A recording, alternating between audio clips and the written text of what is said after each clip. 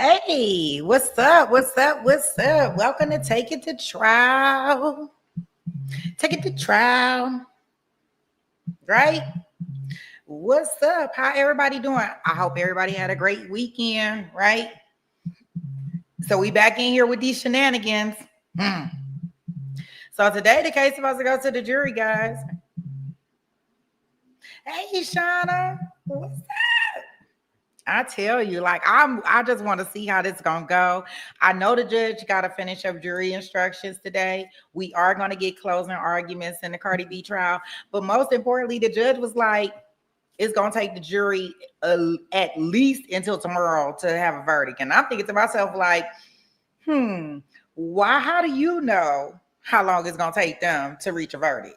They may go back there and just say guilty, but I guess he said the time that it will take for them to read over everything is what's going to take some time. But whatever. Hey, girl. Hey, Camelia. How are you? Let's see here. You say we back. I know, right? Back. Like, I'm so excited to see. I know they're I'm about to put us in the courtroom, but I know that they are doing some stuff outside the jury's presence.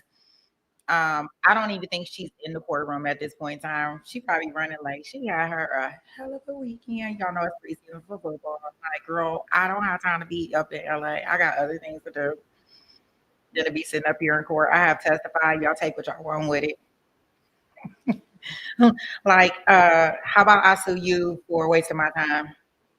It's so unfortunate because they don't have anything. She don't have anything for the for.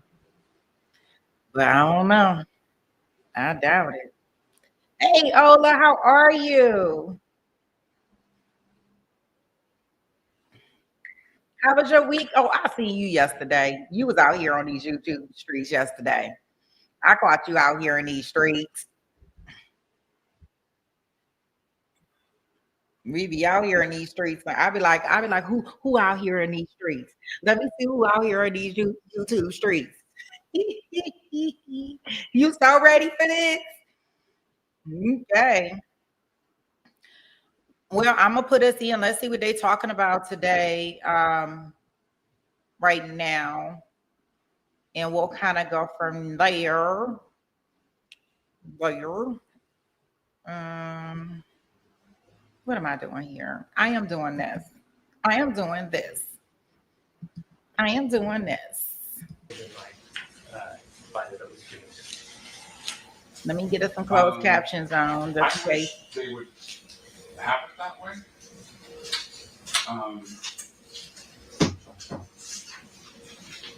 Because I do think it's confusing. But since I've already given it, I'll just swap in 3903 and the 3903A as already read. Because I did already read it.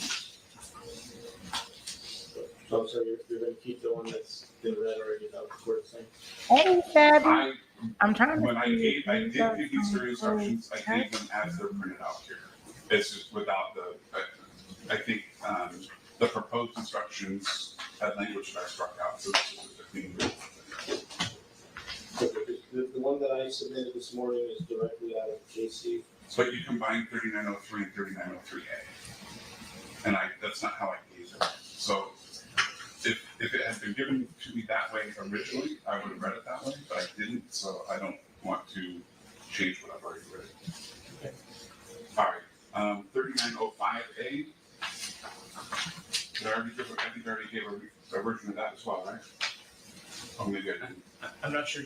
Your Honor, you asked that we just include the case instruction rather than a special instruction. So this is just the case instruction. Okay, so I will do that. Your Honor, I also submitted a 3905 Is that straight from the casing? straight from the KC. Okay. Are they They're the same. they're the same? Correct. All right, 3934. That was not in the original package. That wasn't the original package. It was. It was modified only because now that the damages are more limited than what Mr. Rosenthal was proposing earlier, we've just changed the last sentence. sentence.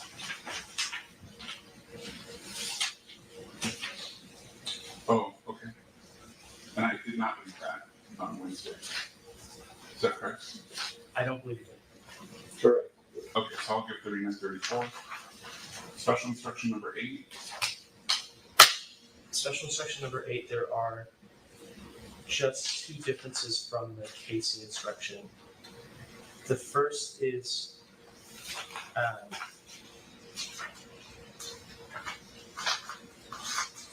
that punitive damages cannot be awarded if there was accidental harm.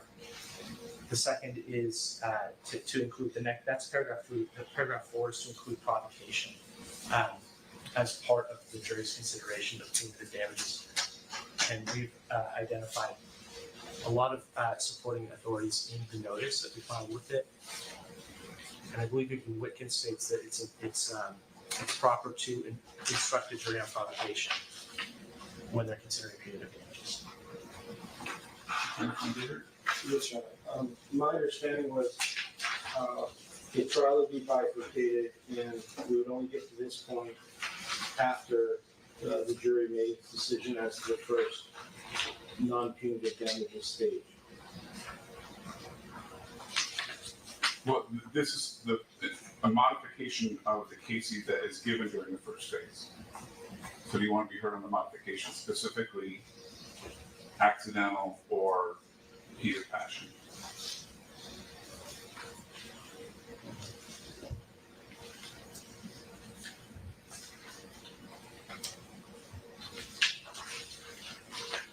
Again, Your Honor, I don't really see a need for this one because there is a specific Casey on punitive damages that can be read. I understand that. He is suggesting that it'd be appropriate to amend the Casey to add accidental harm and heat of passion. Do you want to be heard on that? Yes, Your Honor. So my point is that none of the cases should be changed. And this is an example of one that's really so far off and completely different than what the Casey states. That's my position.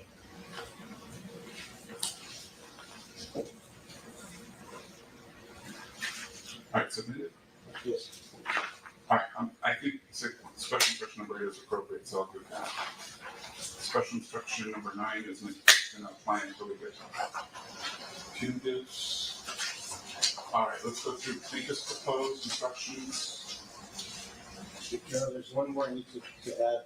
3932, life expectancy. I have it here. It's printed out, Yes. and it's the math right. May not be. I'm willing to reduce it if that's the case, but I believe it's close to the number. Oftentimes, we'll have a stipulation with counsel, so if they want to reduce it to 40 years, I'm fine with that. I just picked a close enough number. So what evidence do you have that she will continue to have future? I guess she testified that it still bothers her, is that? Yes. Okay. Any objection to 3932? Yes, Your Honor, I'm not sure that she testified that it's so bothersome, but in any event, first of all, this was never shown to me. We're not sure that the math is correct. And this is just not an appropriate, instruction in a case like this where it's over an alleged scratch and there's a overwhelming amount of evidence that it wasn't caused by it. You want to respond to it? Go ahead. So I'm pretty confident that if it was changed to 40 years, it would fall well below the threshold of the National Vital Statistics report.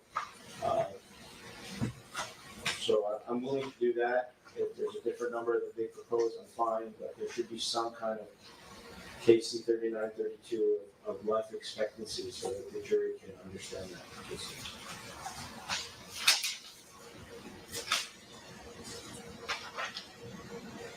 Where's that chart in the cases? Oh, here it is.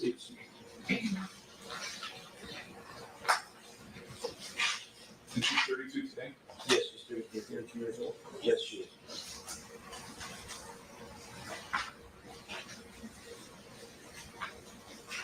It appears to be correct. This is 50.3, and they've got 50. All right, I'll go 3932 over plaintiff's or defendant's objection. Thank you. All right, plaintiff proposed 3901. I think I already gave 3901. Is that not correct?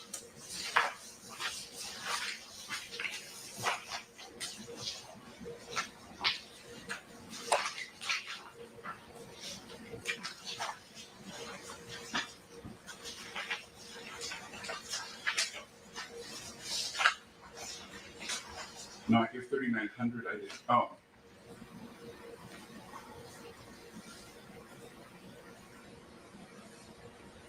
Your Honor, Yeah.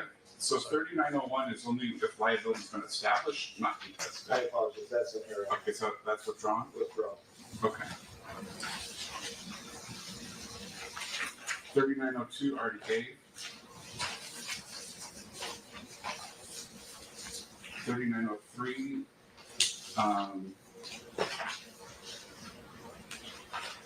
I did not give, but I think that was proposed by the defense. that's correct, Your Honor. And it's, the defense version was straight from the casing. Yes, No, it's in the binder. the one that I did, Your Honor, is from the case, which seems to have a lot more words than theirs.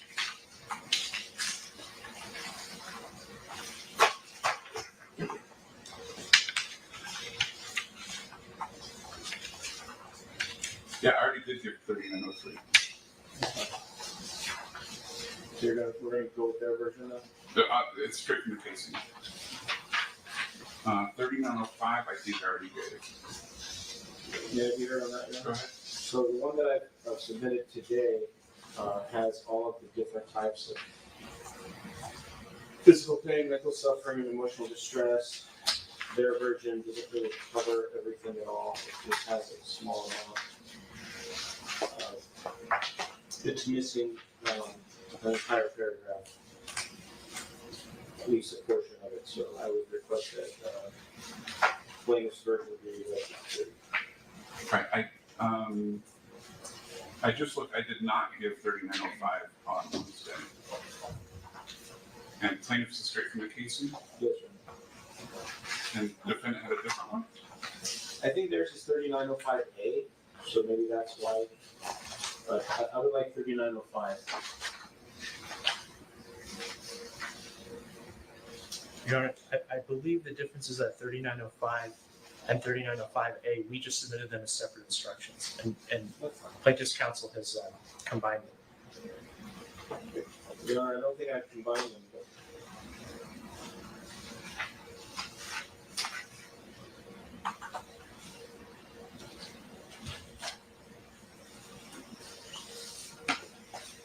Oh, I see.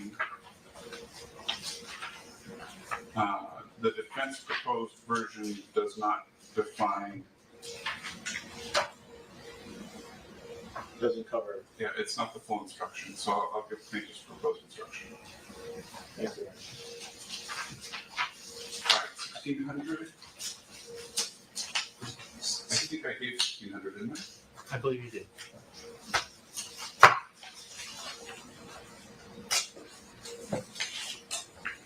I thought the court wanted us to work on the 1600s, but I made a mistake. Your Honor, it was the 1602 instruction, which was the special instruction 4 we discussed today. I did give 1600 already. I withdraw the objection past the 1600s. Okay.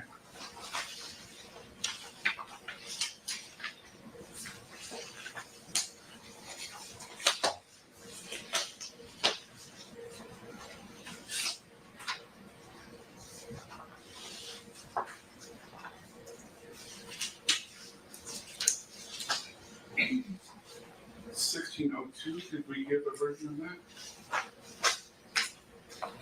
1602 is the special instruction 4 that we discussed a few minutes ago. And that would, okay, And so I'll give the modified version. thank you. 1603, did we give that? 1603 was included in ours as well. I believe the court asked that we include it, so Okay, that's in our budget.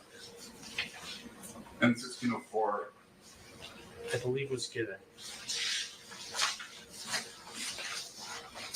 was already given.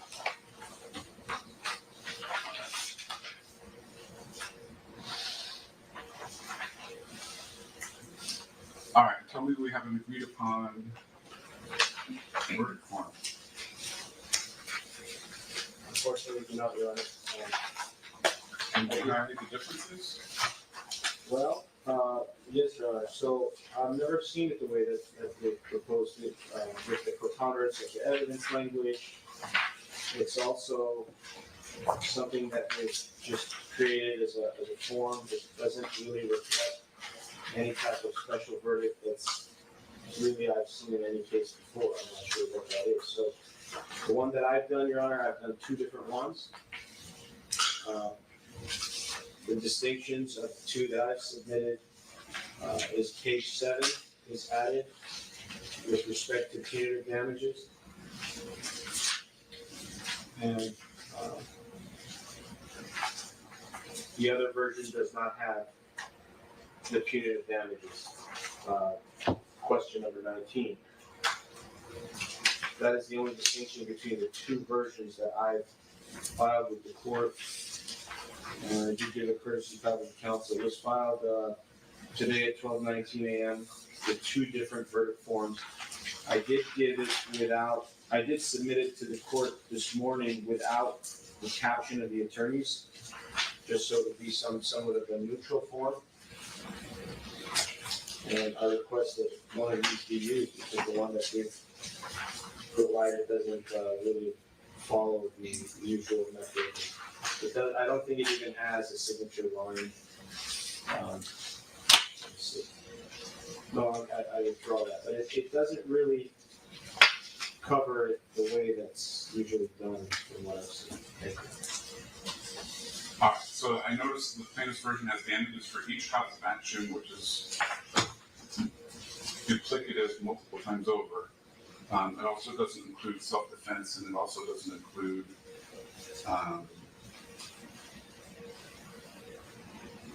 what was the other affirmative defense? Contributory negligence. Oh, comparative. Yeah. Contribute one away on time. Yeah. Thanks. All right. I can modify it.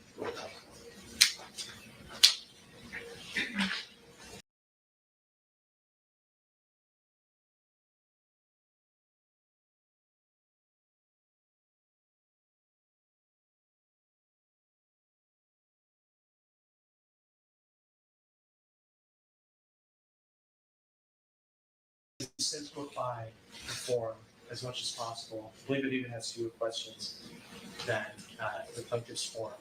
And that was after our discussion that the previous form was complicated, which we agreed.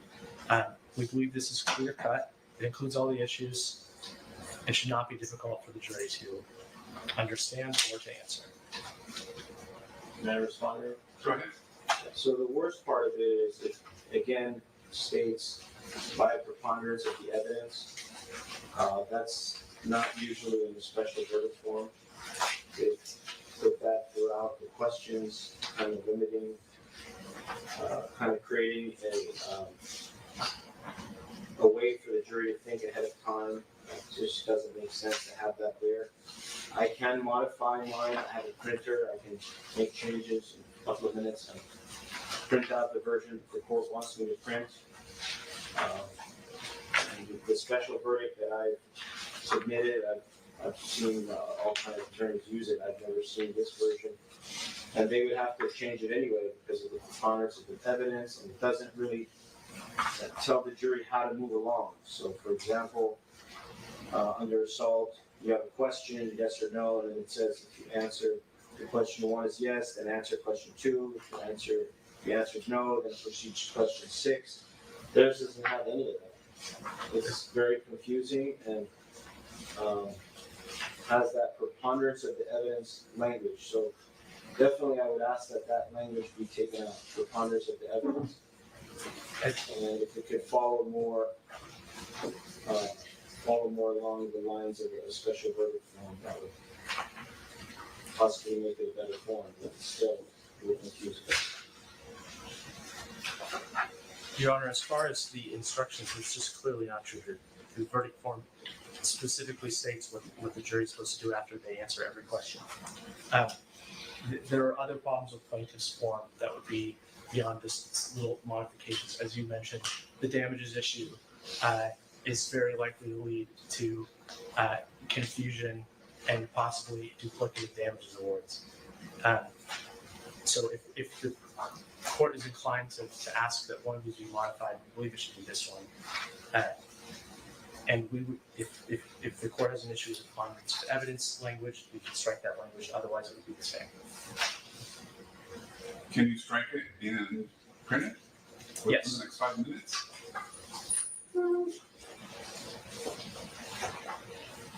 Certainly in the next 10 minutes. You heard? Go ahead. So again, Your Honor, the way that they've had it is not the way that the Casey instructions read. The Casey instructions do not have these boxes. It's a confusing way. It doesn't allow the jury to really answer the questions. They have to just say yes or no for everything. It doesn't break it down. So for example, they're not able to answer the 4 parts of the question. For example, assault, it has 4 parts.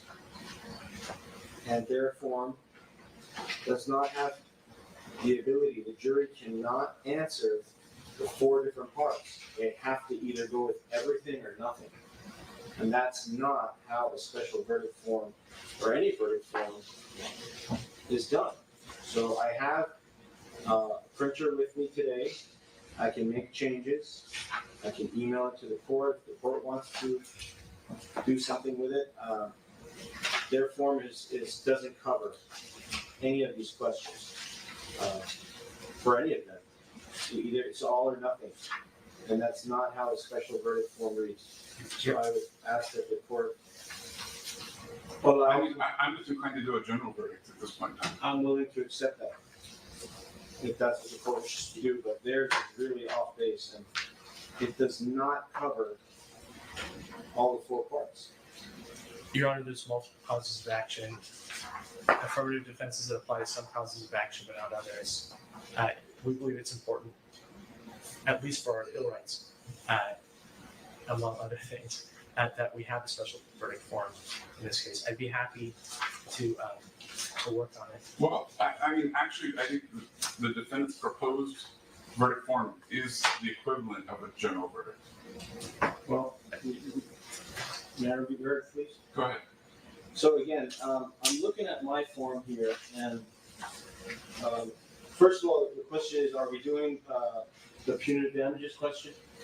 If I can narrow it down to, does the court want number 19 or not?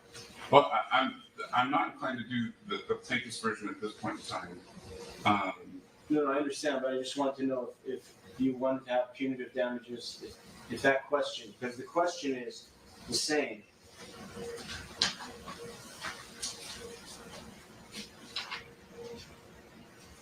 Your Honor, under the motion to bifurcate, the jury decides entitlement to punitive damages. Exactly. So here's my question on punitive damages in the defense's proposed version. You've got punitive damages attached to negligence. Was that your intention? Along with the instruction that it cannot be caused, that punitive damages are not awardable if the conduct was by mistake. I'm sorry, you said you can get punitive damages for negligence? No, not if it's by mistake. Not if it's what? No, we don't believe you can. Okay, so but you do have a punitive damages question linked to question number 9, which is damages for negligence and comparative. We can strike out the end of that of 12. Okay. Question 12. Yeah. here's what I want to do. I think the defense version of the verdict form is, for all intents and purposes, a general verdict on each cause of action. I think it's straightforward. I don't think it's confusing. And so the only remaining issue that I have with it is that you've got damages for each section, whereas there's a jury verdict that says that they only decide damages once. So how do we deal with that? So we did it. We did the form this way just to avoid having to ask questions like, did you answer question this? Did you answer question that? However, if you look at question 7, for example, it says if you already answered question 4, which is the same, skip this question. So the intent is to have only one of those be answered. And if you fill the form out, that's how it works. May I respond to that? Go ahead. Each cause of action can have its own separate damages. And that's why in their form it is the way that they have it, and that's why I did the same thing. So I would request that the jury be allowed to break it down on damages and decide what type of damages are for assault and battery. Those are kind of coupled together. It shouldn't be, but they are. And then intentional infliction of emotional distress. And that arguably kind of makes sense to me. Let's say that they find that the assault was limited to the scratch and nothing more. That the scratch itself did not cause past or future, maybe isn't going to cause future emotional distress, but they find that the intentional infliction of emotional distress was more longer lasting.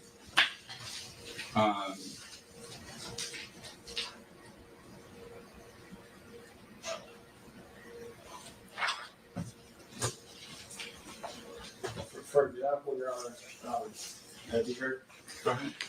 For example, they may find that there was an assault and battery and no intentional infliction of emotional distress. By removing the damages section, they would never be able to award any damages. So that's why I request that it at least be left there so that they could give damages to the parts that they wish to give. And counsel on both sides can argue duplication, don't give it twice, break it down. Your Honor, that would be incredibly complicated, difficult to separate. It wouldn't work. I understand your position, but there needs to be some way of ensuring that there's not duplicative damages award. Your Honor, they have multiple attorneys on their end. They created this form. If the court is going to go along with their form, then they should have to live with the form that they created. The form that we've created does not have that risk of duplicative damages. I'm sorry. The other thing is that I think we've already established with the jury instructions that there are not damages that are awardable under some causes of action that are. May I add one more thing, Your Honor? Go ahead. Yeah. I'm sure the court has seen it in many cases where it is broken down. There's the damages award specifically for one cause of action, like in this case, assault and battery, and another one for intentional infliction of emotional distress. In closing argument, counsel obviously can argue how this form should be filled out. And as confusing it is to me, I'll have to just live with it.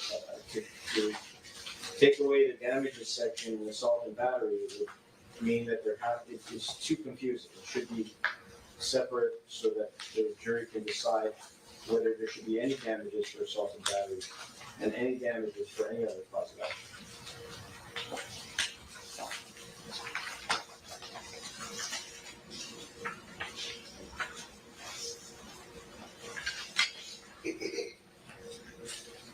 Your Honor, we could, in theory, have one question for the damages and just not duplicate them. And that the only difference there would be we would have questions like, did you answer yes to the question 3? Did you answer yes? Like what we did with the punitive damages. That would be one of the differences.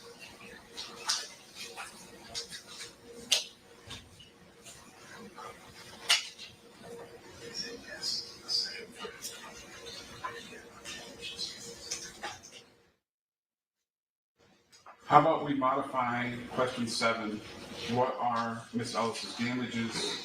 If you answer question 4, only include additional damages for this cause of action.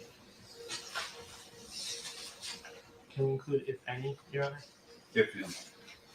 I'm confused.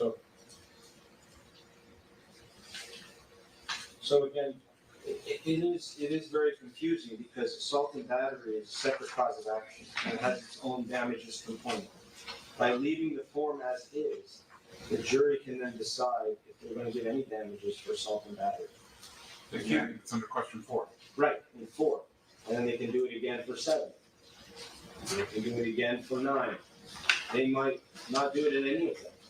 So that way they're able to break it down and decide what, if any, damages they're going to be awarded.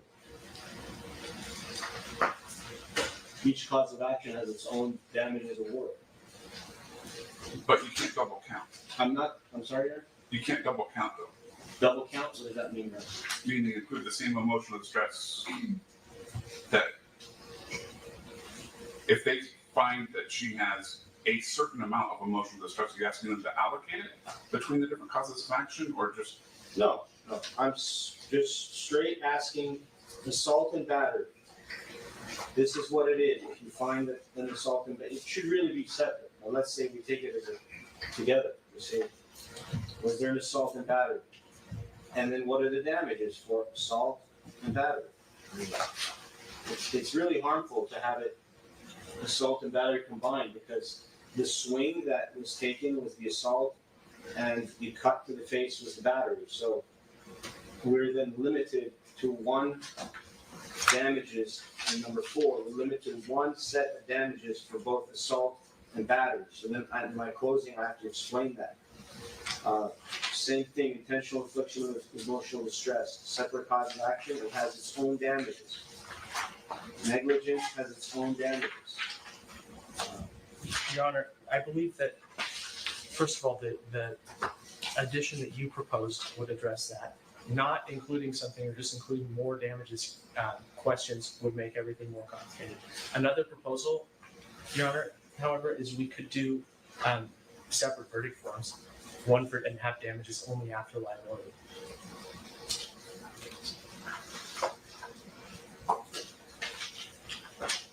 It would make things less complicated. Go ahead. So yeah, separate verdict form complicates it even further. This is a form that defense has prepared. It was well thought out, and it doesn't even break down the 4 different parts of the question. If we're going to live with this, I ask that at least we have those damages for each section. I'm not going to ask for the same thing 3 times. It's going to be broke. If I'm going to do it, I'll break it down. This is worth this, the other is worth the other. It's not the same. So I asked that the form we submit it as is. And just if the court is going to go along with their form, then at least I would ask that. Thank you. All right. I'm going to ask that you modify question number 7 to if you answered question 4, only include additional damages under this cause of action, if any. All right, that makes sense. And what happens with the other one, Your Honor, number 9? Same thing? Same thing. Can we do that? Yes, Your Honor, thank you. All right. And Your Honor, will we be giving number 13? Yes. Your Honor, just to confirm, question 12, we're going to omit the last 3 words for question 9. Correct. Thank you. All right. Is there a request for judicial notice regarding the date of the NBA game? Yes, there is. I did file that this yesterday, and I served it a copy on defense counsel. And I'm sorry, what was the testimony of the date that the photograph was taken? Miss Almanzar stated that that the photo was taken on the date of the NBA All-Star game, which was the date of the accident, the date of the incident of February 24, 2018, about 6:30 p.m. She testified that that's when the photograph was taken. and her nails look like that on that date. There's no question that the All-Star Game was on February 18th of 2018, so it's just a clarification so that the jury is clear of when the game is. This is common knowledge. There's no question about it. I've given different exhibits confirming that the All-Star Game was on February 18th of 2018, and that's why I found this. All right, and for the defense? Yes, Your Honor. What Mr. Rosen is saying is absolutely false. I'd like to read what my client testified to. Cardi, I'm going to put this in front of you. Cardi, can you please look at this photograph and tell me, do you recognize this? Answer, yes. Question, what's this photograph? Answer, that is me out here in LA at the All-Star Weekend NBA game. Question, does this picture refresh your recollection about what your hair color was that week? Answer, yes. What color was it? Answer, I'll say like, More slowly, please. sure. Answer, I'll say like an ashy, dirty blonde. Question, can you see your nails in that photo? Answer, yes. Question, were you wearing acrylic nails or some other type? Answer, acrylic. Question, I think you testified yesterday that acrylic nails can last you up to 2 weeks, is that right? Answer, yes. Question, are those the nails you had the entire time you were in LA? Answer, yes. And I can continue reading, Your Honor, but nowhere does my client say that this was taken on February 24, 2018. She doesn't reference a date. And Mr. Rosen represented this to you twice last Wednesday, that the court was advised and everybody was advised that it was on February 24th of 2018. He later said she testified that she got this picture taken on the same day. She testified under oath that at 6 p.m., he just said 6:30, on February 24th, 2018, that this picture was taken. That's absolutely false, Your Honor. And I'd be happy to provide a copy of the transcript to the court. Okay, May I respond? And one other thing, Your Honor, go ahead. my understanding under California law is that you can't take judicial notice of the truth of the contents of a website. And there is case law on point I can refer the court to. So I'm not necessarily worried about that, I'm just worried about whether, I don't think that there was any representations of the date it was taken. She did just reference it generally, but the substance of the testimony was that she had those nails for the entire time that she was here. So whether it was taken on one day or a different day, I don't think that's material. May I respond? Go ahead. The purpose of this is really not to make anybody right or wrong. The purpose of judicial notice is just to clarify the All-Star Game took place, and the second half of it is when the photograph was taken. There's overwhelming evidence attached from different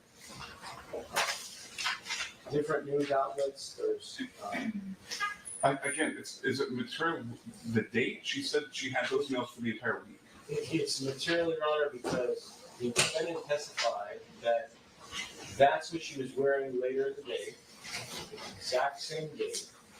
She had those nails. You have on the same date of the All-Star Game and the same date of the incident.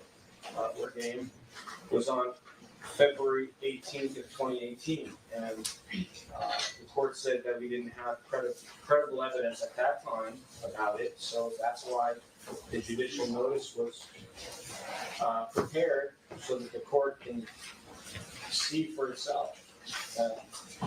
The All-Star Game was on February 18th of 2018. Okay, I'm gonna deny the request for judicial notice. All right, are we otherwise ready? There's one more thing though. Go ahead. The court asked that I prepare a statement regarding the death of John Sherritt. Okay. You have that? Yes, I do. I did give it to the court. It would say plaintiff testified that she treated with John Sherritt MD in relation to this case in 2018. It is undisputed that Dr. Sherritt died on March 5th, 2021.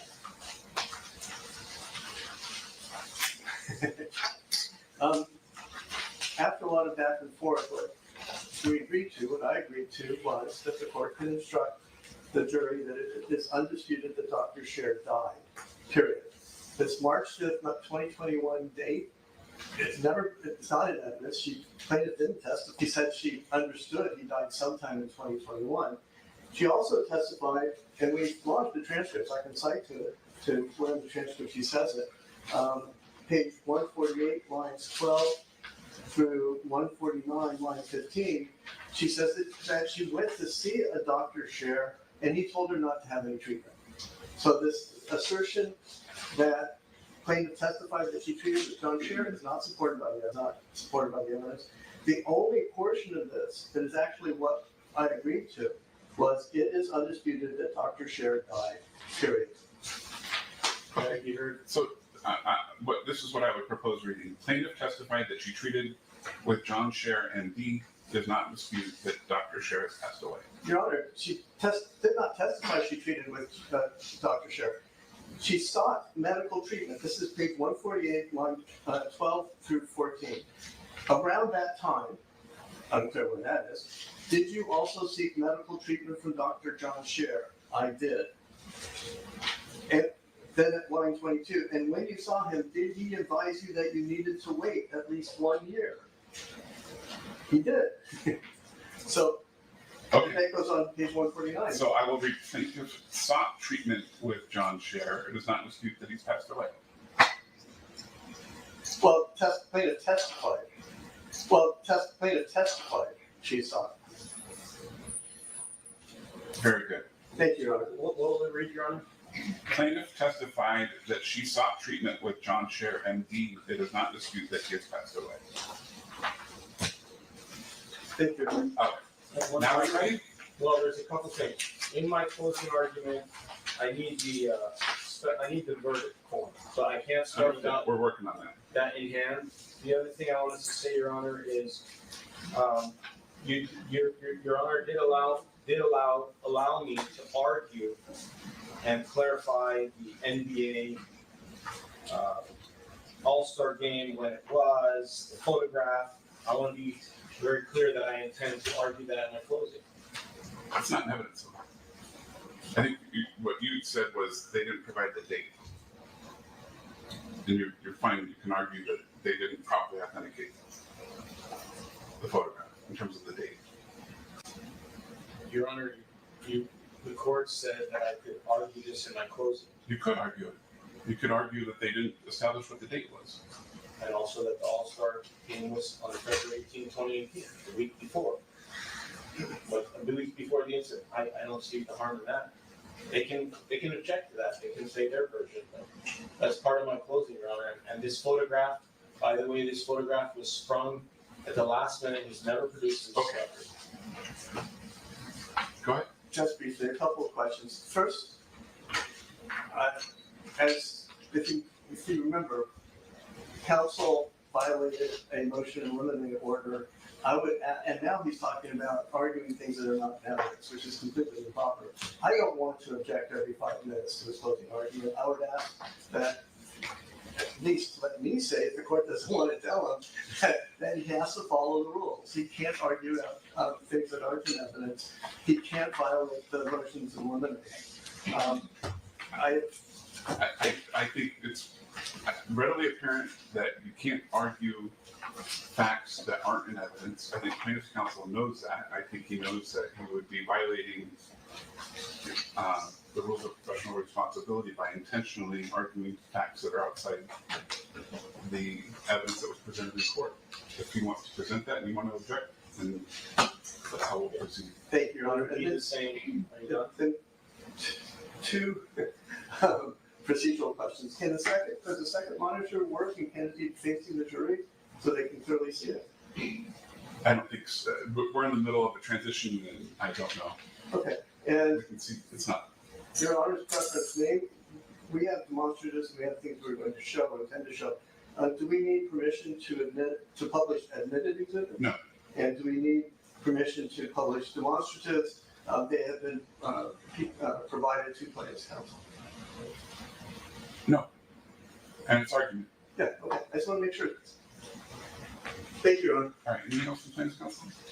Yes, Your Honor. I feel that what counsel has just stated is really below the belt and disrespectful to my side. I would never argue things that are outside of the evidence. I think you just said you were going to. No, I didn't say I was going to. The court told me that I can argue the issue of the photograph, that it wasn't taken on the day. Correct. Your position on Wednesday was that they didn't establish the right date, and you can make that argument. That's exactly what I wanted to do. Okay. Thank you very much, Evan. All right, are we ready to move to the jury? I must have the verdict form before I start. All right. They're being printed right now. All right. That's fine.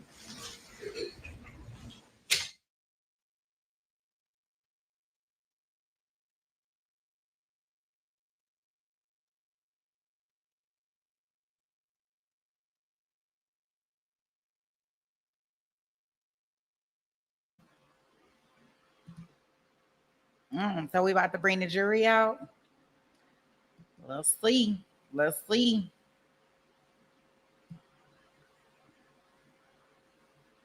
For your patience, we did have Okay, a few the jury procedural is issues that we in. needed to address prior to bringing you in.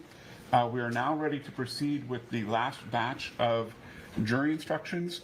I'll try to give context to these to the extent that it's necessary. I will put them into the package where they belong, but I do need to give these to you. And we're going to relieve the court reporter of her obligations to report these by stipulation of the parties. Okay, here we go. Words alone, however threatening, do not amount to an assault. Aggressive and threatening actions do not constitute an assault unless they were intended to cause immediate, harmful, or offensive contact. If you decide that Ms. Almanzar assaulted or battered Ms. Ellis, you should fine for Ms. Almanzar if you decide that Ms. Almanzar was acting in self-defense. To succeed, Ms. Almanzar must prove both of the following by a preponderance of evidence: that Ms. Almanzar reasonably believed that Ms. Ellis was going to harm her, and that Ms. Almanzar used only the amount of force that was reasonably necessary to protect herself.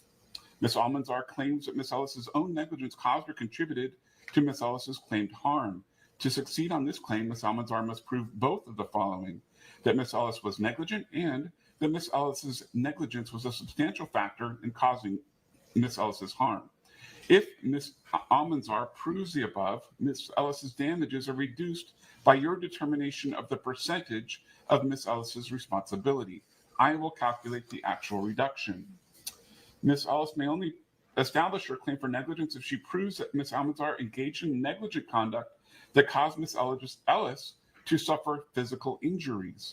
If Ms. Ellis can prove that Ms. Almanzar caused her to suffer only emotional injuries, and this is under the negligence cause of action, Ms. Ellis cannot establish her claim for negligence. Emotional distress in suffering, anguish, fright, horror, nervousness, grief, anxiety, worry, shock, humiliation, or shame. Ms. Ellis claims that Ms. Almanzar assaulted her. To establish this claim, Ms. Ellis must prove all of the following: that Ms. Almanzar acted with the intent to cause harmful or offensive contact, that Ms. Ellis reasonably believed that she was about to be touced in a harmful or an offensive manner, that Ms. Ellis did not consent to the conduct, that Ms. Ellis was harmed, and that Ms. Almanzar's conduct was a substantial factor in causing Ms. Ellis's harm. A touching is offensive if it offends a reasonable sense of personal dignity. Words alone do not amount to an assault. Outrageous conduct is so extreme that it goes beyond all possible bounds of decency. Conduct is outrageous if a reasonable person would regard the conduct as intolerable in a civilized society. Outrageous conduct does not include insults, threats, indignities, annoyances, hurt feelings, petty oppressions, bad manners, or other trivialities that a reasonable person is expected to endure. Outrageous conduct also does not extend to profanity, obscenity, or abusive language without circumstances of aggravation. In deciding whether defendant's conduct was outrageous, you may consider, among other factors, the following: whether defendant abused a position of authority or a relationship that gave her real or apparent power to affect plaintiff's interests, whether defendant knew that plaintiff was particularly vulnerable to emotional distress, and whether Ms. Almanzar knew that her conduct would likely result in harm due to mental distress. Under Factor A, which is the position of authority, examples of positions of authority or relationships of power include an employer, a landlord to his or her tenant, a hospital to its patients, an attorney to his or her client, or a religious institution to its members. Ms. Almanzar acted with reckless disregard in causing Ms. Ellis's emotional distress if Ms. Almanzar knew that emotional distress would probably result from her conduct, or Ms. Almanzar gave little or no thought to the probable effects of her conduct. If you decide that Amani Ellis suffered damages that will continue for the rest of her life, you must determine how long she will probably live. According to the National Vital Statistics Report, a 32-year-old female is expected to live another person is likely to live, but is not conclusive. Probably live. According to the National Vital Statistics Report, a 32-year-old female is expected to live another person is likely to live, but is not conclusive. Only once under all of the above legal theories. And the verdict form breaks that down for you. The following are specific items of non-economic damages claimed by Amani Ellis. Physical pain, mental suffering, and emotional distress. No fixed standard exists for deciding the amount of these non-economic damages. You must use your judgment to decide a reasonable amount based on the evidence and your common sense. To recover for future physical pain, mental suffering, loss of enjoyment of life, disfigurement, physical impairment, inconvenience, grief, anxiety, humiliation, emotional distress, Amani Ellis must prove that they are reasonably certain to suffer that harm. For future physical pain, actually, I think, okay, no, we're fine. For future physical pain, mental suffering, loss of enjoyment of life, disfigurement, physical impairment, inconvenience, grief, anxiety, humiliation, and emotional distress, determine the amount in current dollars paid at the time of the judgment that will compensate Amani Ellis for that future physical pain, mental suffering, loss of enjoyment of life, disfigurement, physical impairment, inconvenience, grief, anxiety, and humiliation, and emotional distress. If you decide that Ms. Almanzar's conduct caused Ms. Ellis's harm, you must decide whether that conduct justifies an award of punitive damages against Ms. Almanzar. The amount of punitive damages, if any, will be decided later. You may award punitive damages against the defendant only if plaintiff proves by clear and convincing evidence that Ms. Almanzar engaged in that conduct with malice, oppression, or fraud. If you find that defendant accidentally harmed plaintiff, punitive damages are not appropriate and should not be awarded. In deciding whether or not to award punitive damages against the defendant, you may consider whether defendant's acts were the consequence of a sudden heat of passion that was provoked by plaintiff. Malice means that defendant acted with the intent to cause injury, or that a defendant's conduct was despicable and was done with a willful and knowing disregard of the rights or safety of another. A defendant acts with knowing disregard when a defendant is aware of the probable dangerous consequences of her conduct and deliberately fails to avoid those consequences. Oppression means that a defendant's conduct was despicable and subjected the plaintiff to cruel and unjust hardship in knowing disregard of the plaintiff's rights. Despicable conduct is conduct that is so vile, base, or contemptible that it would be looked down on and despised by reasonable people. Fraud means that the defendant intentionally misrepresented or concealed a material fact and did so intending to harm the plaintiff. During the trial, plaintiff testified that she sought treatment from John Scher, MD. It is not in dispute that Dr. Scher has passed away. All right, ladies and gentlemen, that concludes the additional jury instruction, and we're back on the record with the court reporter. That concludes the additional jury instructions that we are adding to those instructions that I previously read. At this point in time, it is the time for the attorneys to give you their closing arguments.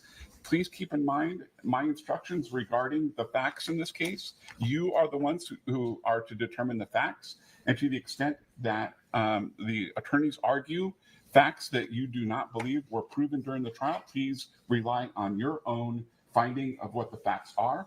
And similarly, to the extent that the attorneys argue law that is contrary to the law that I've just given you, please rely on the law that I gave you. And with that, is plaintiff prepared to give your closing argument? Yes, Your Honor. I would just ask for a quick sidebar for a moment, please.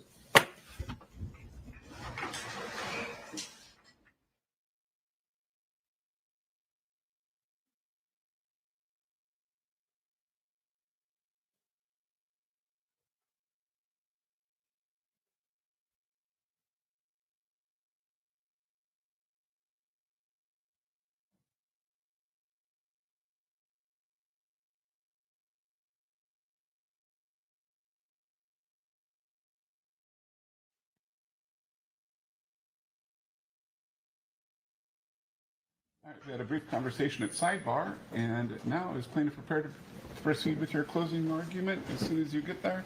Yes, Your Honor, thank you very much.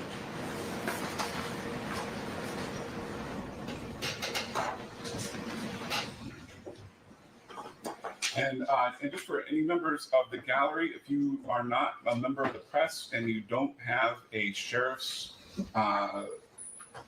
badge as well, you're not allowed to use any electronic devices or phones. Thank you for that.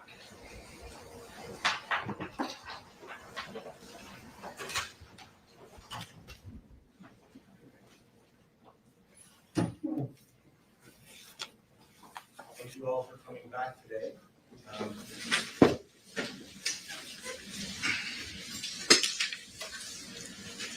So at this point, both sides will be giving our closing argument, basically a summation of everything you've heard, just so you can jot down things, take notes if you feel comfortable. So you all heard all of the evidence in this case, and the distinction between a civil case and a criminal case are different. And what that means is, in a civil case, our proof, what has to be in the box, is greater than 50%. Touch more than 50%, maybe a featherweight more than 50%.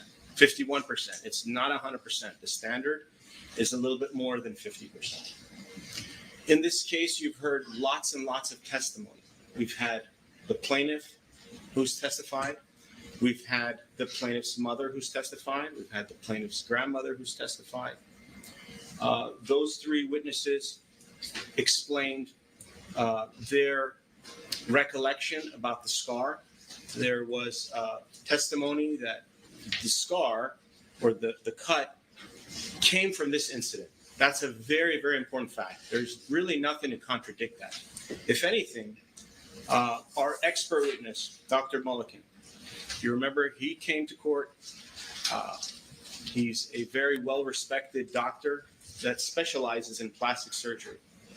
And his testimony was that, in his opinion, as an expert, that when the way that this scar, the way that this cut happened was from fingernails, and that there were 3 different scrapes, 3 different scratches, and that the middle one was the deepest one, and that's really the one that he worked on.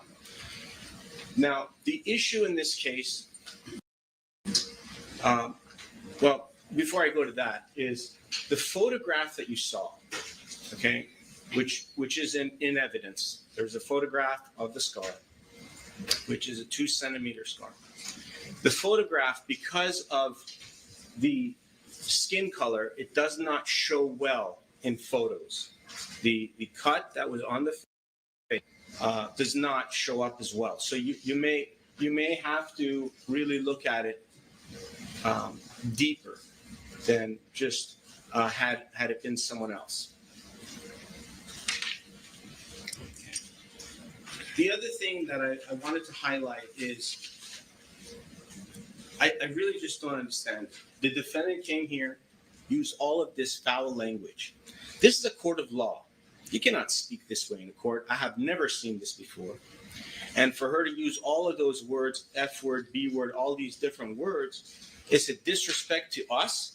It's a disrespect to the judge. It's disrespect to this courthouse. You cannot come to court and say these kind of words. It's just disrespectful. And just because Miss also known as Cardi B, is a celebrity, doesn't mean that she could just say and do whatever she wants and attack people. Okay? If you recall, just to give you a little bit of background about Miss Ellis. When she was 19 years old, she moved out of her house. She went to college. She's a college graduate. She has a bachelor's. She went on to become a security guard for 4 years. From 2014 to 2018, she did whatever she needed to do to become a licensed security guard. And she did that job. And when this incident happened in 2018, that was cut off. She lost her future in security work, in something further, whether it's FBI, police, attorney, whatever she wanted to do. This incident cut it off. No more. Because of the trauma that she sustained. And I get it. There were doctors who gave their opinions. For example, the defense brought Dr. Rosenberg. Nice guy, gentleman. He complimented me. Maybe he's doing that because he's a psychiatrist and he knows what to say to twist everything. But the point is, he got $40,000 to come here and basically tell us that the plaintiff didn't suffer any emotional injury. That's not the facts. The facts are, Imani Ellis was working as security guard. There was a change. Okay, it's very, very traumatic to be assaulted and battered. I can only imagine the embarrassment, the emotions, the pain that Miss Imani Ellis suffered.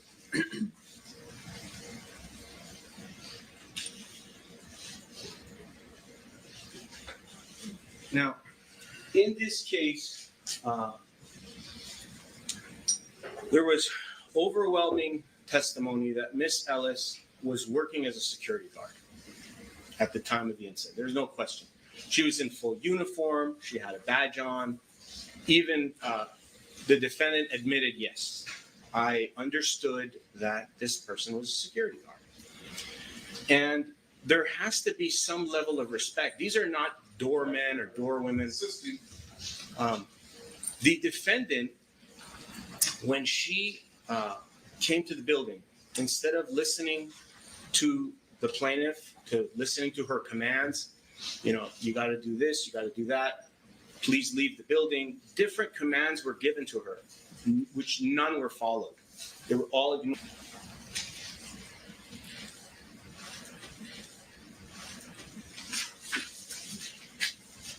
Instead, the defendant thought that, Miss Ellis was on her phone. She was telling people that I'm here. These were the thoughts that were going through her head at the time, and she's testified to those. However, that's not the case. Miss Ellis testified that she's never had a fight before. She's never done anything to harm anybody. She's never had any fight with anybody. And her mother and her grandmother also testified. She's a model citizen. She's a hardworking person. And she simply, her whole goal of doing this, to be here and sit here and go through this, is so she could move on with her life. Sometimes people have to, by you all being here and hearing everything that's gone on, you have given her a sense of closure where she can move on and go on to the next step and the next phase. She's only 32 years old and she has plans. She has plans to do other things in her life. So we're very thankful that you gave us that opportunity. Each and every one of you, we're very thankful. The other thing I wanted to mention is the phone. It would be impossible for someone to be videotaping someone and be on a phone call at the same time. I tried it myself. And the error message that you would get if you tried it is recording video is not available while on the call. So it couldn't be. The two of them couldn't be done at the same time. Miss Ellis told Cardi B multiple times, I am not recording you. I am not telling anybody that you are here. I'm simply doing my job. And instead of maybe agreeing or investigating further, Miss Almanzar, Cardi B, got angry and started yelling and cursing and spitting on Miss Ellis and calling her different words, using the N-word to disrespect her, calling her the B-word, calling her fat, anything to try to trigger her and make her upset. And embarrass her. Sometimes words are more painful than the physical.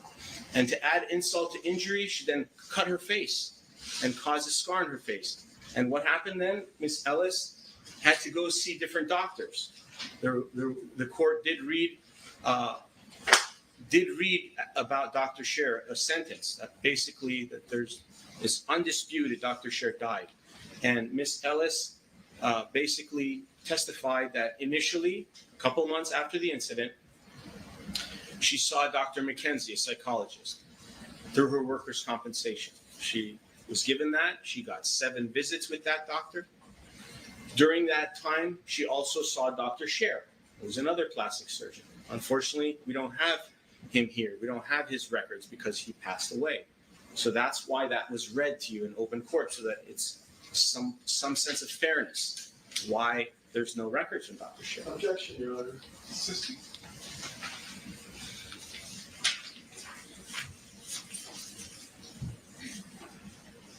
Then we learned throughout the case that when Cardi B came to the building, she caused a disturbance. She was yelling and screaming at the top of her lungs, going crazy, yelling and screaming, to the point where 2 other witnesses, Miss Malcolm, which was the secretary of the doctor, and Dr.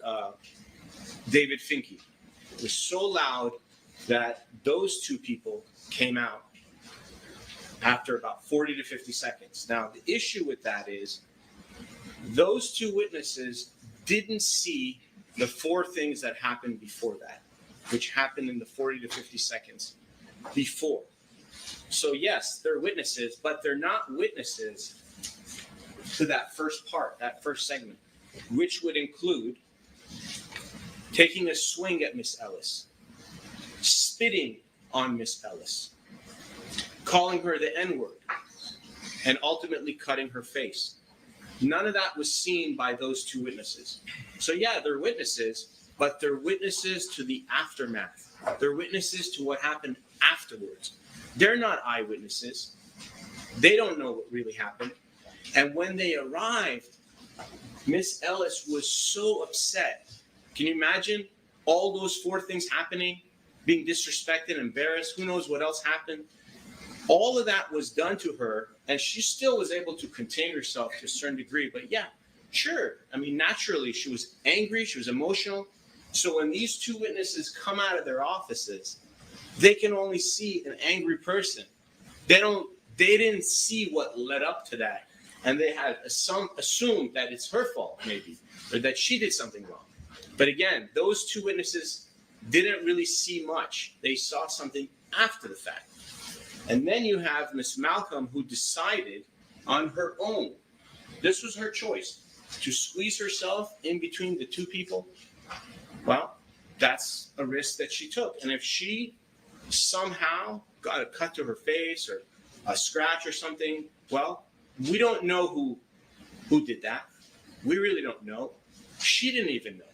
Miss Malcolm testified that she did not know who scratched her face. She has no idea. What does that mean? It could be from either one. It could be from the commotion that's going on. These things happen so fast, we have no real idea as to what really happened. Unfortunately, there was no video camera there. There was no other witnesses that actually saw it. So it really comes down to one thing. Do you believe Miss Ellis? Why not? You should. She's a hard-working security guard. She was doing her job with no prior anything. Assistant.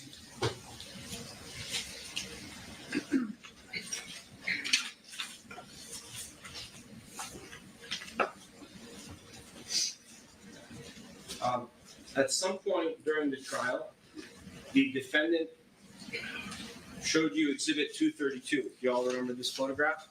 Exhibit 232. This is a photograph. Now, the issue with this photograph is there's really no way to know the date that this photograph was taken. There's no way to know. We don't know when it was taken. Objection. There is no proof of when this photograph was taken. It could have been taken at any time, Objection, Mr. before or after the incident. It could have been, and in this case, the defendant testified that this photograph was taken on the date of the incident. Objection, Your Honor. Overruled. That was her testimony.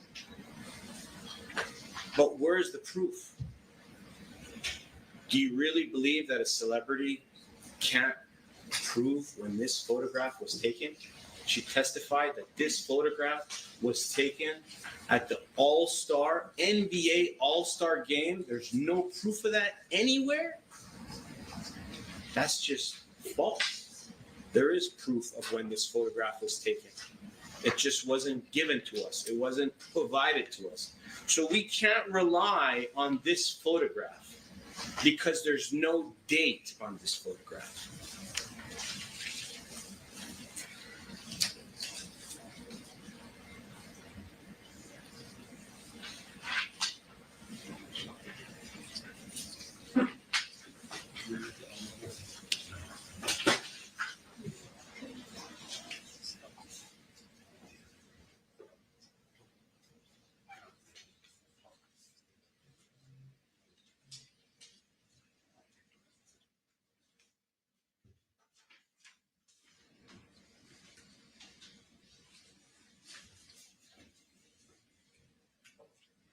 The next thing that Miss Ellis did is she made an incident report.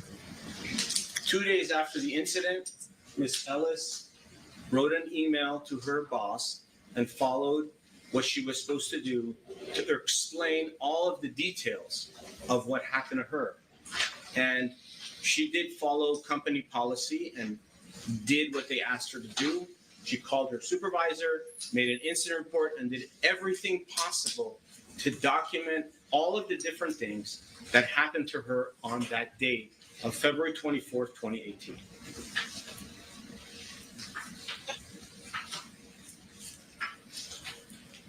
The other important issue is Cardi B testified that she came to the building, at least downstairs of the building. She had a security guard with her, Mr. Newton. Mr. Newton, that's her security guard. He didn't testify in this case. Why not? Where is he? Disappeared? Miss Ellis testified that when she saw this security guard downstairs in the lobby, and she met with him there, Mr. Newton apologized for what happened. Mr. Newton should have testified in this case and could have testified in this case, but he didn't. And there is a jury instruction, KC Jury Instruction 203, which deals with a party having power to produce better evidence. The jury instruction states, you may consider the ability of each party to provide evidence. If a party provided weaker evidence when it could have provided stronger evidence, you may distrust the weaker evidence. That's what the law is. So where's Mr. Newton? I don't know. He was on the witness list. He should have came here and testified. Assisting.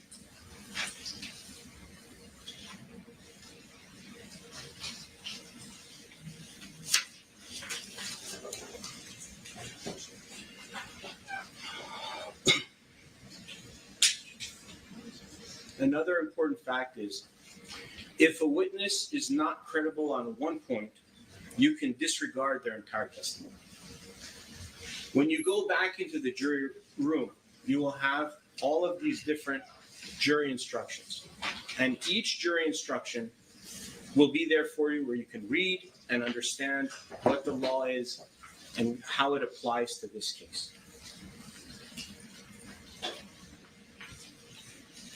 And as I told you before, testimony is evidence, and you can rely on testimony alone to come up with your verdict.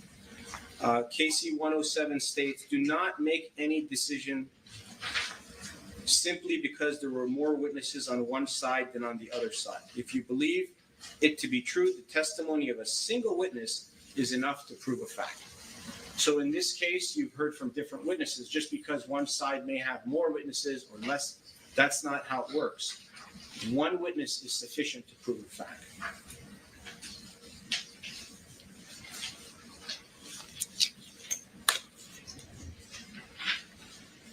You initially heard that Ms. Ellis saw the Dr. Nicole McKenzie. Dr. McKenzie testified. She's a psychologist. She treated the patient in her office, between her and other providers in her office, a total of 7 visits for a period of 8 months.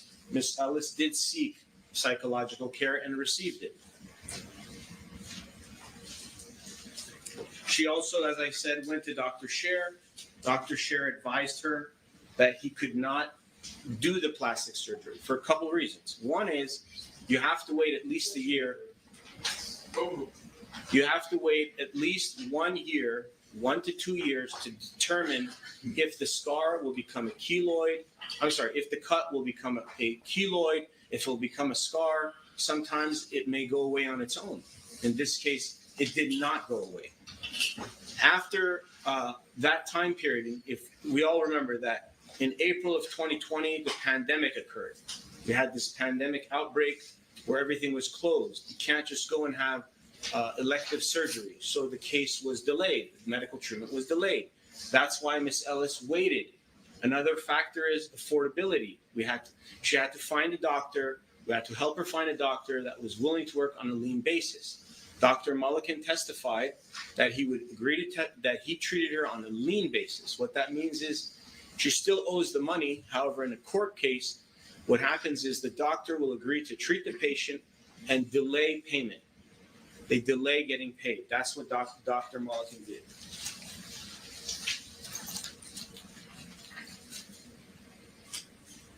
Dr. Mulliken testified that he fully examined Ms. Ellis.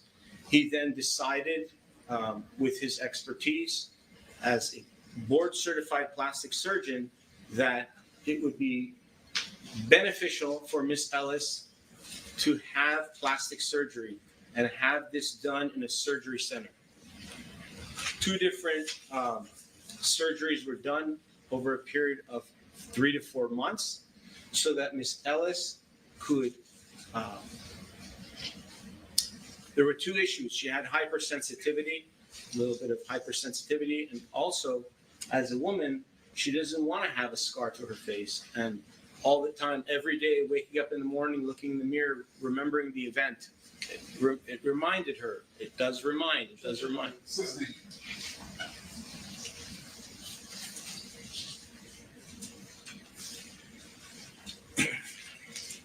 Now, the defendant had the ability to hire their own plastic surgeon and have their own expert witness. I'm sorry. And in this case, the defendant decided not to hire one. So what does that mean? What that means is you really got to take what Dr. Mulliken says with a lot of importance, a lot of truth. There is no other doctor from the defense side. They could have spent money and hired somebody and had them testify here and tell us, yeah, Dr. Mulliken's work is no good, or she could have done something different, but we don't have that here. You have one doctor on the plaintiff's side basically explaining all of his expert opinions. And he's a board-certified plastic surgeon for 30 years. He's affiliated with UCLA, and even testified that he, in his career currently, does teach medical students at UCLA to help them in their careers of becoming plastic surgeons themselves.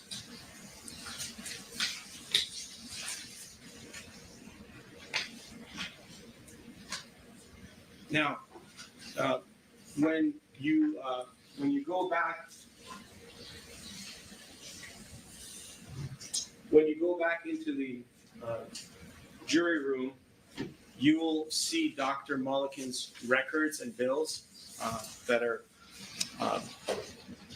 part of this case. They've been admitted into evidence, and you will see his medical report, and you will see his medical bills.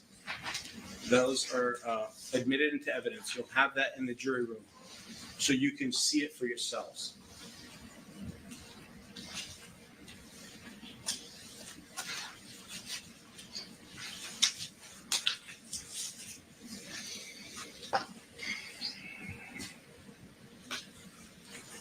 And if you remember, even Dr. Rosenberg had testified that he has seen Dr. Mulliken in other cases. He's been an expert in other cases working alongside Dr. Mulliken. And this is a very well-respected doctor. He went to Yale Medical School. Even Dr. Rosenberg testified that he had impressive credentials. He acknowledged that fact.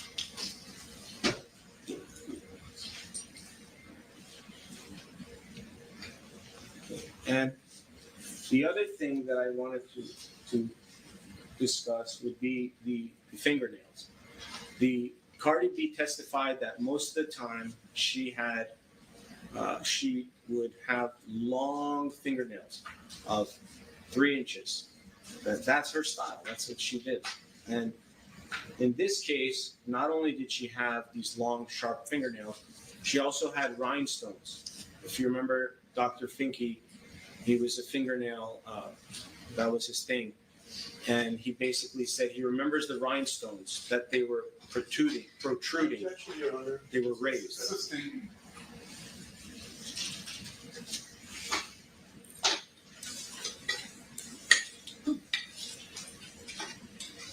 When Cardi B testified, she acknowledged that she refused to listen to Miss Ellis, who was the security guard on duty at the time. There was also testimony by Cardi B that the two of them were chest to chest, touching. This was a touching that Miss Ellis didn't want. Miss Ellis didn't want to be connected to Cardi B physically, but Cardi B made that happen, and that's an unlawful touching. That alone, aside from the rest, that alone, Cardi B admitted to that fact. She said, that is what I did. I was chest to chest with Miss Ellis. Cardi B even testified that she was yelling and screaming so much that she acknowledged that it was possible that her spit went on to Miss Ellis. That was in the testimony.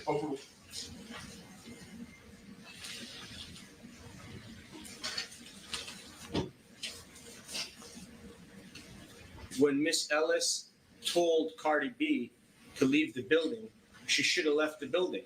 Miss Ellis was hired by the owner of the building to keep the building secure and safe for tenants and other patients and visitors. Cardi B refused to listen to the security guard who was working there.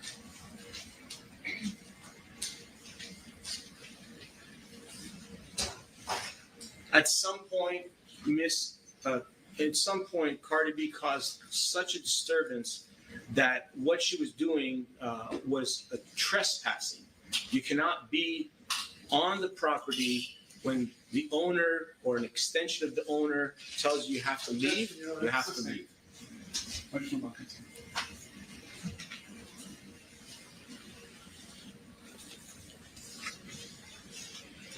Miss Ellis's mother, Leanne Schmidt, testified. She testified that Miss Ellis obtained the scar to her left cheek as a result of this incident. Objection, Your Honor. Miss Ellis's mother testified that she recalled seeing the scar after this incident. Miss Ellis's mother testified that she saw changes in her daughter after this incident. Same with Miss Ellis's grandmother, Diane Schmidt. She also testified that she recalled seeing the scar after this incident, and that she noticed a marked difference in Miss Ellis after the incident. That's her granddaughter.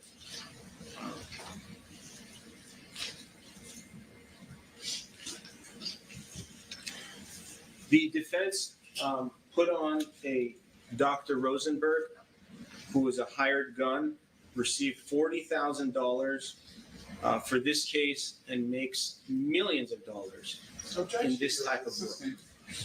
He criticized the Kaiser Hospital for not writing down that Miss Ellis had emotional injuries when This case is testimony. when Miss Ellis went to Kaiser Permanente for vaginal discharge in 2022. Dr. Rosenberg testified that there was an inconsistency when Miss Ellis went to Kaiser and didn't tell them about her emotional injuries. Why I'm bringing this up is very simple. When someone goes to an orthopedic surgeon, they don't talk about dental injuries. When someone goes to a gynecologist, they don't talk about emotional injuries. What really happens is when someone goes to a psychologist or psychiatrist, they tell them about their emotional injuries. When someone goes to a dentist, they tell them about their broken teeth. When someone goes to an orthopedic surgeon, they tell them about their neck pain, their back pain, their left foot pain, left ankle pain. This idea that every time you go to a doctor, no matter what specialty, you have to cover all these things is not real. It's not real life. Some of the doctors will even say, don't tell me, I don't want to know. I'm not writing it down. Let's stick to what the evidence shows. Yes, sir. We've all gone to doctors, and we all know when we go to a specialist, we'll focus on why we're there. Miss Ellis went to Kaiser Permanente Hospital for vaginal discharge in 2022 and different things throughout her time there. She didn't go there for emotional injuries. She didn't go to the psychiatric care there. She didn't get any psychological care there. None of that. So for Dr. Rosenberg to sit there and tell us there's inconsistencies because in Kaiser, she didn't tell him about the emotional injuries, it just doesn't make sense.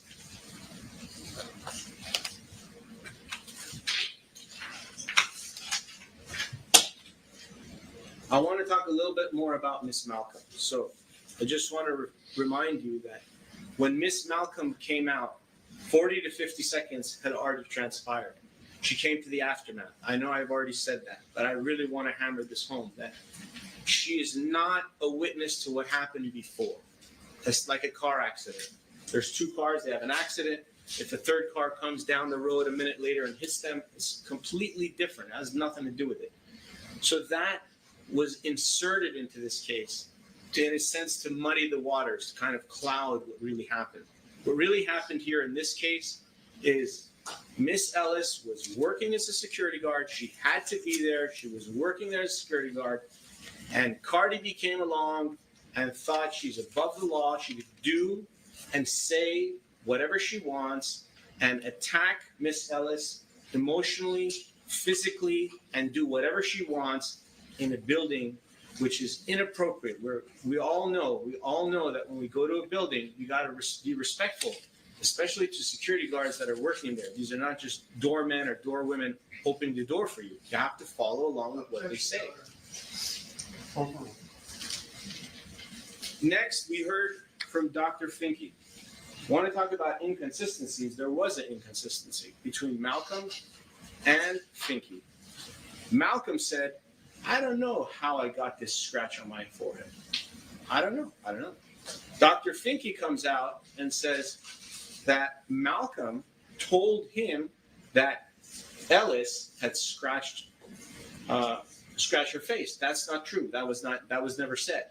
So this, if you remember, this is a 7.5-year-old incident, and that's a few thousand days ago. It takes a lot of time has passed, and an incident can be perceived differently by different people. So Miss Malcolm could have perceived it one way, and Dr. Finke could have perceived it one way. But again, same problem with him is when he came, everything already been done. The whole incident already happened. The injury was already complete. And really, this comes down to believing Miss Ellis. She gave you no reason not to. She's been truthful through me and through herself and through her witnesses to give you whatever is there, to provide for you all that she could with the things that she has available to her so that you could give her the peace of mind, the closure. And yes, she is asking to be compensated for the loss that she sustained. She lost something, and by you compensating her with money damages, you're then evening the playing field. You're giving her what she lost back. So she's not trying to gain something that she's not entitled to. Unfortunately, she was abused, she was harmed, she was assaulted and battered by Cardi B. And Cardi B needs to pay for that and needs to be accountable. We need to hold her accountable. We should not just let her walk away and say, oh, everything you did was okay, and yeah, do it again.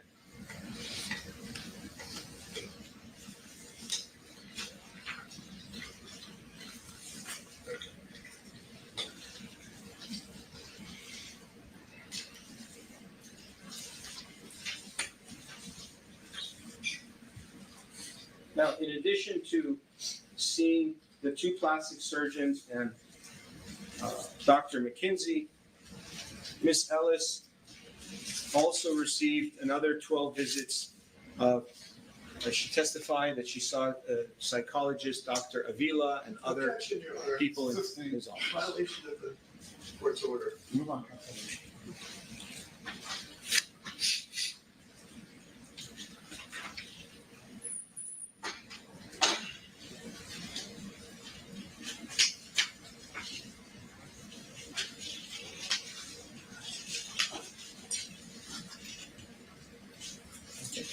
The other thing that Cardi B failed to do or could have done is she could have filed a cross complaint. Objection, Your Honor.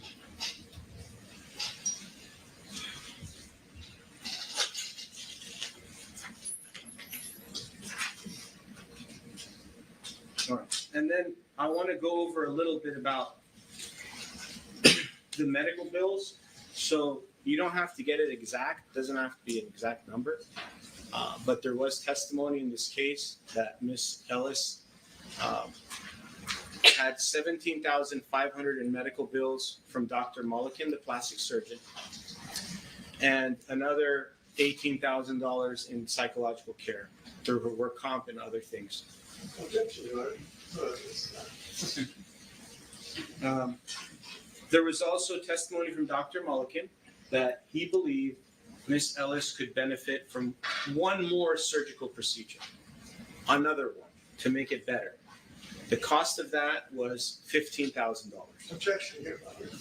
Oh, The $15,000 that would be paid for that would, in Dr. Mulliken's expert opinion, it would make the scar better, meaning it would reduce,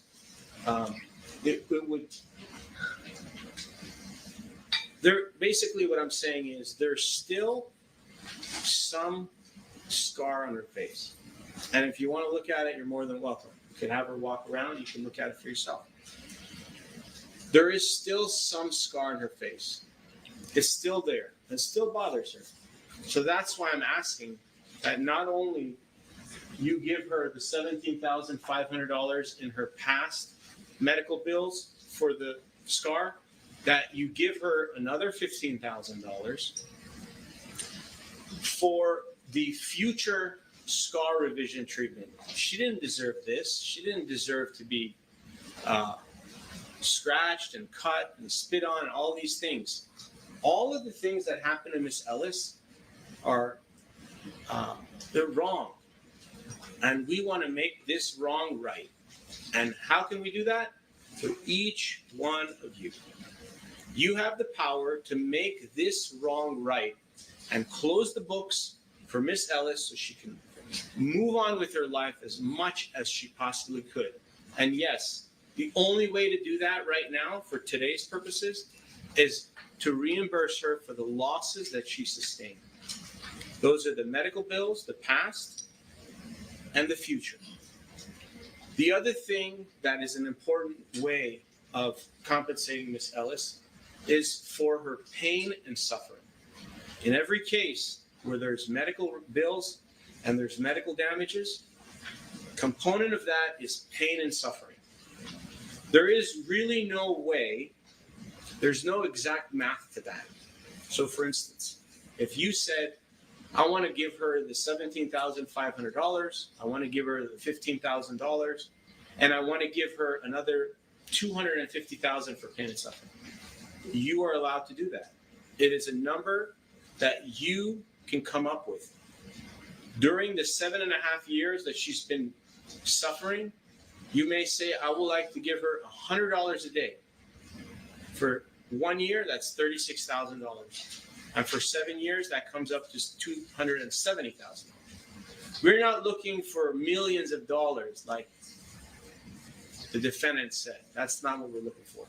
We're really looking for a simple amount of money that can make her whole, give her something that's fair so she can get some form of compensation, some form of closure, and move on with her life. That is all we're asking you to do.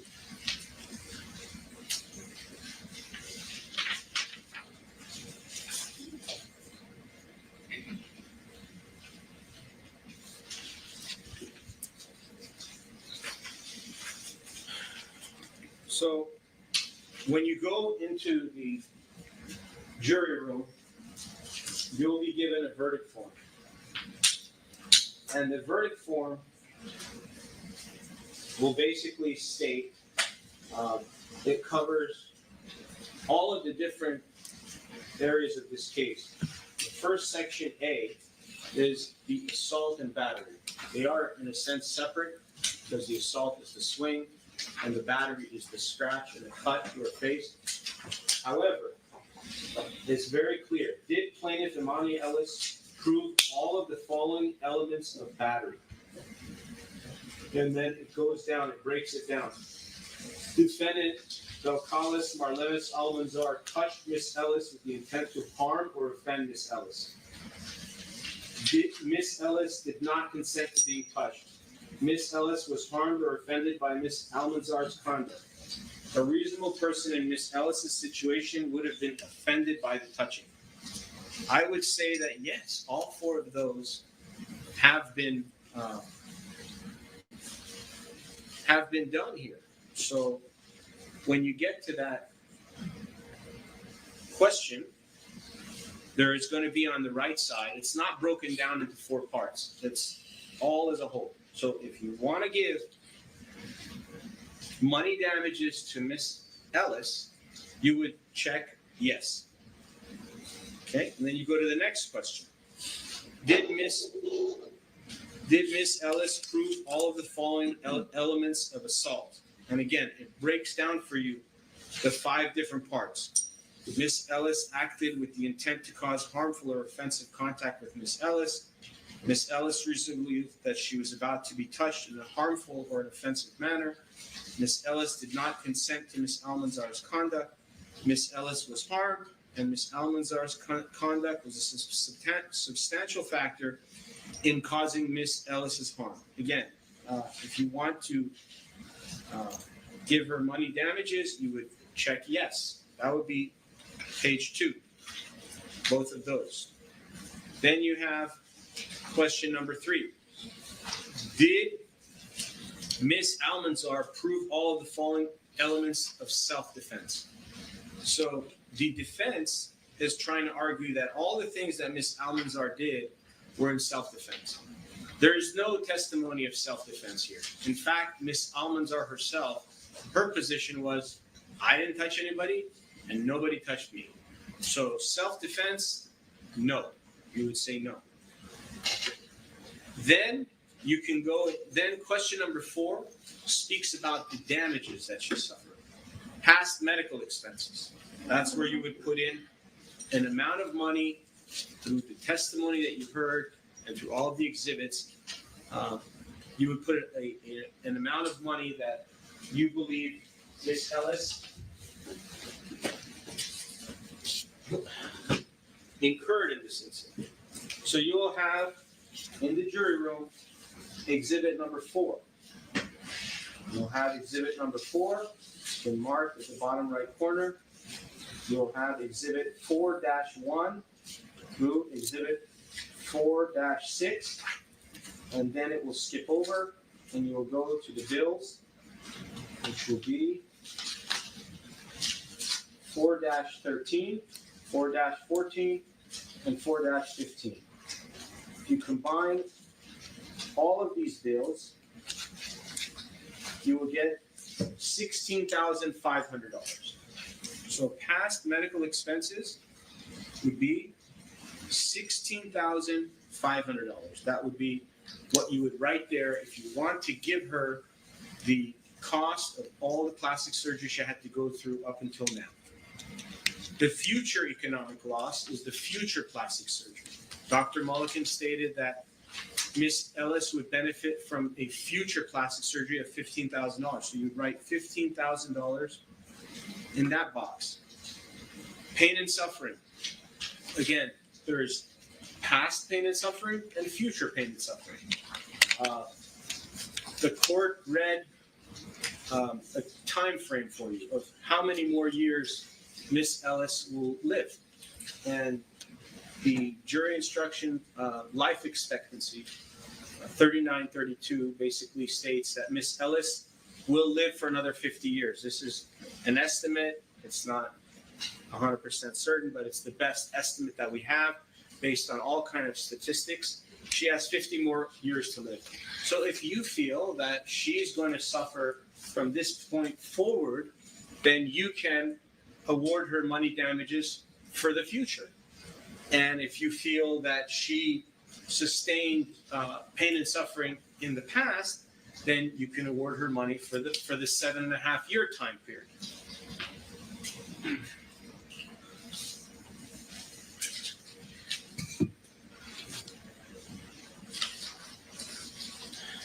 And again, you'll all have the jury instructions in the back when you go into the jury room.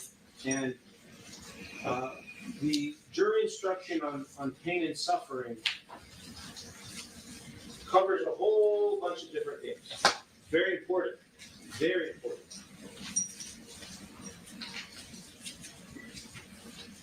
So I would take a look at that one because it covers all of the different things.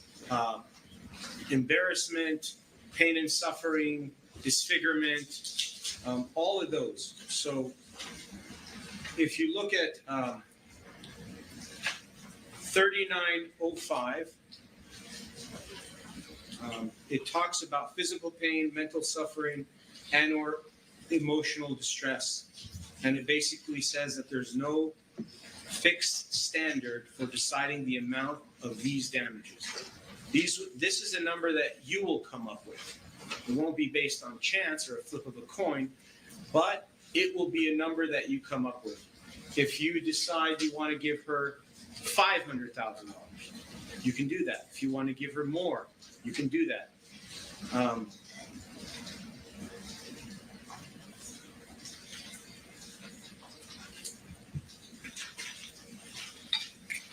So for past non-economic loss, you should put a number there. Because if you don't, the award will be thrown out. You got to have at least $1 there. You got to award some kind of pain and suffering. It's required. Now, the amount would be up to you. A lot of times, some people say, well, 3 times medical bills, 10 times medical bills. This is an assault and battery. It's just not a simple car accident where it's just, some bumps and bruises. This is a serious, serious injury. Very serious. And Miss Ellis has been suffering for the last 7.5 years. What kind of weight do we put to that? What kind of number do we attach to that? I don't know what number you're going to attach to that. But for purposes of now, for example, you could write $250,000 for the past pain and suffering.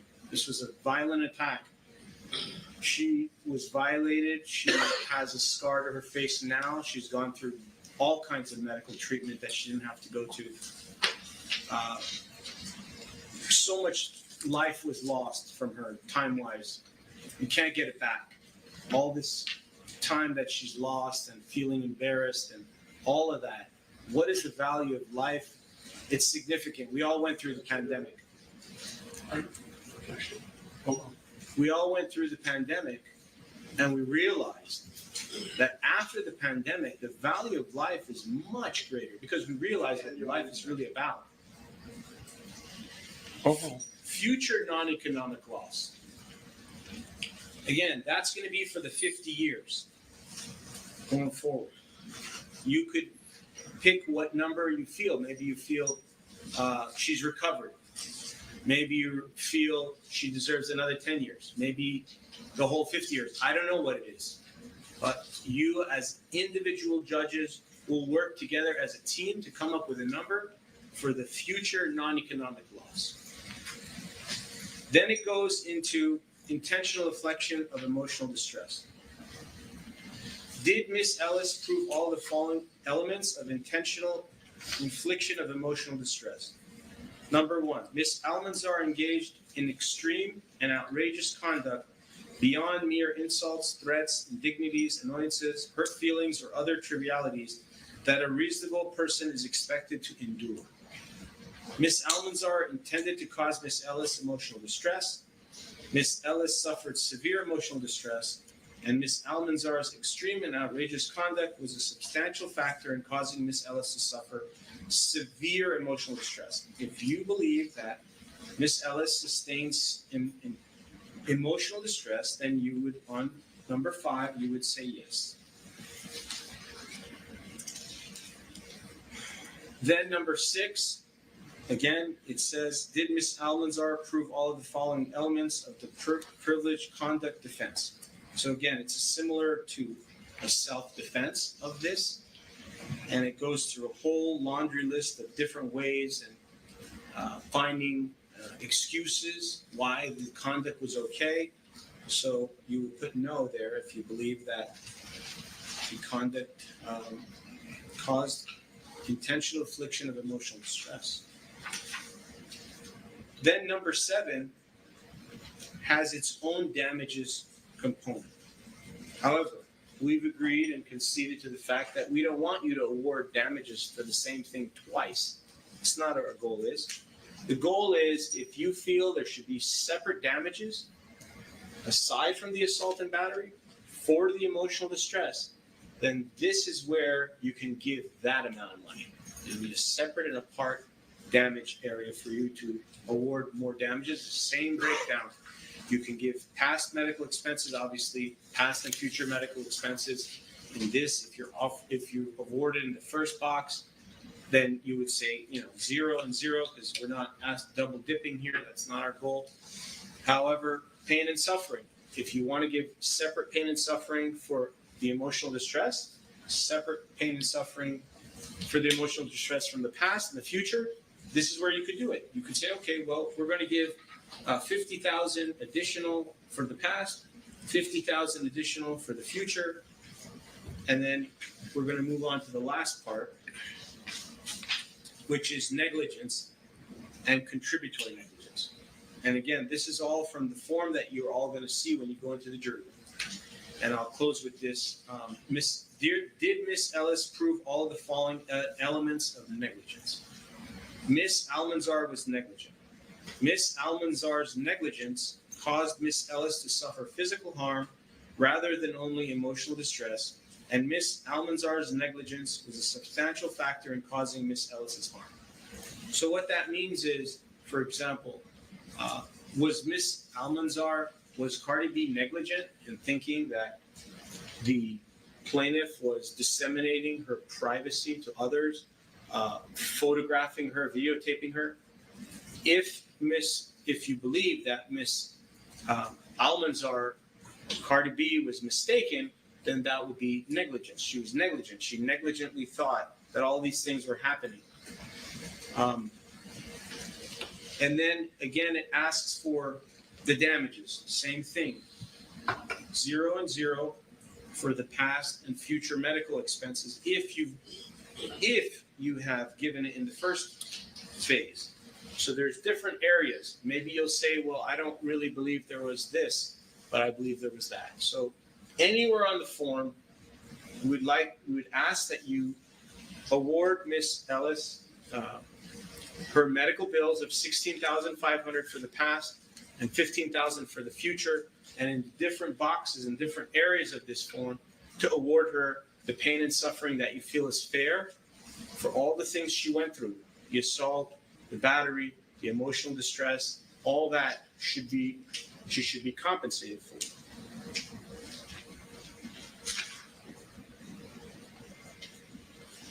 And then there's a box, did Ms. Almanzar prove all of the following elements of contributory negligence?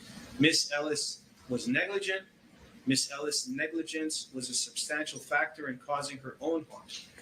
Well, Cardi B testified that Ms. Ellis didn't touch her, didn't do anything. There was no physical contact. That was the testimony of Cardi B. So how can she say that there was contributory negligence? What did the security do wrong? So the answer would be no. And then it goes to number 11. What percentage of responsibility for Ms. Ellis's harm do you assign to Ms. Almanzar? Say 100%, and Ms. Ellis, 0. And the final page deals with punitive damages. Did you answer question 4 or 7? You look back, and if you did, which is the damages, then you put yes. And then it says, did Ms. Ellis prove by clear and convincing proof that Ms. Almanzar engaged in conduct with malice, oppression, or fraud? And then you would look at the case as a whole and kind of come up with your opinion. Did all of these things combined, did all of this thing that Ms. Ellis went through? And remember, it's or, so it's either malice, oppression, or fraud.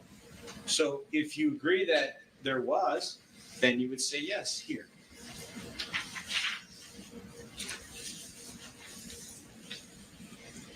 So at this point, I'm going to turn it over to my counterpart. They will obviously contradict everything I will say, I've told you, and then I will have a chance to come back and rebuttal and just clean up anything that was said. At this point, I'm basically Miss Ellis's mouthpiece, and work with her as best I could to convey all of the things that she wants you to know. I worked with her personally to tell you all what she went through, and I did the best that I could with what I had. And we really, no matter what happens, whatever is supposed to happen will happen, because that's what's supposed to happen. And we want to thank you each individually for being here. Each of you as individual judges, we're thanking you very much. Thank you so much for hearing the story as to what Miss Imani Ellis went through. And I'm asking you to award Miss Ellis an amount of money that you think is fair, that will make her whole for the losses that she suffered in this case. Thank you very much. All right, thank you, counsel. You okay? You want to take a break? You okay? Okay, all right. Is the defense ready to proceed? We are, but I would think a break would be appropriate. Does anyone want a break? We got started late. Okay, why don't we take a short break? Why don't we resume back at 11:25? In the meantime, please not discuss the case with anyone, including other jurors. Don't form any opinions or do any research. We'll see you at 11:25.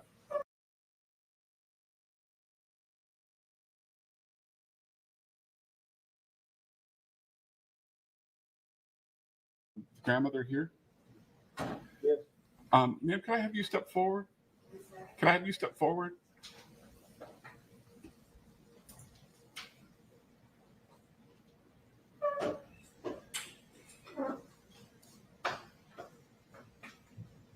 And ma'am, you were previously sworn, and you understand you're still under oath? Sure. Did you have any conversations with alternate number 1 on Wednesday? Alternate number 1? The woman on the corner? The woman who's on the jury? No. You don't recall any interaction with her? She sat next to me and she was waiting on a break, but we didn't speak. You didn't speak with her? Okay. So you didn't talk to her about the trial at all? Absolutely not. Okay. All right. You were just seeing, we thought that there may have been some discussion between the two of you. You don't recall that? No. Okay. All right. Thank you. Something else? Yes, Your Honor. Although you cautioned counsel that he can't argue things that are not in the evidence, he repeatedly did. He even started talking about Dr. Avila's treatment, even though he was excluded,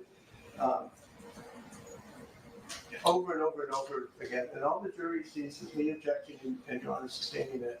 I would request that you admonish the jury to disregard all the statements that you sustained objections to. I would also ask that you assign misconduct to counsel and that he be reprimanded because this has just been ongoing. Okay, we can discuss. I want to respond. Well, let me do this. I will give further instruction to the jury about that the argument of counsel is not evidence and that they should disregard any comments that were not supported by the evidence. I will give that instruction. We can discuss whether or not we want to set an OSC after the trial for any alleged conduct. Okay. Your Honor, may I please say one thing? Yeah. Please. Go ahead. I just want to note that you advised Mr. Rosen that if he were to argue to the jury that Cardi said that photograph was taken on February 24th, that would be a knowing violation of the professional rules, and that's exactly what he did. Okay. Well, why don't we? I don't want to do it now. Well, I have to say something about it. You don't. I said we'll discuss whether or not we want to set an OSC and we can address it then. Okay. Thank you, Your Honor. All right.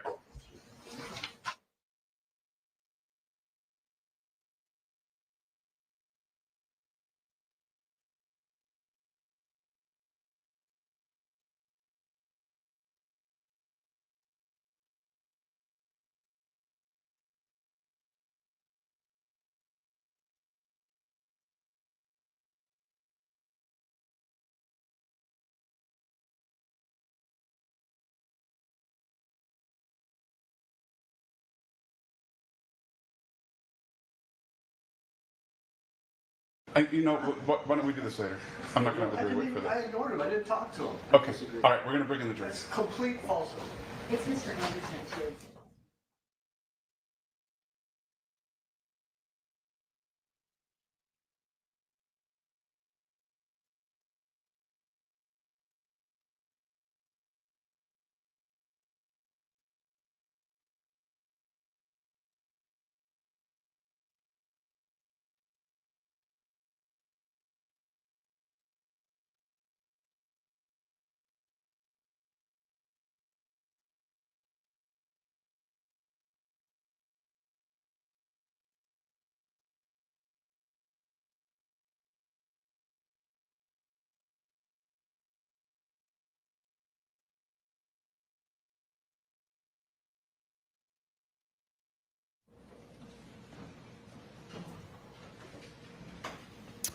All right, welcome back, everyone. We're back in the record in the Ellis matter. Counsel and the parties are present, as are the members of our jury and our alternate.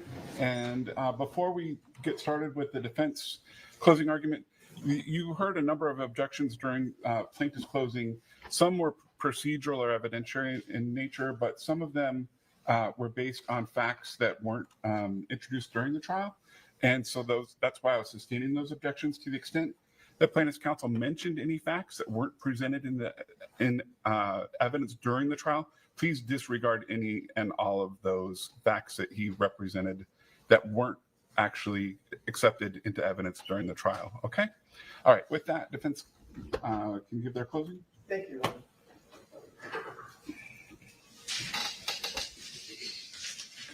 Good morning, everyone. I'd like to start by thanking all of you for taking the time to participate as jurors. This is how our system works, and it wouldn't work without jurors. And I'd like to thank you on behalf of both Cardi, my colleagues, and myself. I'd like to just mention quickly that counsel argued that Cardi swore and used profanities in the courtroom and that was disrespectful. Actually, all she was doing was repeating under oath what was said. In fact, Ms. Ellis, plaintiff, used profanities to describe what she heard. Counsel used profanities, and I have to admit I used profanities, but just to tell you what was supposedly said. Cardi has never gratuitously sworn at any point in this courtroom, and the suggestion that you should be prejudiced against her because of that is just unfounded and offensive. Last Monday, it seems like it's a lot longer ago, but last Monday in the opening statement, I told you what I expected the evidence would be. And I told you that you can treat my statements and counsel's statements as promises of what they were going to show. And then I would ask you at some point today to decide who kept their promises and who didn't. I also told you that I would have a second chance to talk to you directly after all the evidence is in. The evidence is in. Witnesses have testified that exhibits have been admitted. And if you remember, the judge told you the first day that the way trials work is that bits and pieces of evidence come in. This is my opportunity to tell you how we think those bits and pieces come together and how they establish that Cardi, you should decide in Cardi's favor. First, there's a couple of things I ask that you keep in mind throughout the rest of the trial. If you remember, Judge Fusselman told you last Monday morning that the reason we have juries is because they have diverse backgrounds and they have common sense. He reiterated how important common sense was when he said, we just need you to exercise common sense and evaluate, is this witness being consistent? Is this witness saying things, something that doesn't seem true? And does this piece of evidence fit in with all the other pieces that have been presented in this case? I respectfully suggest to you that using your common sense, there's only one possible outcome in this case, and that is a decision in favor of Cardi. Now, you'll be instructed that plaintiff bears the burden of proof of establishing her claim. She must convince you that the evidence shows that by 50% or more, her claims are valid. Now, there's another way of putting it is, and you'll see this in the jury instructions that you get from the judge, if plaintiff fails to prove that her version of what happened is more likely than not what did in fact happen, you must decide the case in Cardi's favor. The concept of a preponderance of the evidence can be demonstrated on this slide. That's 50-50. That's where the plaintiff has put on as much evidence of as the defendant of a fact, and you'll see that that's where people talk about the 51%. But it is crucial to keep in mind that plaintiff doesn't start at 50%, she starts at 0. She has to raise that needle from 0 to 50% and more. She has to go beyond 50%, or you have to find for Cardi. Third, there is no dispute that there was yelling and some curse words in the hallway at the medical building around 1:30 p.m. on February 24th, 2018. But the judge will provide you with the jury instructions. In fact, he already has. That arguing, yelling, even using profanity is not something you can sue over. That's just part of normal life, and that is what we're supposed to bear. In fact, that would be crazy that someone could sue if they cause someone else to use profanity. The question really is whether Cardi ever struck plaintiff, and who caused this confrontation? Who caused the incident? And the answer is that the evidence in this case overwhelmingly proves that Cardi did not strike plaintiff, and Cardi did not cause this encounter. As a result, plaintiff has failed to establish, by the evidence you heard last week, that by a preponderance of the evidence, more likely than not, that Cardi was the cause. The way, I'm going to try and do this in a very organized fashion, and the way I'm going to do it is going to be demonstrated by this chart. And so we have on the left-hand side plaintiff's evidence, then on the right-hand side defendant's evidence. Now, plaintiff started with her own testimony. Last Monday, she testified under oath. Importantly, though, in plaintiff's evidence, she never called as a witness either Tiara Malcolm or Dr. Finke, both of whom were present. Objection, Your Honor. Both of whom were present at this very time of the incident. Now, plaintiff's evidence, plaintiff's testimony, and we should keep in mind that just because plaintiff says something doesn't make it true, okay? She has her version, but the fact that she alone says it does not actually make it true. And later this morning, maybe stretch into afternoon, I'll tell you, or I'll identify the many inconsistencies in plaintiff's story over the course of this litigation, actually going back to February 26, 2018, when she did her incident report. In the meantime, plaintiff claims that she was assaulted and scratched or cut on February 24, 2018. The plaintiff did not see a doctor. She didn't go to an emergency room. She didn't call the police or make a police report. Objection, Your Honor. Ms. Stacy. And she actually testified she did not know if the scratch that has supposedly ruined her life was even bleeding. She also testified last week that she didn't even put a Band-Aid on this scratch. What did she do? She claims that Cardi mauled her, basically, cut her face, and this woman went home, and what did she do? She took a nap. That was her own testimony.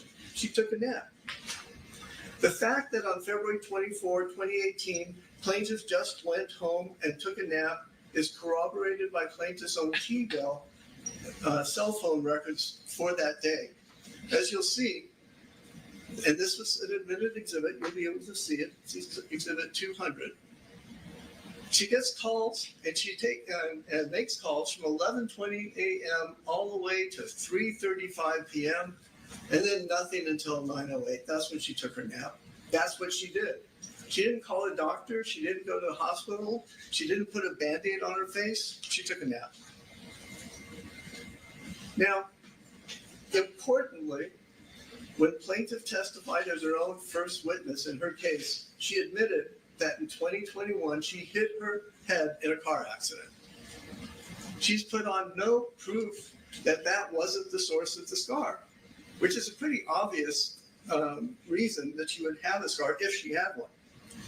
And importantly, 2021, a car accident in 2021 is after plaintiff told Dr. McKenna in April 2018 that Cardi almost touched her with a fingernail. Not touched her with a fingernail, and I'll talk more about that later, but almost touched her. So after the plaintiff tells Dr. McKenna, her workers' comp physician or psychologist, that Cardi almost touched her, plaintiff was then in a car accident, hit her head, and that's when she went to Dr. Mulligan. She went to plastic surgery 4 years later after being in a car accident. Objection, Ms. Stacy. Plaintiff also testified, by the way, that she was in another accident in 2023 and filed another lawsuit over that one. Plaintiff has argued, and he said again today, that plaintiff's counsel has argued and said again today that plaintiff has some special status as a security guard. But she testified she became a security guard by having her fingerprints taken and sent to California. That's it. That doesn't make her a policeman.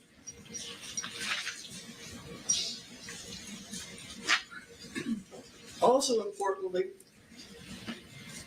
when testifying last Monday, plaintiff admitted that she knew on February 24, 2018, that Cardi was in the medical building because Cardi was going to a medical appointment. Plaintiff's own testimony establishes that at 1:30 p.m. on that Saturday, plaintiff could have been at that security guard booth that counsel showed you a photograph of. She could have been on her rounds, going through the whole building. She could have been in parking, checking, because that's what security guards do.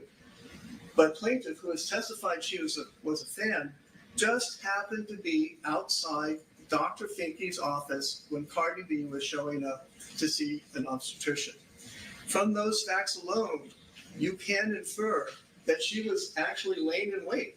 She wanted to photograph and videotape Cardi, She would then be able to post it on YouTube, maybe start a new career, be a follower. I don't know.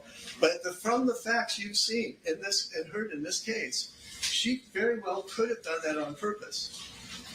But even if we assume the plaintiff just happened to run into Cardi B in a 5-story building that afternoon, plaintiff testified that she knew Cardi thought that plaintiff was using plaintiff's phone to tell someone that Cardi was there and to videotape her. What would a reasonable person do at that point? By her own testimony, plaintiff had the chance to be professional and avoid all of this by putting her phone away. That's all she had to do. But the evidence is she kept that phone in her hand all the way through as she advanced on Cardi B and forced her into a corner in the hallway where Tiara Malcolm found her. Plaintiff also testified that after she was fired as a security guard, she got a new job that paid more money. That's why you don't hear any claim for lost wages or anything like that. She was better off. Actually, we're not talking about wages. That summarizes what plaintiff testified to, and I'll talk later about the inconsistencies in it. But let's talk about her second and third witnesses, plaintiff's mother and grandmother. Both very charming. But her mother and her grandmother weren't in the hallway that afternoon. Her mother and her grandmother were not witnesses. And they testified that because it's plaintiff is the mother's daughter or the grandmother's grandchild, that they believe her. They don't need evidence. They just hear what she says. And that's understandable, of course. You know, we all have relatives and we hope our parents believe us and our grandparents. But remember what Judge Fusselman said at the very beginning, common sense. Okay. We all know that parents are not with their children every minute of the day. We all know that children don't always tell their parents everything. And they especially do not tell their parents that they're embarrassed or guilty about what got them fired. That's what plaintiff left out when she talked to her mother and her grandmother. Is anyone surprised that plaintiff did not tell her mother and grandmother that plaintiff cursed and yelled at a pregnant Cardi, half her size, that plaintiff cornered Cardi in a medical building hallway, and that plaintiff knew she was probably going to get fired? Is that the kind of thing you'd say? Guess what, Mom? Guess what I did today? So it's completely understandable, using common sense, that the mother and grandmother would not know actually what happened. In fact, plaintiff didn't tell them that she had apologized in her incident report to Allied and the building for her own behavior. She left that out. Because I asked both the mother and the grandmother, did your daughter or granddaughter, tell you that? And they said no. So we know that plaintiff left that part out. Plaintiff's mother and grandmother both said that plaintiff is a peacemaker. Okay. Well, that sure doesn't square with the testimony of Tiara Malcolm, Dr. Finke, or Cardi, and I'll discuss that later. And maybe what we take from that is she's a peacemaker when she gets her own way. We know what she's like. We've heard testimony what she's like when she doesn't get her own way. But there's another word for that other than peacemaker. It's a bully. Plaintiff's mother and grandmother both said they saw a scar on plaintiff's cheek.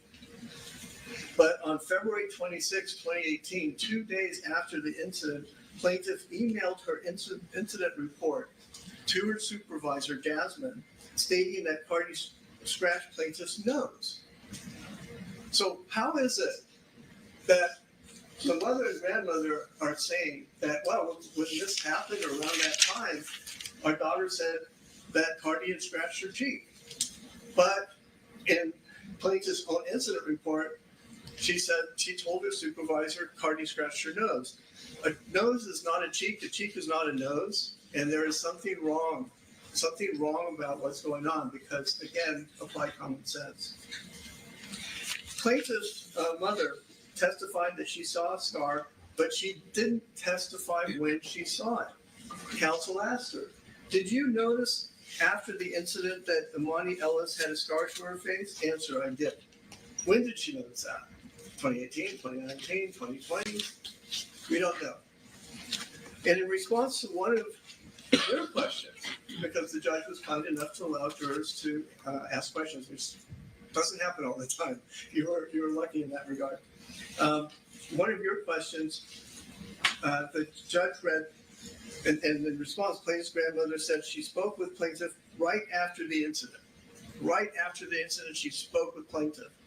But plaintiff testified last Monday, question, you didn't call your grandmother though, did you? Answer, no. Okay. So again, common sense tells you something is very wrong here. Now, plaintiff's mother and grandmother testified that plaintiff became depressed. If so, there could have been many different reasons for it. And for example, it could have been because she got fired. And as we'll see in a few minutes, she felt guilty. That's what plaintiff told Dr. McKenna in April. On April 26, 2018, plaintiff told Dr. McKenna that she feels guilty.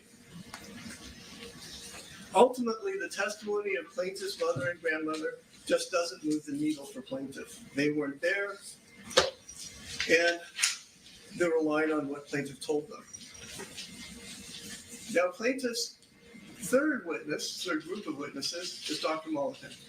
Okay, that's what she offered to support her claim. Of course, Dr. Mulliken also wasn't there on February 24, 2018. He didn't witness what happened. Dr. Mulliken testified that plaintiff came to him in November 2022, or more than 4 years after the alleged incident. Dr. Mulliken is a plastic surgeon, not a psychiatrist. So counsel pointed out that Dr. Mulliken testified that plaintiff told him she has post-traumatic stress, anxiety, depression, and headache. But Dr. Mulliken said, that's what she told me. I did not make a diagnosis to that effect. That's just what she told me. Now, Dr. Mulliken, and I hope he's not insulted, but his testimony was confusing and inconsistent. He testified that in November of 2022, plaintiff had a scar, had 2 to 3 scars, had 3 scars, and even plaintiff doesn't claim that she has more than 1 scar. But Dr. Mulliken thought there were as many as possibly 3.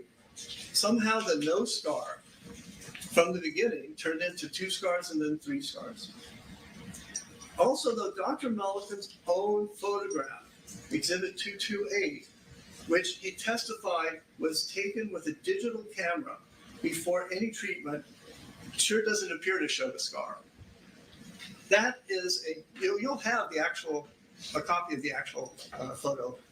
It's admitted as exhibit. You can look at it and you can decide. Counsel actually challenged you, look at the photograph, and we invite you to.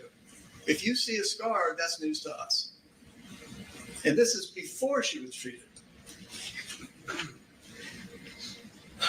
Importantly, Dr. Mulliken testified at his deposition. You've all heard about depositions. They're under oath. It's just like a trial, except there's no judge. And that the claim scar was about an inch long and most likely made by a right-handed person who scraped or clawed downward with 3 fingers. Okay, that's what he testified to. That's what was in his deposition, and that's what he testified to here. But plaintiff herself claimed in her deposition that Cardi jabbed her with a straightened index finger, like this. That's not a scrape.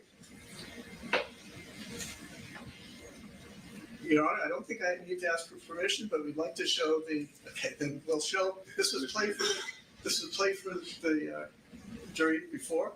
It's Cardi's plaintiff's testimony as to how she was supposedly cut by Cardi. When you say it like this, she put her finger. Pointing, yes, so like this, pointing her finger in my face, yes.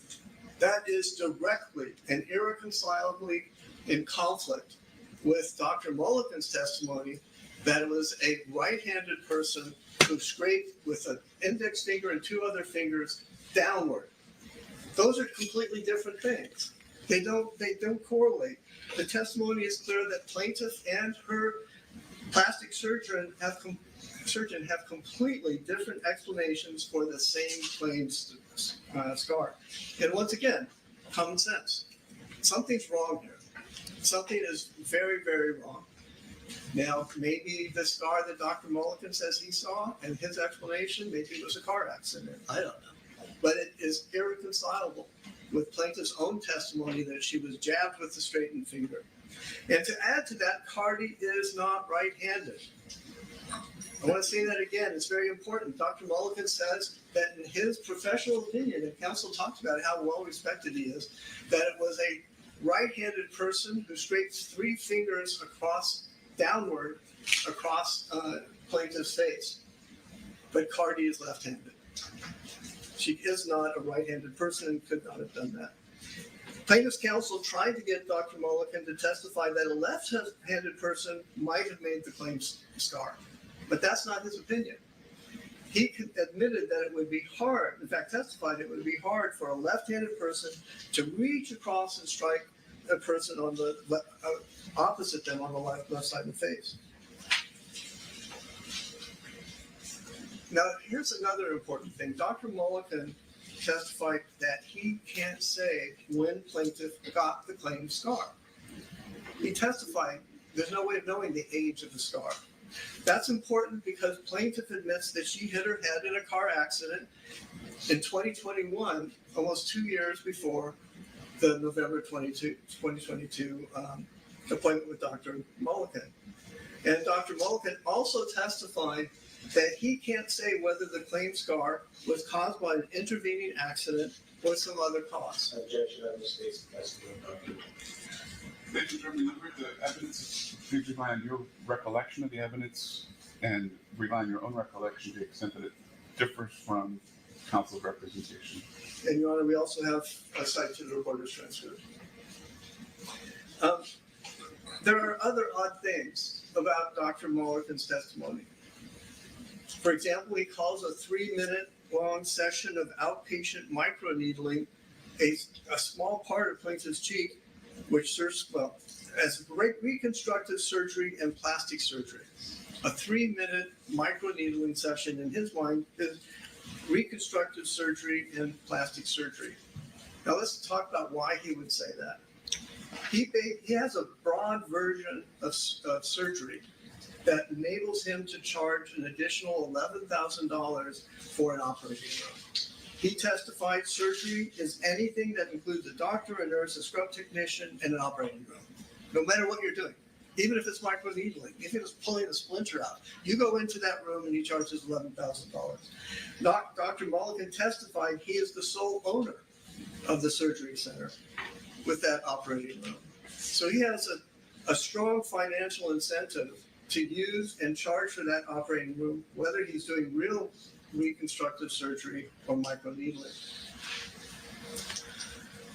Now, perhaps because his photograph doesn't seem to show the claimed 1-inch scar, Dr. Mulliken also provided confusing testimony about hidden scars under the skin. I don't know if you remember that. It had my head spinning. But he never testified. There's no testimony from Cardi, from Dr. Mulliken, or anyone else that plaintiff has a hidden scar. In fact, it's supposed to be this, really big embarrassment that she has this, terrible scar on her face that, you can decide whether you've seen it. You've walked by her. If you see a scar, well, no one else. A lot of us don't, I should say. Dr. Mulliken also testified that he charged $17,500 on a lien basis, which means he gets paid only if plaintiff wins or if plaintiff pays him. But plaintiff testified under counsel's own examination on Monday that she couldn't afford a $15,000 or $20,000 plastic surgery bill. So we know she's not going to pay Dr. Mulliken. Dr. Mulliken knows that he is going to get paid, if at all, the $17,500 only if his testimony helps plaintiff recover money in this case. That is a big incentive, and because of that risk, he testified he added a 20% premium to his bill. That's plaintiff's side of the scale, which keeps disappearing. And it pales in comparison to Cardi's side. So, of course, Cardi's evidence starts with Cardi's testimony, which will appear shortly. Thank you. Cardi is one of the 3 eyewitnesses who directly contradict plaintiff's story about what happened that day. Cardi testified that in February 2018 she was pregnant. You may remember in this trial that plaintiff's counsel asked Cardi, why does that matter? You're pregnant. No one knows, but why does that matter? Well, it did matter, and Cardi testified, and you should consider, and I hope you remember Cardi's response. She felt her privacy was completely being violated and that her medical issues are not anyone's business. Quote, especially something that is so sacred as your pregnancy. It's yours. No one knew she was pregnant. Her parents didn't know. And she shows up for an appointment, and this woman is photographing, filming her, and then getting belligerent. Now, I mentioned that Cardi testified her parents didn't know she was pregnant at the time, and it's common sense that no daughter would want their parent to find out that she's pregnant by social media. This was a secret. There were special arrangements made so that she could see an obstetrician while in LA on a Saturday. Now, Cardi testified that she came to Los Angeles for the NBA All-Stars weekend, and concerned she made an appointment with the obstetrician for Saturday afternoon. I'll get to the photograph in a minute. Cardi testified that she got off the elevator to go to the doctor's office at about 1:30 on the 5th floor of that building, and plaintiff started filming and photographing her. Cardi objected, and plaintiff apologized at first, saying, "Oh, my bad," which is effectively an admission that she was doing what Cardi thought she was doing. Cardi testified that plaintiff wouldn't stop and just kept following her with her camera, with her phone out. Cardi testified that she was very concerned and nervous and confused by plaintiff's conduct. That is understandable. Cardi testified that she was concerned about her unborn child. Cardi referred to plaintiff as security heavy. She's a large woman. She's almost twice the size of Cardi. Cardi's pregnant, early in her pregnancy, and this person comes up to her in black boots and starts yelling at her. Cardi was concerned about her, and scared, frankly, about what she might do to her unborn baby. Cardi also testified she was confused. Why is this going on? Why is a security guard doing this? Why is she filming me? Why is she following me? Cardi also told plaintiff specifically that plaintiff was invading her privacy. But when Cardi told plaintiff to leave her alone, plaintiff went berserk. She yelled, it was plaintiff's phone. Plaintiff said, "That's my phone. This is my building. You can't tell me what to do." That's what Cardi testified, and it's consistent with what Tierra Malcolm, and Dr. Finke testified. But plaintiff advanced on Cardi, screaming and yelling and forcing Cardi backwards down to the hall to a corner, coming chest to chest with Cardi, yelling at Cardi about how, this is her building. She can do whatever she wants. Now, hearing the yelling, the doctor's receptionist, Tierra Malcolm, and then the doctor intervened and tried to get plaintiffs to stop and leave. We'll talk about that in a few minutes. In the meantime, Cardi testified that she and plaintiff yelled and used curse words, but neither struck the other. Cardi did not strike plaintiff. Plaintiff tried but did not strike Cardi. Cardi testified. I don't want to interrupt. We're coming up on a break. If there's a logical place to stop, please. I can stop there if you want. Okay. All right. Why don't we stop there, folks? We're going to resume back at 1:30. In the meantime, please don't discuss the case with anyone, including other jurors. Don't form any opinions or do any research. We'll see you at 1:30. Well, gosh, his judge really don't have it together. They are real off. Like, how he stopped him in the middle of his closing. But I guess it's different, it could be different in regards to, by being a civil trial. But yeah, he stopped him in the middle of his closing. Typically, they don't like to do that, especially after they just had a break. So that's different. And of course, we don't have no TiVo time. So they are talking about in about 45 minutes to an hour. In the meantime, what I think that we could do is y'all want to listen to her testimony that she so testified to? Or do anybody want me to drop the link? Do they want to come up here and talk about this foolery? I'm down for anything.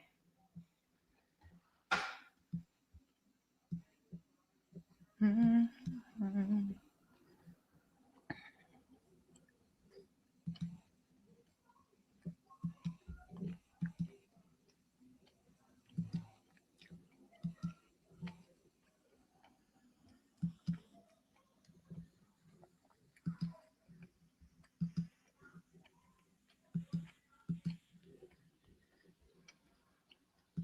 I hate to ask this question, but they did diagnose you as having severe obesity, correct?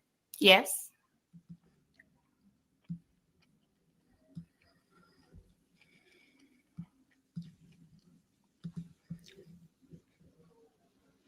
I mean, she was so adamant. She was so strong in her presentation in regards to what happened to her. Like, this is, when you compile all the things that we're talking about, incident happened in 2018. In her report, she apologized. She knew she didn't get fired because of Cardi B, saying something. She got fired because the doctor came out there and was like she was acting a fool, like they were trying to calm her down. Right? Like, so now we wait, and she done got in all these multiple car accidents. Not to say whatever life didn't happen, and she's suing everybody. She said she gonna get her a whole bunch of bags. Yeah, I just don't see this going down the way she think it's gonna go down. But she owe a lot of people. That's what I can tell you. Yeah.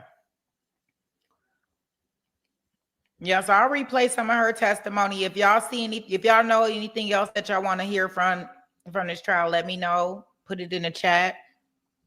And I'll definitely get it queued up for us to listen to. But let's listen to, and this is her on cross.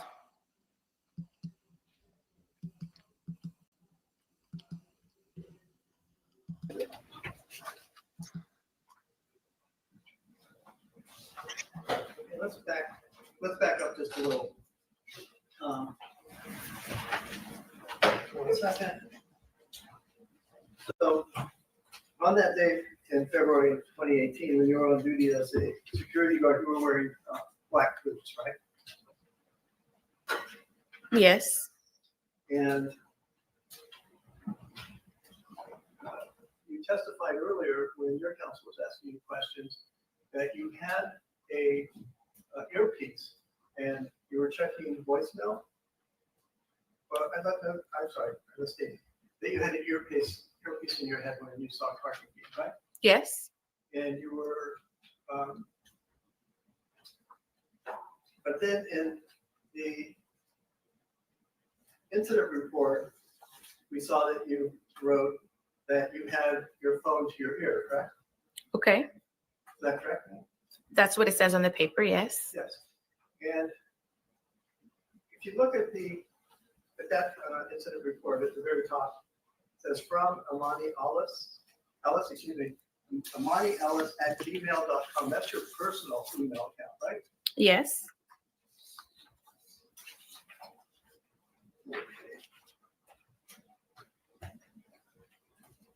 And is doing incident reports a normal practice in the security guard business? When something happens, yes. In fact, you do daily activity reports as a security guard? Yes. So the reports are very important, right? Yes.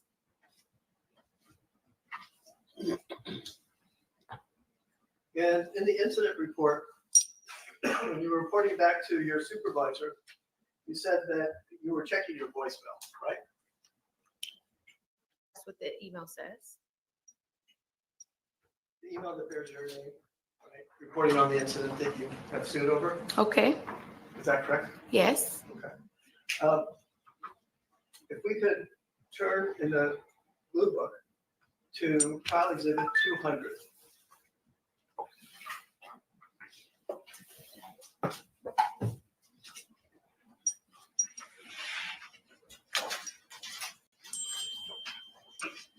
You see it? Yes. And that's a letter from your lawyer to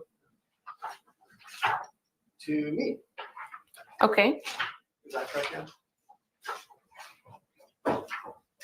Yes. And if you go to the page that has a lot of blacked out entries, is it correct that that is a portion of your T-Mobile invoice, including for February 24, 2018? Yes.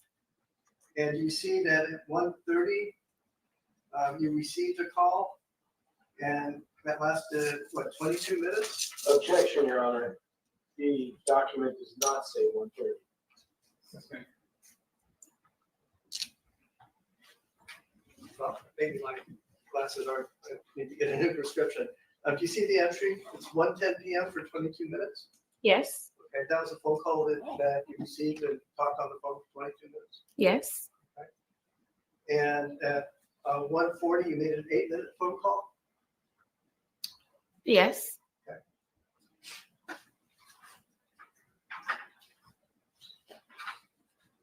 And whose phone number is that?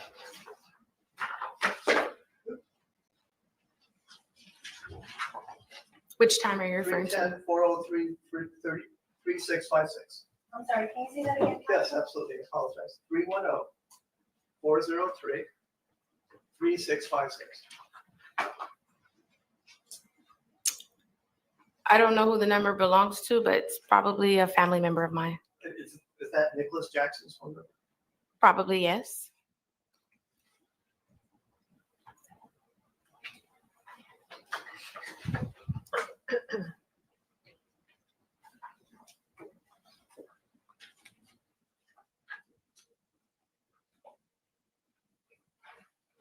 And if we could go back.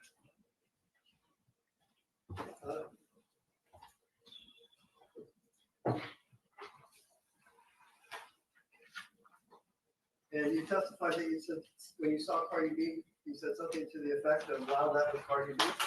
Something to the effect of that. And at that point, as a security guard, you knew it would have been improper for you as a security guard to tell people that Cardi was a patient at a medical facility, correct? I didn't tell anyone that I saw her. Could you please answer the question? No, I can repeat it to you. Why? Okay. Isn't it true that as a security guard who'd been trained, as you said, and worked for 4 years, you knew it would have been improper for you to tell people that Cardi B was a patient at a medical facility? Objection, asked and answered. Overruled. Answer. It would be improper, but I did not tell anyone I saw her. Move to strike everything after improper. So then I want you to answer the question, okay? So Oh. if you can answer the question with a yes or no question, please answer yes or no. Yes, Your Honor. And you understood when you saw Cardi B that she thought that you were using your phone to tell people that she was at a medical facility, correct? Yes.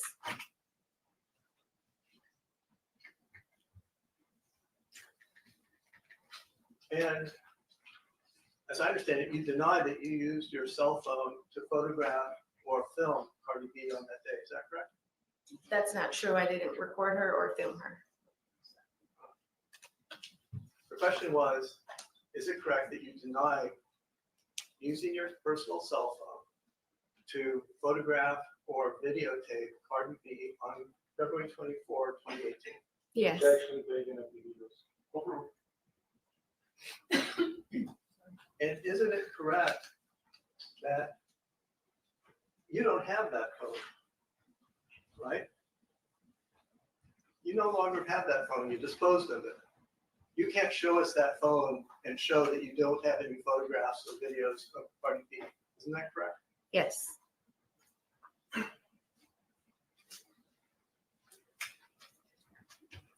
And rather than simply leaving, you stepped out of the elevator and told Cardi B to repeat what she said. Say it again. Isn't that what you did? No.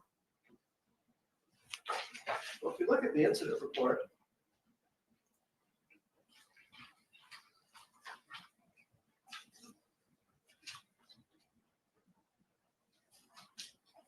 quote, you see in the second paragraph, I stepped out of the elevator and asked her to repeat what she said to me. And so she did, angrily putting her finger in my face and yelling at me. You see that? I stepped out of the elevator to clarify. And you told her, say that again, right? I don't remember saying say that again.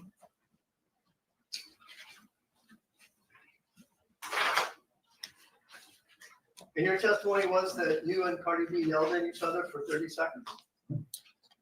She yelled at me. My voice was firm because I was upset. Are you denying that you testified at your deposition and stated to Dr. McKenzie that you were yelling and cursing at Cardi B? I'm not denying it. I just wanted to clarify. And as you were yelling at Cardi B and people stepped out of her doctor's office, one of them stepped in between you to separate you two. Isn't that correct? Yes, because she was in my face. And the people came out of the woman's care doctor's office? Employees came out from the 5th floor. I would assume they were from women's care. And the woman who stepped in between you came out of that office? I believe it was her, yes. And you testified in your deposition that Cardi B spit at you after the other people came out of the doctor's office. Isn't that correct? She did. Move to strike as non-responsive. And if Why don't you clarify the question? you testified at your deposition under oath, you said at that point that Cardi B spit at you after the other people came to intervene in the argument. Isn't that correct? Yes. And yet in the report, you state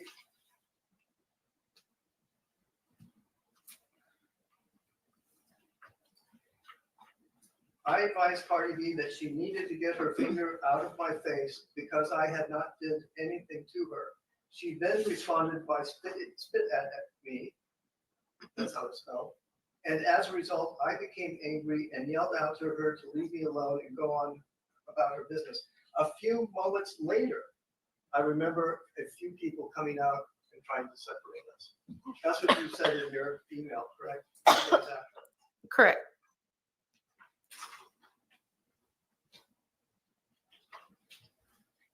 And you stated in your incident report that Cardi B's nails were 3 inches long that day. They were. Your Honor, if we could ask for an admonition for the witness to answer the questions I'm asking. Yeah, so please just focus on the question and answer the question that's asked. Yes, Your Honor.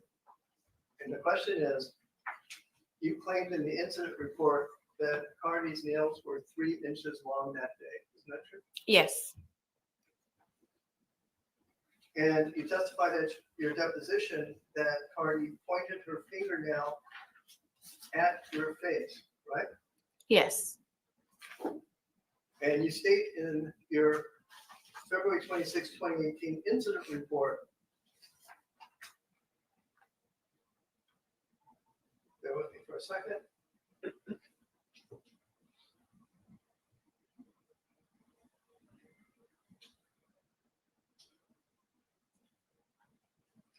I'm sorry, I have a marked copy of this one and I didn't bring it with me. You state in your incident report that she scratched you on your nose, right? Objection, this is the testimony of witness. Well, it's contrary to the, sorry, Your Honor. You testified in this trial, excuse me, that Cardi B cut your cheek, yet you stated in your email to your supervisor on February 26, 2018, that Cardi B cut you on the nose. Isn't that true? Objection, misstates the testimony. She put her finger in my face. Okay, first of all, you have testified here today under oath that Cardi B, 7 years later, that Cardi B cut your cheek, your left cheek. Isn't that true? Yes. And you state in your report 2 days after the incident that she scratched your nose.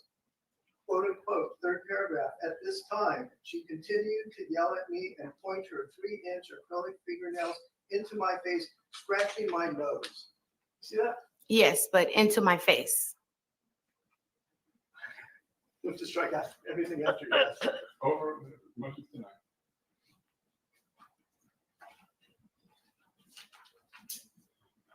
And you were clear at your deposition that you had changed the story to Cardi supposedly cutting your cheek, not her nose, right? No, You specifically testified to that, didn't you?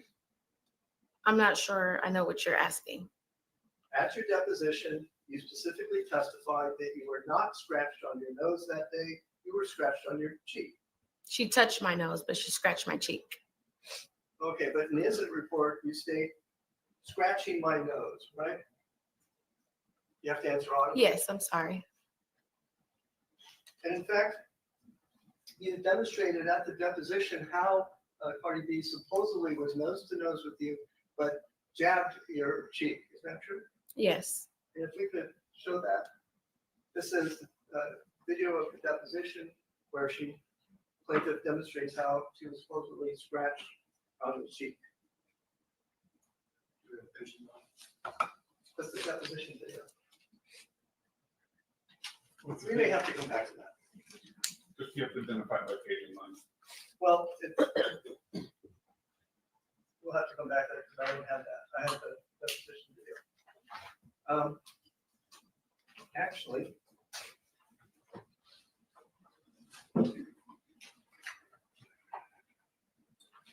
well, I don't want to hold things up. We'll do that a little bit later. And you admitted at your deposition that there was no scar on your nose, right? I'm not sure. Well, we can play that back for you if you like. But did you testify at your deposition that there is no scar on your nose? I'm not sure. We're working on that. And in your response, your verified response to the written discovery that was served on you in this case, and specifically special interrogatories number 1, 3, 5, 7, 9, 11, 14, 25, 26, 27, and 28, that Cardi beat you about the head, face, and body. I'm objecting because I don't have the number of special rod. He's talking about the set and the date. I haven't used it yet. When he's asking her about, I want to know what he's talking about. Why don't you break it down? I'm sorry, Ron? Why don't you break it down to the specifics? Share article. Well, in light of counsel's objection, I can show the witness. It might be faster if you just read the interrogatory and the response.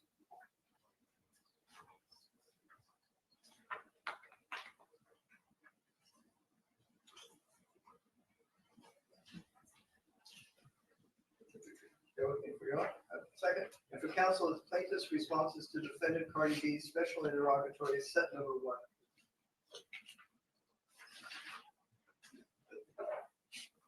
Is that the 2022? Yes, sir. August 9, 22?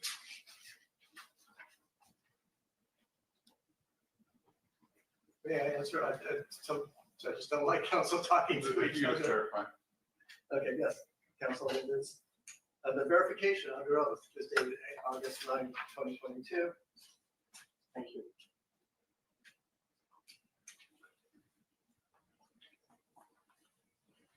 And if I can direct you to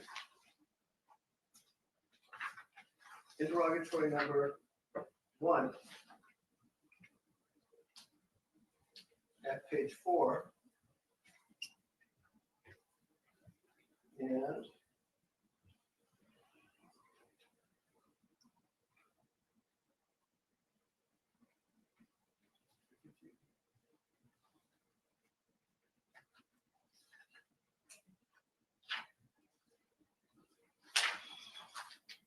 Sorry, it's a long one. I'm trying to.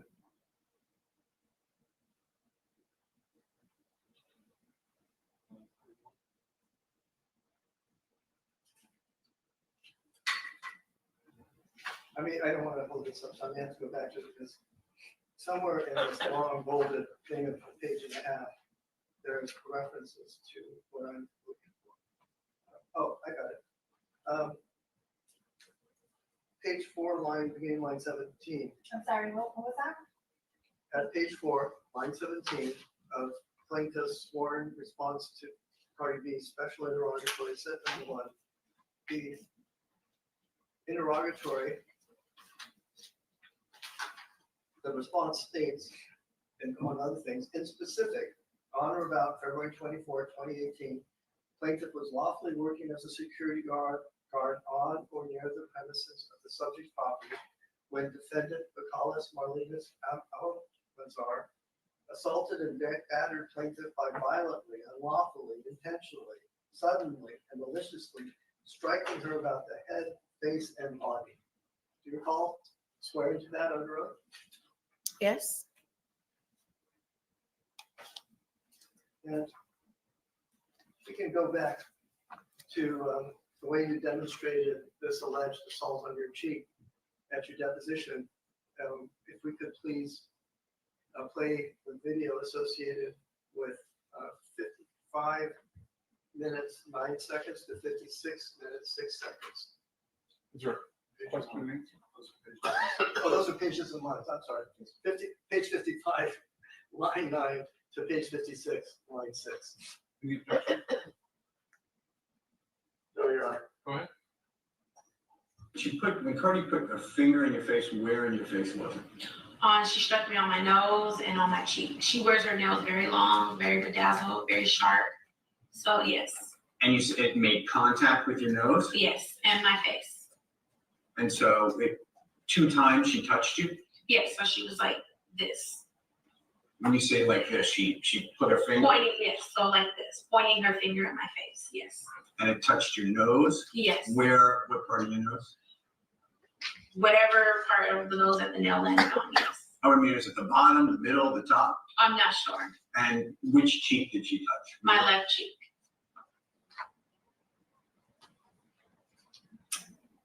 Do you remember giving that testimony? Yes. And if you need a moment, you can look at the incident report, but isn't it correct that in the incident report, you made no claim that Cardi struck you about the head and body?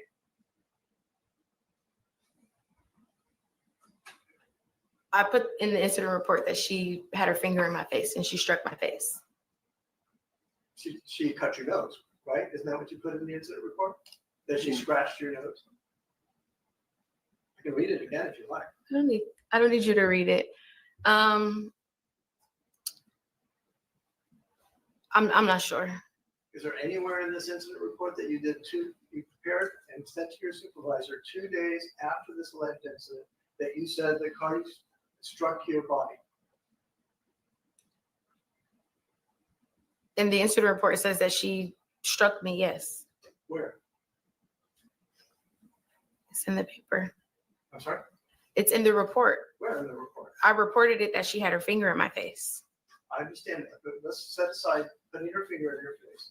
Let's set aside supposedly scratching you on your nose that time.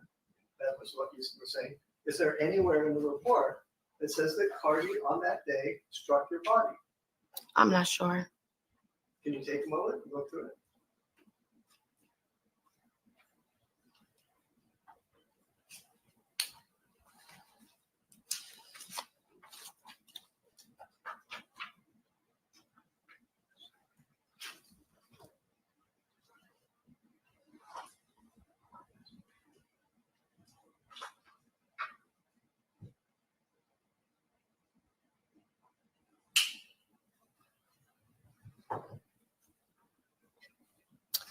As I'm reading it, I reported that she put her 3-inch fingernails into my face. So that's what I remember reporting.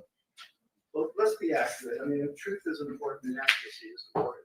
This report that you did 2 days after the incident claims that she put her 3-inch fingernails in your face and scratched you on the nose, right?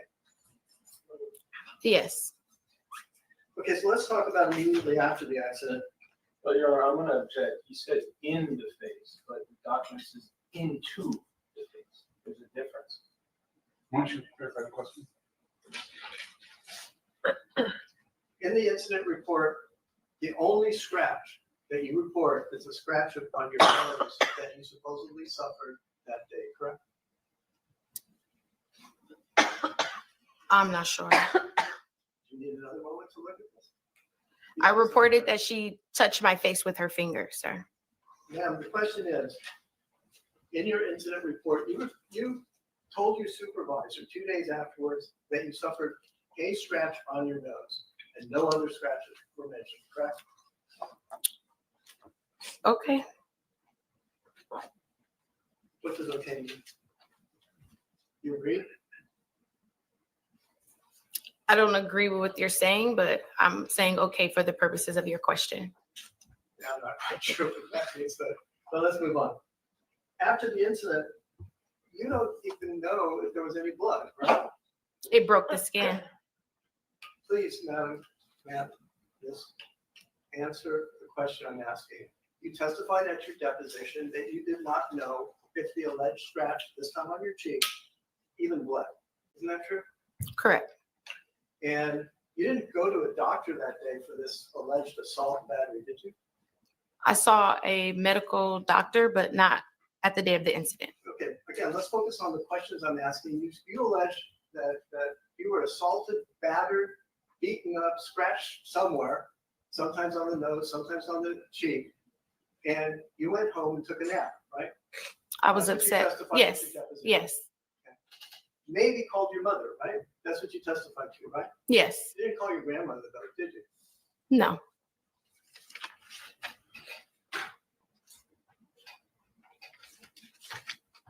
You never even put a Band-Aid on this alleged scratch, wherever it was, did you? Objection calls for speculation.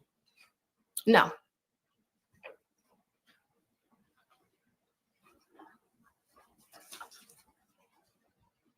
When your counsel was asking you questions today, he said that he basically elicited testimony from you that since you didn't think you were going to sue, you didn't take any pictures of your alleged injury in February 2018. Isn't that what you testified to? Yes. At your deposition, though, you testified you took pictures that day, and you can't find them. They disappeared somehow. You remember that? I'm not sure. Okay, so I would like to have our technician, well, first of all, let's start at page 69, lines 18 to 20. Any objection? Yes, I would ask that he read both before and after, not just specific lines of. You know, pages 91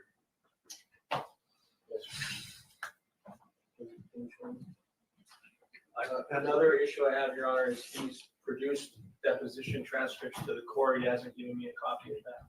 I don't know that the case could be a copy of the client's deposition.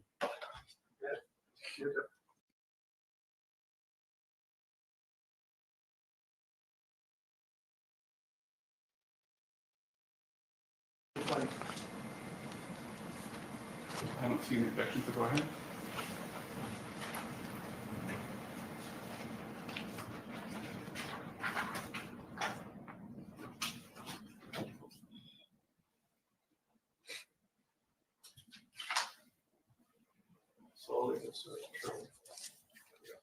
Did you take any pictures of your face at the time?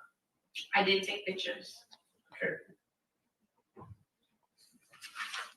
Okay. There's several other examples where you testified that you took pictures, but somehow you just don't know where they are. You took pictures of the cut, that you supposedly suffered after this, or during this alleged assault. And you took pictures way back in 2018, but somehow can't find them. Is that what you testified to? Yes.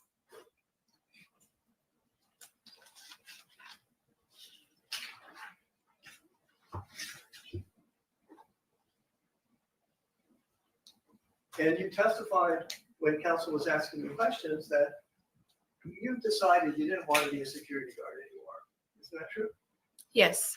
In fact, you were fired. Isn't that true? Objection, Your Honor. We discussed this at length.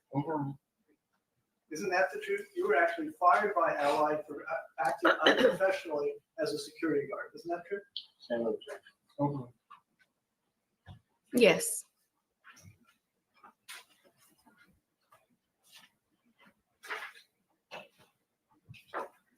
And in the incident report, you apologize to your employer, Allied, for acting unprofessionally and exposing them to potential liability. Is that true?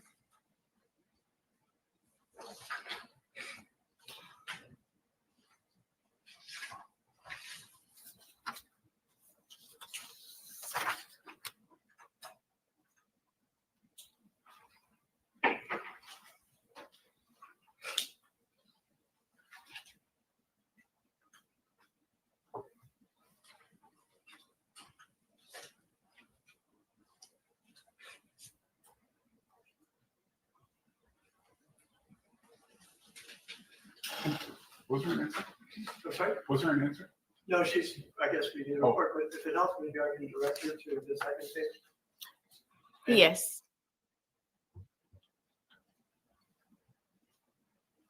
And after you were terminated as a security guard, you got a new job that paid more money than the security guard job paid, correct?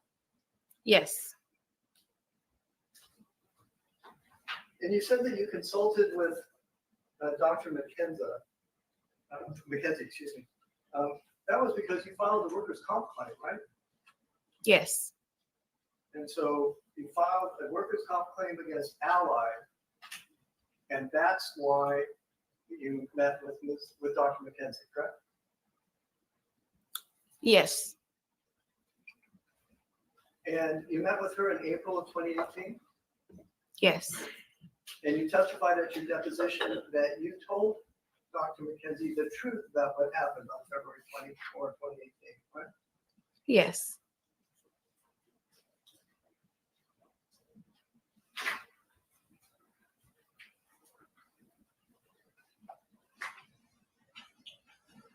Okay.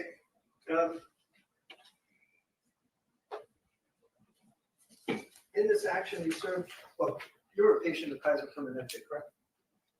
Yes. And in this action, we obtained a copy of your medical records from, let's see, beginning June 8, 2023. Bear with me for a second, please. Actually, it goes back, I think, further, but have you seen those records? I'm not sure. Isn't it, well, I hate to ask this question, but they did diagnose you as having severe obesity, correct? Yes.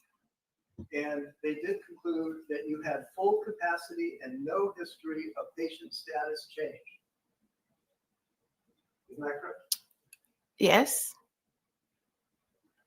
The only pains that you complained of, January 25, 2021, December 27, 2021, were belly pain and low back pain, right? Objection calls for expert opinion. Correct? Yes. And you hurt your finger at one point, right? I'm not sure. Well, I can show it to you, but let's just move on. You had various things, tailbone pain, right hamstring pain, but you had no report, no reference in 161 pages of medical records to a scratch on your face. Isn't that correct? Yes.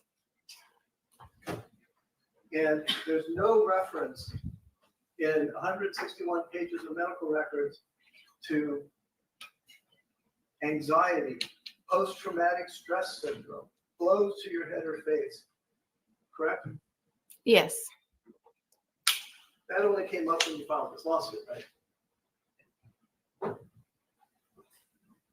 I'm not sure I know what you're asking. Also, you were in a car accident in 2021, isn't that true? Yes. And hit your head. Yes.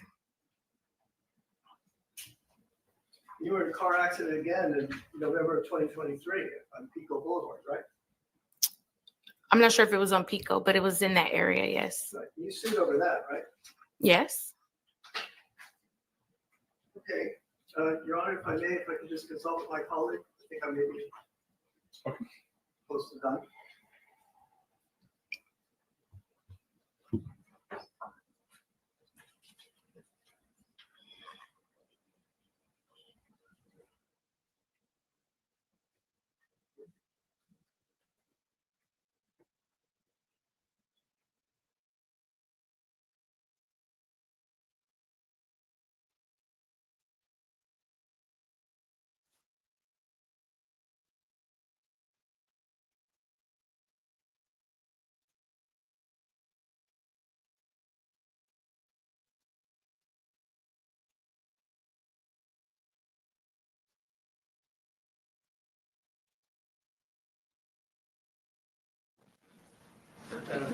Team effort.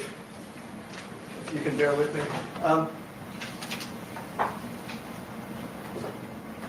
We talked about how you told Dr. McKenzie the truth about what happened, right? Yes.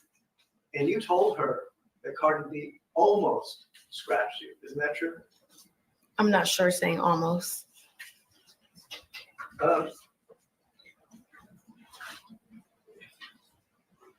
You know the person at Women's Healthcare who intervened when you were basically assaulting Cardi B, don't you?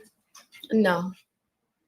Well, isn't it true that 3 weeks after that event, you called up Tiara Malcolm, the receptionist, who put her body in between yours and Cardi B's and took your blows? You called her up to try and get her to help you in this case. Isn't that true? I'm not sure.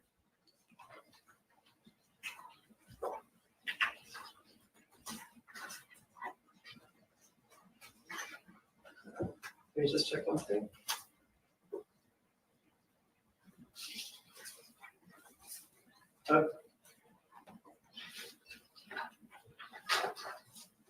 Sorry, I want to be thorough.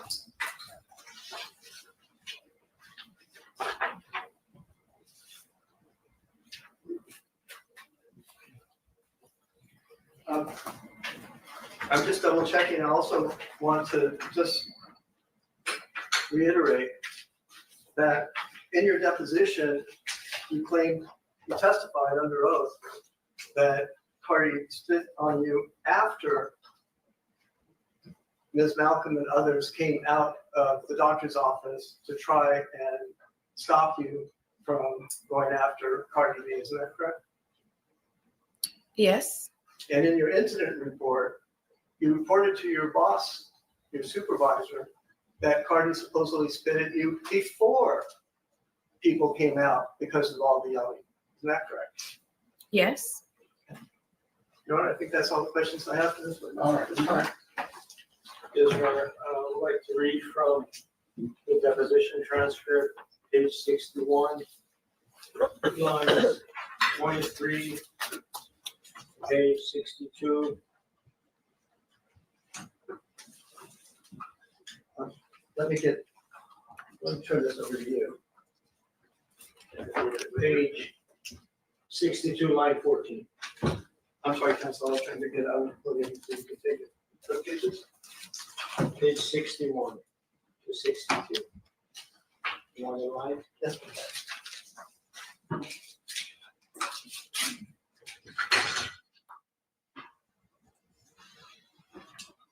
Line 23 on page 61 through lines 14 on page 62.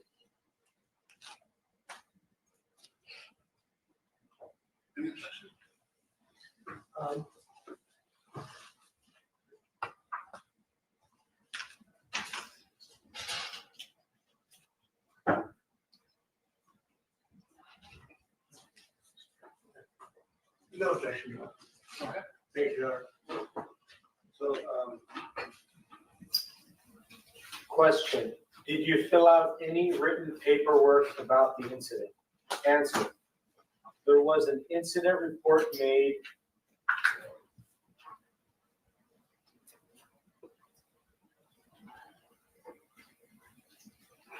for that day, yes. Question, when you say there was an incident report, is that something you completed? Answer, yes. Question, when did you prepare the incident? Answer, I'm not sure. Part of what Jasmine wanted me to do was write an incident report. I'm not sure how long after it was done. Question, okay, when you say an incident report, is that something where you send an email or is it a pre-printed form that you complete? Answer, normally it's a pre-printed form. We didn't have those forms at the location that I was at, so she did ask me to type it up. Do you remember at your deposition, a different attorney asked you questions about this incident? Yes. And you did tell that attorney that you made an incident report, correct? Yes. And that's the 2-page email that counsel asked you about? Yes. And in your incident report, on paragraph 3, it states that this time she continued to yell at me and point her 3-inch acrylic fingernails into my face, scratching my nose. I advised Cardi B that she needed to get her finger out of my face because I had not did anything to her.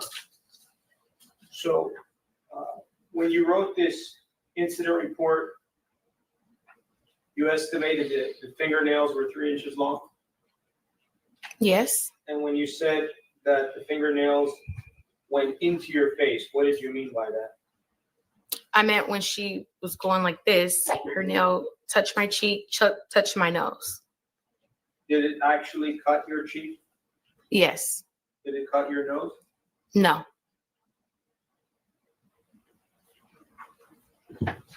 And then counsel asked you about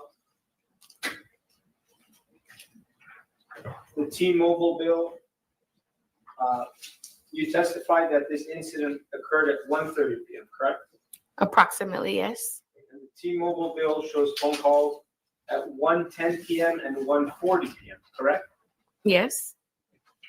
You were not making any phone calls at the time of the incident, correct? Objection. I can withdraw the question. Did you make any telephone calls at the time of the incident on February 24th, 2018? No. Did you make a phone call 10 minutes after the incident on February 24th, 2018? Yes. The phone number 424-219-2078. Whose phone number is that? I believe it was my mom.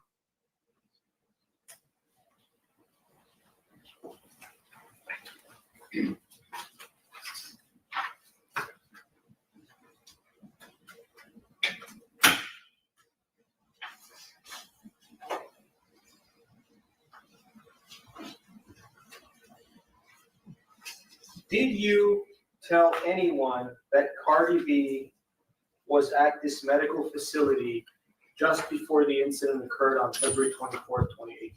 No. If you did do that, does that give Cardi B the right to assault and battery? Objection, Your Honor.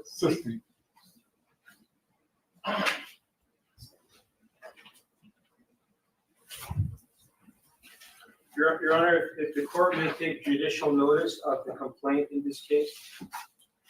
I'm not sure for what purpose. Because the discovery response that was read is verbatim as to what the complaint says. But no.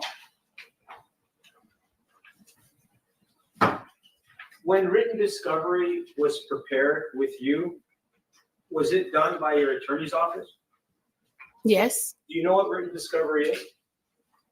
Yes. What does the word form interrogatory mean? Do you know? No. Do you know what the word special interrogatory means? No. Do you know request for admission? No. Do you know demand for production of documents? No. These are discovery questions that are prepared with your attorney?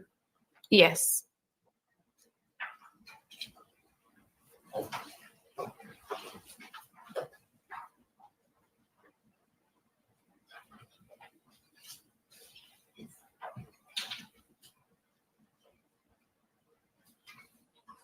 When I asked you earlier if any pictures were taken, you were truthful in your answers, correct? Yes. And when you answered me about whether pictures were taken, did you understand my question to be on the date of the incident? Objection, it's argumentative. I'm sorry for last question. It's argumentative. And like foundation as well, it's the same. Did you take pictures of your scar or your cut or anything on your body on the date of the incident of February 24, 2018?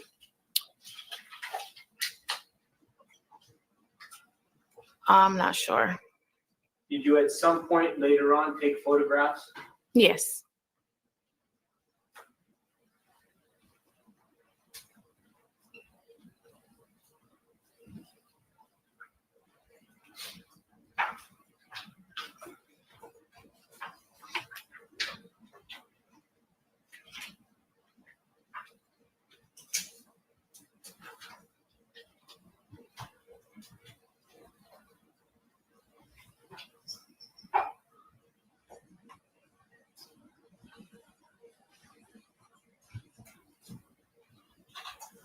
When you treated with Dr. McKinsey for your claim, whether it was for a work comp claim or not, were you in need of psychological care? Yes. And her treatment was helpful to you? Yes. You may take your seat. Please speak loudly and clearly so the jurors can hear you. Good morning.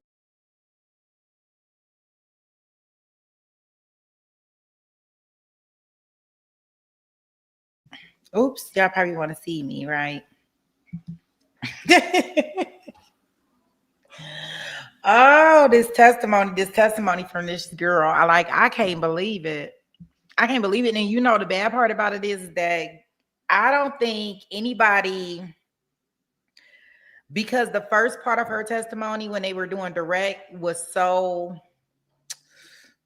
the feed was really bad. So we couldn't really like listen to it, but boy, oh boy, when she was describing how Cardi B was in her face, she was like, yeah, and she was saying all the customer motherfuckers. I was like, oh gosh, like I'm scared. Like, we know she was not. She looked like with her the way she was able to reenact it. I definitely know she was at Cardi. Like, there's no way. Yeah, she was not at her. Is all I'm saying. There's definitely no way. And she went up there and she tried to, y'all just seen it, right? So just a reminder, you know, she went up there acting like she was just as tough as somebody else out here in the street. Like she didn't practice on crime or anything like that to make sure. Like even Cardi B got up there and admitted, which was something else. She got up there and admitted that, yeah, she was concerned because I'm pregnant, right? And she even admitted this girl was about to beat my ass. Right? She didn't say like I was gonna have to beat her up or I was gonna have to get in a fight. She was like, I was scared that she was gonna beat my hello, right? Yeah, so oh girl just didn't play it. She ain't play it good.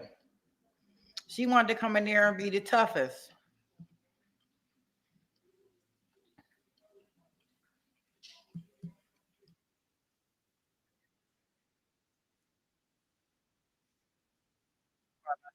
I'm watching.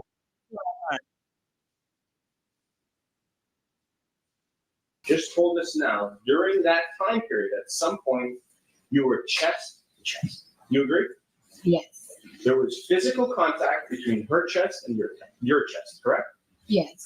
Now, when you had the chest to chest contact, at that moment, were you angry? I was mostly nervous. Were you angry? Yes, I was angry. How angry were you? Depends on the level of angry, to Right. be honest with you. Let's talk about the level. I'm gonna go from a scale of 1 to 10. On the scale of 1 to 10, what was the level of your anger when you were chest to chest with this person? Objection. On the date of the incident. Sorry, objection taken this. You were at a high level of anger when you were chest to chest with her, correct? Objection regulated. Overruled. I don't think I was like on a high level of angry. I was more on a high level of concern, very concerned. And why were you concerned? Because I'm pregnant and this girl's about to fucking beat my ass. Hello? Hello, hello, I'm here. So when she was going to beat you, like you just testified, what did she do to have you believe that she was going to beat you? What did she do? she was on my face, chest to chest, and while we arguing, she's backing me. So we practically arguing, and I'm backing, and she's like walking forward. Right. And she's, you said she's bigger than you, is that correct? Absolutely. How do you know that? I mean, look. I'm looking, I don't agree with that. What is your basis? Are you saying she's physically bigger, she's taller? I mean, you have her medical records, I don't right? have anything. I want to ask you the question. I mean, I was 130 pounds at that time. So she's overweight, right? In your opinion. Objection relevant. She's a little. You don't need to answer me. Okay. Did you make fun of her that she was overweight when you were there in the hallway? I don't think so. Did you call her fat? No, I was calling her a bitch. Bitch? Yes. Do you think that's respectful to call a security guard a bitch? Objection relevant. Is that how you talk to everybody? Objection. Now, you said you felt, I don't know the words. Let's go back to it. Did you feel scared, threatened, afraid at the moment your chest was touching? Absolutely. You were scared? Absolutely. And you had your cell phone on you, right? I did, but she's in my face. That's fine. Did you focus on the question and just answer? Did you use your cell phone to call Karan Newton, your security guard, who was downstairs, or the police? Objection. Did you call anybody for help? Overruled. When I got inside the doctor's office and I said like on the little bed thing, I told him, yo, you wouldn't even believe what just happened. Meet me downstairs when I leave. I'm gonna call you when I leave. Okay. If you were really scared and really afraid, isn't it true that you could have called your security guards to come upstairs and help you? Or you could have called the police. That was a possibility because you had your phone in your hand, correct? Objection. Compound mischaracterizes the testimony that the phone was in your hand. You had your phone in your pocket on the date of the incident? Objection relevant. Can we agree that you didn't call your security guard to help you after the incident, correct? To help you. You did call him, but you didn't call him to come upstairs. I apologize. I thought it was mischaracterizes the testimony. Over. I didn't call him to help me. It was already done. It was done. Okay, now let's talk about the fingernails. Okay, fingernails. Something new? Well, I want to show a couple of things about the fingernails. So this side of the ruler, okay, is 2 centimeters. You need to bring it closer. You can see it from there. Objection, Your Honor. You went over this yesterday. I'm sorry. 2 centimeters. You know the size of 2 centimeters? How big it is? That's an answer, I have like an understanding of how it would be. Yeah. 2 centimeters. It's a little bit less than an inch. Okay? Now,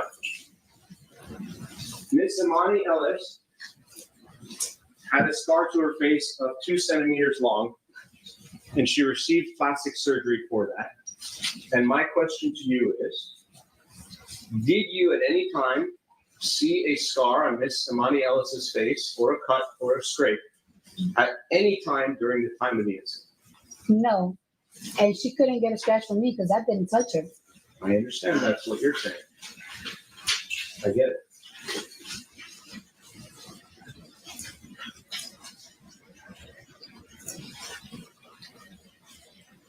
Did you look at Miss Imani Ellis's left cheek at any time during the incident?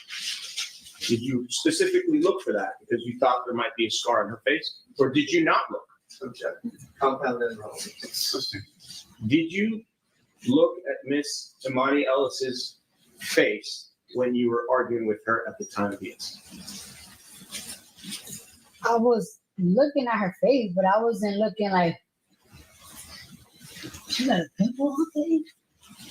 No, I wasn't looking at her details or anything. So if she had a scar on her face or cut, you wouldn't be able to know because you weren't focusing on it, correct? Objection calls for expert testimony relevance. Assisting. Counsel, she was back witness. She didn't see a star. 121. You testified yesterday that when you go to get your nails done, you tell your nail person to be careful not to make your nails too sharp. Do you remember saying that? Yes. Do you tell them that every time you go to get your nails done? Objection relevance.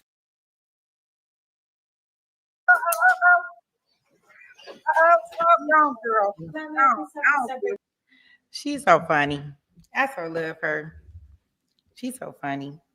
I was like, oh my goodness, like she can't be nothing but herself. And that's what I can appreciate about somebody. Like, don't get up there and be trying to act like you know who you are. She definitely kept it real the entire time. Like, I see some people in the chat that's kind of mentioning that hey, she probably she can't be nobody but herself, right? I mean, and if the jury, if they know anything about her, right? They probably know that, and they probably know, you know, the other stuff, right? So hopefully, I definitely hope that this doesn't go off a wordplay because somebody said something. And what I mean by that is in regards to the name calling, because like the lawyer said, that ain't got nothing to do with nothing. And I don't know how it's fair if you get into it with somebody and they are a celebrity and y'all both get into it with each other. Why is that person wrong? Why do you get to sue the celebrity because you broke? Can a celebrity sue you? Like, I just really don't. I think it's so unfair in that way, especially for certain things when we're talking about it. And all of this money that, you know, her lawyer is pro bono, right? We can agree that she doesn't have to pay him until if she gets some money. So he like a car accident lawyer, right? So that's even more, you know, she's coming out of money right now to fight this case in some shape, way, form, or fashion. So for, you know, to be like that on one end, but not like that on her end, is really yeah.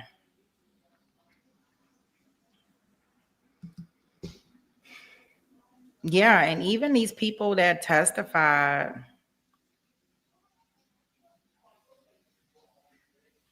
I'm trying to see another good clip that was pretty good.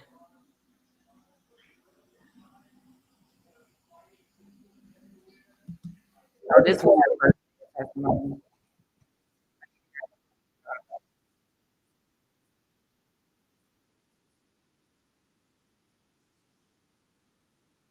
Please state and spell your first and last name for the record. My name is Oakley Melendez. May I please spell it? The whole thing? First and second. Okay. AFMANDAR. Great, thank you. You may take a seat, please. I'll mark this out.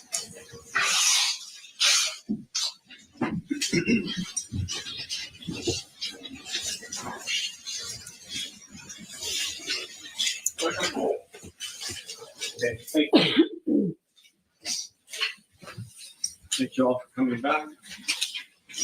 Good afternoon, Ms. Almanzar. Do you prefer I call you Ms. Almanzar, Cardi B, or it doesn't matter? You can call me Cardi.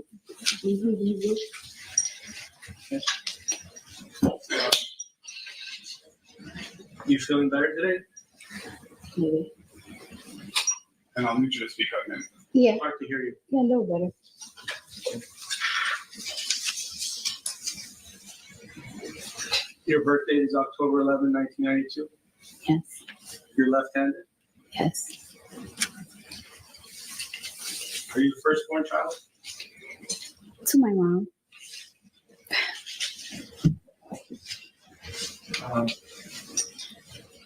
Did you take any medication, drugs, or alcohol that would affect your ability to testify today? No,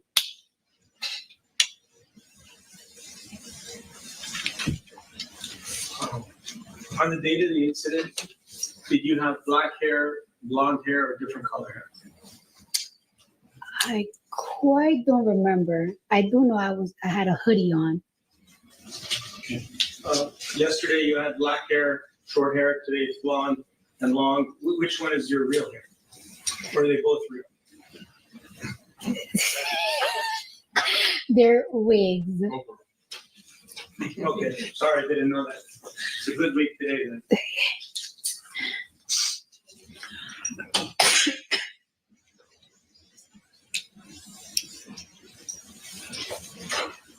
Do you have any affiliation at this time with a gang?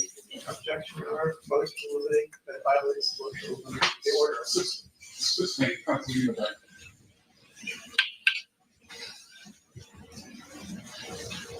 Your fingernails, can you show them to us for all of us to see? How long are those fingernails?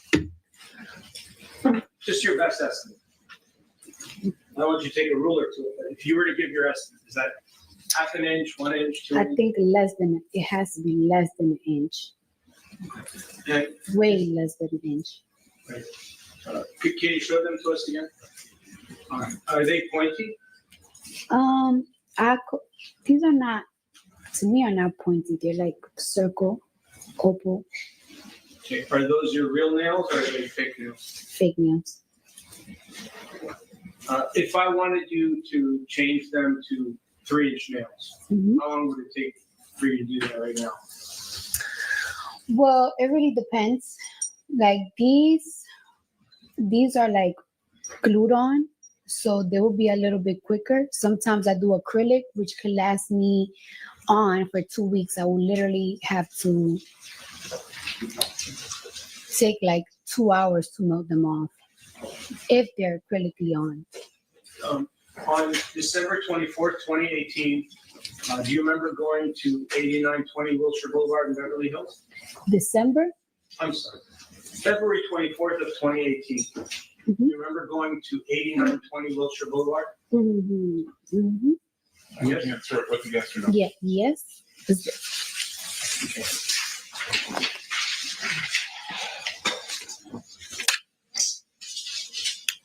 Do you know Dr. Aziz Olai, who's in that building? No, Do you know Miss Parsi, who's in that building? no, Do you know Brianne Soraya, who's in that building? no. Who do you know in that building? Well, at the time, I went to see Dr. Finke. I had an appointment with him that day. So that's who I went to see that day. Do I personally know him? No. Okay. When you went to see him, were you seeing him as a friend or as a patient? As a patient, And when you went to see him, it was a Saturday, correct? yes. And you filled out an intake form and you signed some other documents that he would be your treating doctor, correct? No, for that day, yes. Yeah. I don't live in LA, so I understand. You came all the way from Atlanta, Georgia, correct? Jersey and Atlanta. Understood. So when you went to see Dr. Finke on February 24th of 2018, when you went to see him, you went to see him as a patient. Yes. And you got medical treatment from him, whether it was for 1 minute or an hour or longer, correct? Mm-hmm. How much time did you? You need to answer yes or no. Oh, yes. Sorry. Thank you. How long did you spend with the doctor that day? I'll say about 25 to 30 minutes. Around that time. Not that much.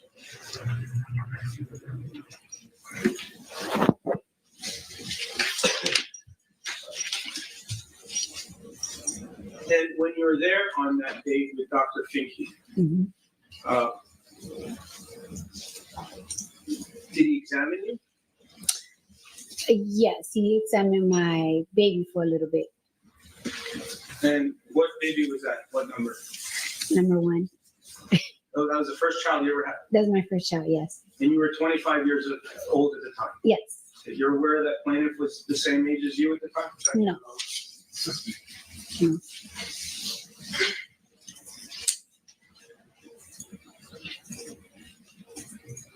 Besides examination, what did Dr. Finke do for you? That objection? Assisting. We're not here for her medical care.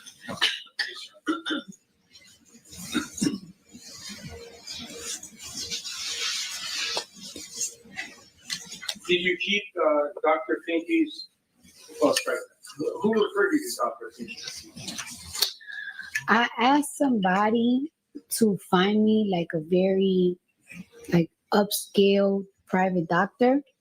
So I was like, I need to go to the doctor's like tomorrow. Like I feel so weird. And they were like, we're gonna find somebody. And that's just how it goes.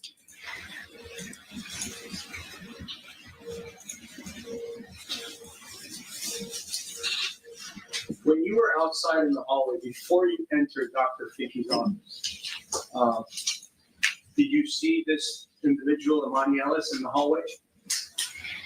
She was waiting for, she was right in front. As soon as the door of the elevator opened, she was waiting, I guess, for the elevator. She was going inside the elevator. And you were coming outside of the elevator? Yes. Do you know approximately what time it was when this occurred? About, I guess, like in the afternoon, 1 o'clock around there. Yeah, 1 something.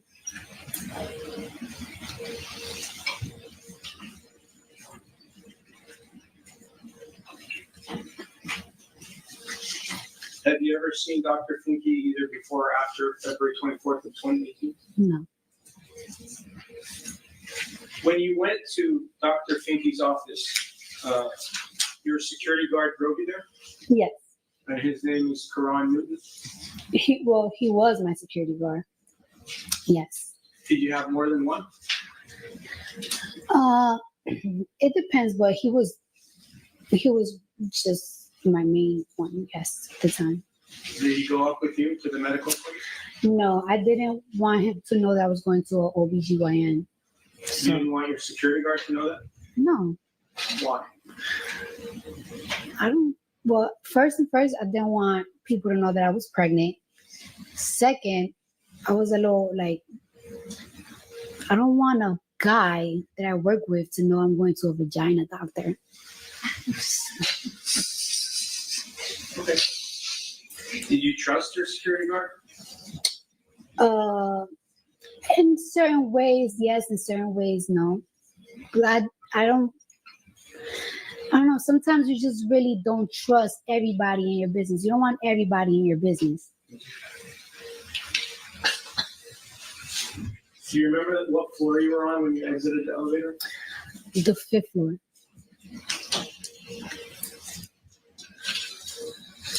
At any time did your security guard come into the building after learning about there being some kind of incident in the building? He was waiting for me, like, not necessarily like inside. He was like waiting for me like by the exit, like by the door. Around there, yeah. Like, do you remember the building? Yes. Do you remember? Well, I kind of remember, but I do know that he was waiting for me by the door. And you're talking about the lobby area where you Yes. take the stairs up? Mm-hmm. So he was inside the building or right outside? I don't really recall, but he was like, maybe it was in the inside, it was in the outside, but he wasn't like in, like deep in. He was like waiting for me by the door. And the door, he had it open for me to come out. All right. So would you consider that your security guard was with you at the time, whether it was upstairs, downstairs? In your mind, would you agree that your security guard was with you at the building? Is that fair?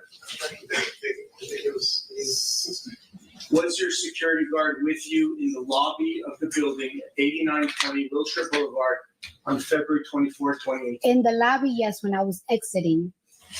When I was exiting. He was in the lobby with you, In right? the lobby. I can't say he was with me because we was leaving. He never went upstairs, so. Okay. Do you know if your security guard, Karan Newton, spoke with Miss Ellis at any time that day? He did not tell me he spoke to her at all. Do you know if he did? He told me he didn't. So I'm gonna go with his word. No, because I was like, I told him like what happened upstairs. He was like, damn, I should have went upstairs. But he never told me that he spoke or seen her. So I wouldn't know. You came to this courthouse with another fine gentleman security guard, correct? Yes. And when you go to different places with your security guard, if an incident occurs where you're threatened or you're injured or anything happens, yes, aren't they supposed to come help you? Objection. Why don't we move on? You don't have to ask. When the incident occurred, did you call your security guard or send him a text message or do anything to let your security guard who was with you know that something happened where you wanted his help? Objection, argumentative as to with. I told him like, yo, you wouldn't even believe what just happened upstairs. He was like, what happened? And I practically told him like, I'll tell you later, like when I leave. Okay. I'm like, wait for me. But I told him like, wait for me downstairs, like by the door. And that's what I told him. If you were in any danger, would you call your security guard or would you call the police or would you call both or do nothing? Did you feel that you were in danger on February 24th, 2018 when you were upstairs on the 5th floor? For like those 50 seconds, yeah. After I went to my appointment and like the argument just passed me, I didn't even mind it anymore. Did your attorney show you a photograph of Dr. Finke to refresh your recollection as to who the doctor was that you saw on that day? Yes. And you had a different set of attorneys before, in 2022 and 2023. Did they do the same thing? No, they didn't. So, do you know what's discovery? Yes. What are form interrogatories? I don't know what that means. What is special interrogatory? I do not know. What are requests for admissions? You don't know, right? Is that fair? You don't know? No. You do know? No. Okay. And when your attorney responded to the written discovery on your behalf, did he or she show you the discovery responses? Did they email you a copy of it? I mean, I will have to see what you're asking me. I will show it to you. May I approach your Honor? You show her the discovery only? Thank you, Your Honor. Could you identify it, please? Yes. I will show it to you.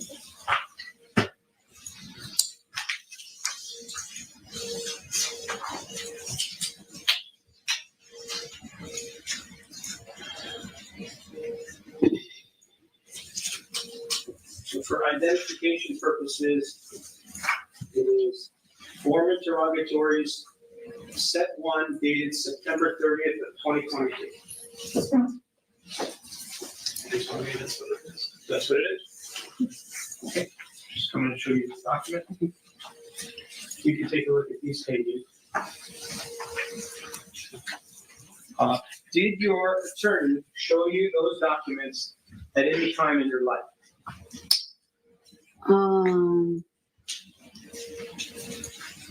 I'm not quite sure. I don't think so, no. Well,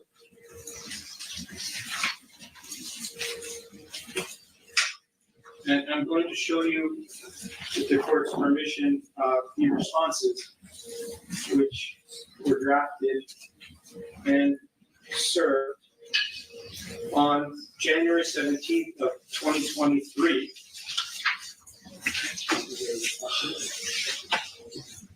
May I approach, Your Honor? All right. We'll show you these documents as well. So you can take a look at those documents. Do you ever remember receiving these documents from anyone, whether it was your attorney, the attorney's paralegal, a family member, anybody? Did they ever show you these documents when they responded on your behalf? this one I saw. This one I saw. Okay, you saw that one. Yeah.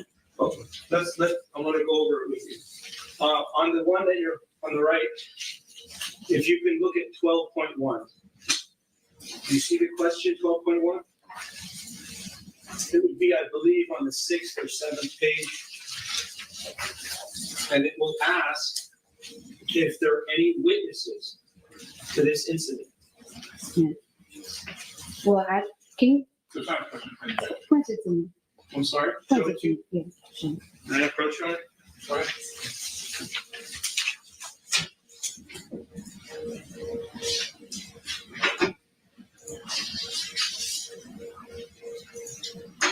It's on page 5, under 12.1. Mm-hmm. Did your attorney ask you if there were any witnesses to this incident? Yes. All right, we're just gonna avoid attorney-client conversation. And all of this, Your Honor, this is a discovery issue that the subject. Not a discovery issue, Your Honor. I'm asking her questions about if there's any witnesses and it's for impeachment purposes.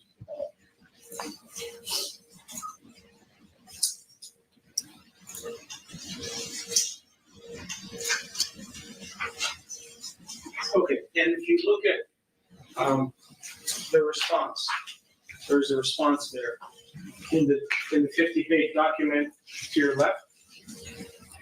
May I show it to her, Your Honor? Right.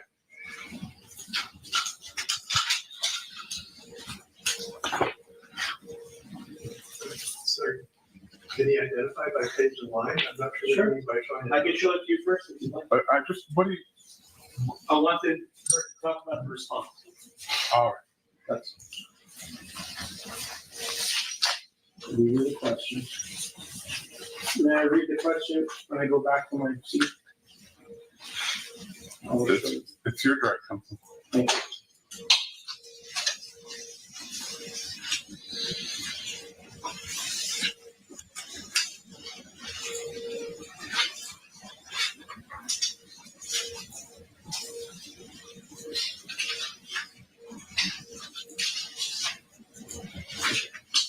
So first, I want to ask you if this is your signature on page 47. Is that your signature?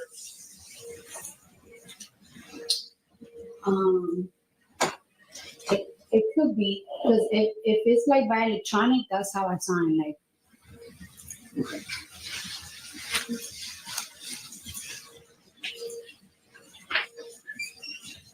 And the question that I showed you, 12.1, just say, you want to read it or you want me to read it to you? You can read it. State the name, address, and telephone number of each individual who witnessed the incident. This is A, so paragraph A. Or the events occurring immediately before or after the incident. Mm-hmm. That's what the question is. Yes. As you sit here today, would you is it your testimony that Dr. Finke is a witness to the incident? Absolutely. He is a witness. Yes, she knows. She was there. Is Dr. Finke outside speaking with you Outside where? on February 24th, 2018? Outside like, In the hall. yes, He came out of his office? yes.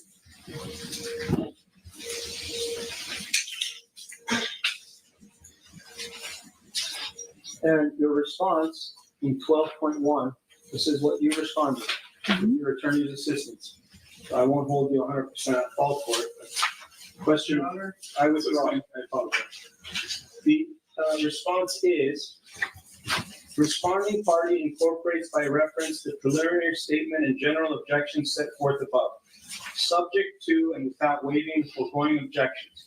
Responding party responds as follows. Responding party may be contacted through defendant's counsel. Admonitions may be contacted through plaintiff's counsel. And then it says unknown staff / employees at Cedars-Sinai Medical Center, including at least 2 such persons who intervened during the incident. Discovery is continuing.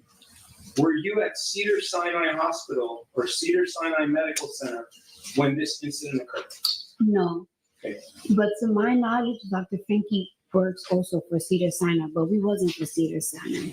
Is there any reason why your attorney or your prior attorney? Yes, sir. We're not.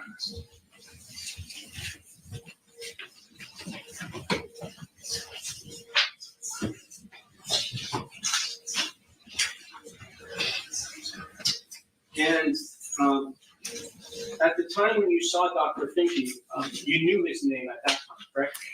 I didn't know his name. And for a while, when I was getting asked by lawyers like his name and like the receptionist's name, I didn't know it because I saw him one time.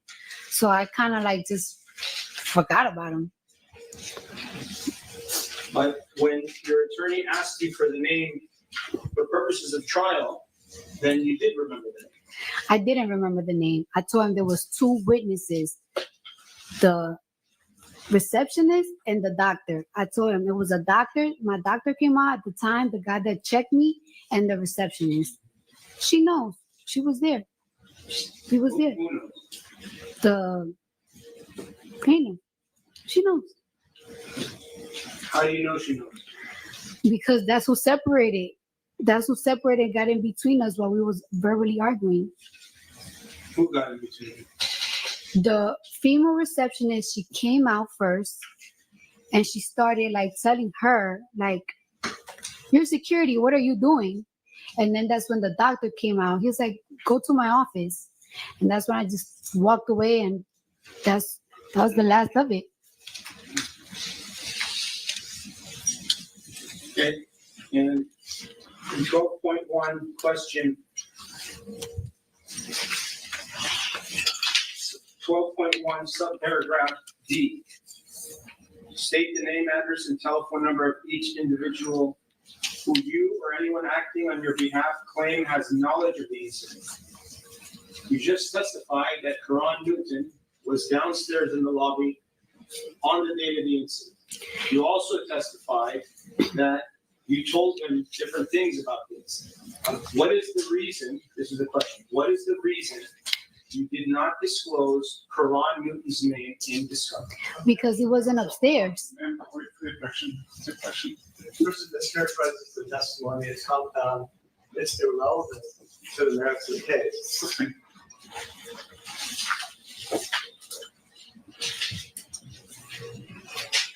In written discovery, were you asked to provide the name of your security guard? Your Honor. Yeah, but why don't we, I don't know what you're trying to impeach her on, because she hasn't testified to anything yet. You're saying it's impeachment, but you're not impeaching anything. Did you respond to special interrogatory set 1 through your attorney? Your Honor. All right, the court's going to sustain its on 352. Once you run.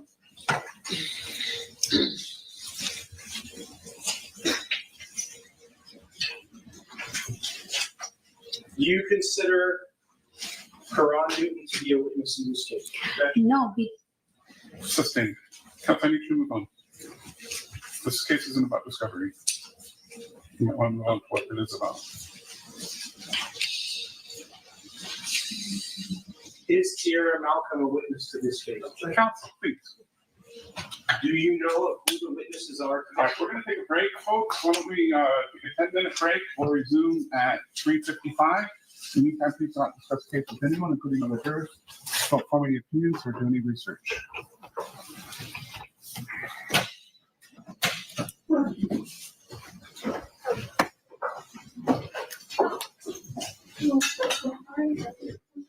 Okay, so they sending the jury on a break. So just so yeah, all these objections and stuff. So they got the camera kind of panned up to the ceiling so we don't see the jury, right?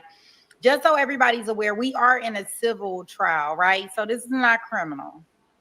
This is about I'm suing for money, pain and suffering. So it's Amani's attorney, which is the plaintiff, versus Cardi B's attorneys. So the person that's currently questioning her is the plaintiff's. That's why they objecting. They're not gonna hurt her. They're not gonna let her answer. Evidence that she said something else. She said, I didn't know anybody's name. I got sent there. I was seen for a short amount of time. I didn't remember what their names were. And now you're saying, here's this document that says you don't know what their names were. Okay, so maybe I'm going about it the wrong way. That's why. You absolutely are. And you're not listening to the court's direction when I'm asking you to move on. I'm sorry, I'm not doing it intentionally. It seems like you are. I really am. I understand the court's issues, but I want to explain my name. Go ahead. So I was going to ask her if she believes that Karan Newton is a witness in the. He wasn't there. He was in the lobby. Right, but 12.1 subsection D talks about witnesses that have knowledge about this case. How what knowledge does he have? He was in the lobby. I was going to ask her. She spoke to him about it. That's what D is all about. Okay, so he was a hearsay witness, but she told him something. Well, he's a witness. Okay. Also, especially. So here's the other issue. You didn't depose her. If you wanted to ask these questions, you could have taken her deposition. I understand the issue that there is a special interrogatory number 15, which is on point, which asks a disclosure of the security guard. Okay. She didn't disclose his name, but she knows his name. Okay. So what are we going to do with that? We're going to have the jury know that she didn't give the name of her security guard. So in order to be admissible, it has to be relevant. So in order to be relevant, it has to be proven. So it's got to be more likely to show, prove, or disprove a material fact in the case. None of this has anything to do with any material fact. Let me explain. Her testimony, Your Honor, is that Karan Newton doesn't know anything about this case. However, she doesn't say that. She hasn't said that. She said he was in the lobby. Even better. Plaintiff has testified that she has spoken with Karan Newton. Okay. It's in the medical records. Okay. He's a witness in some form or so the appropriate means for you to do that is one, to file a motion to compel, or number two, seek evidentiary sanctions, which would have been handled pre-trial. But we're not going to have this witness testifying in trial in front of a jury about discovery issues. That's fine. The issue is, if it asked her to provide the name of the security guard and she didn't disclose it, why is it not fair? These are under penalty. Then you file a motion to compel, or a motion for evidentiary sanctions. You did neither. She testified in her discovery that she was alone. Today, she testified she was with Karan. I want to ask her about that. You already did. I didn't show her the discovery, which is on point on that issue, Your Honor. You're going to impeach her with the document saying that she was alone when she was alone in the elevator and the incident happened. That's your impeachment? No. My impeachment is she did not reveal that she was with the security guard in the lobby, didn't do anything to provide his information when the other side. Again, it's a discovery issue, so we're not going to go there. Your Honor, the other side was able to impeach plaintiff. With what? With this discovery. They went into it at she offered inconsistent statements in discovery. That's what's happening here. No, she hasn't said anything inconsistent. She said she didn't know the person's name. She knew From Quran. discovery, she said she didn't know the person's name. She knew Quran information. Okay. We asked for the name of the security guard. All right. She made it appear. I'm going to ask you to move on. We're not going to get to further discovery issues. May I just raise one point? I don't want the court to overlook. I want to point out this questioning started with a direct contemptuous violation of the order on the motion to eliminate, excluding any mention of gang affiliation, and that's the first question he asked. Yeah, I don't expect that there's going to be anything further than that. I mean, you knew it was wrong when you said it. No, I didn't. You didn't know that there was a specific motion in the excluding? The motion to eliminate, Your Honor, is prior to that act. Nope. You might want to look at your trial binder to see specifically what it says. All right? All right, we'll resume in 5 minutes.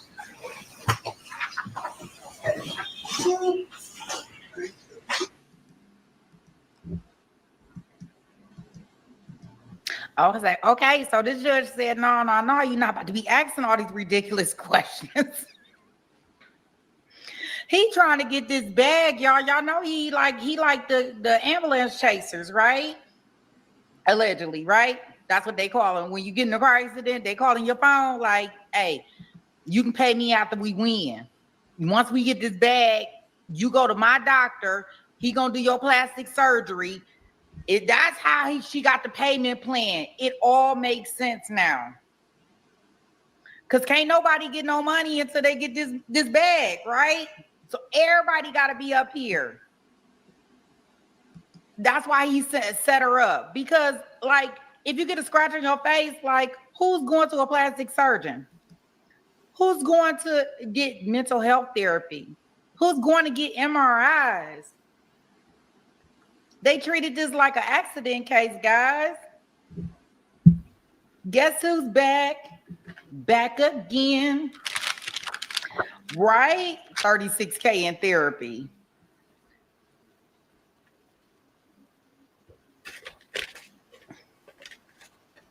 This is something else. Boy, oh boy. Yeah, he's stopping her right in. We're stopping him right in his tracks. Don't be asking all these retarded questions.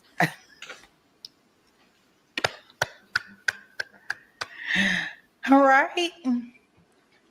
Oh, wow. So let me see. I know we probably don't have no TiVo time because I brought us right in there. So we don't have no TiVo time, but I'm going to check and see if we got something. Okay, wait a minute. We got a little bit. Here we go. Here we go. We got a little bit. Look, we in there. We in there. There we go. Aside from Karan Newton, is there anybody else who drove with you to the building on February 24th of 2018? No.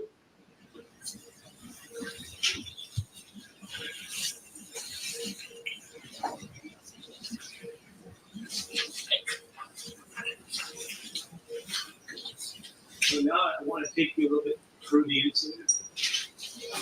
Bring you back in time. Do you agree that an incident occurred on February 24th, 2018? It was a verbal incident. Verbal. But it was an incident, correct? Oh,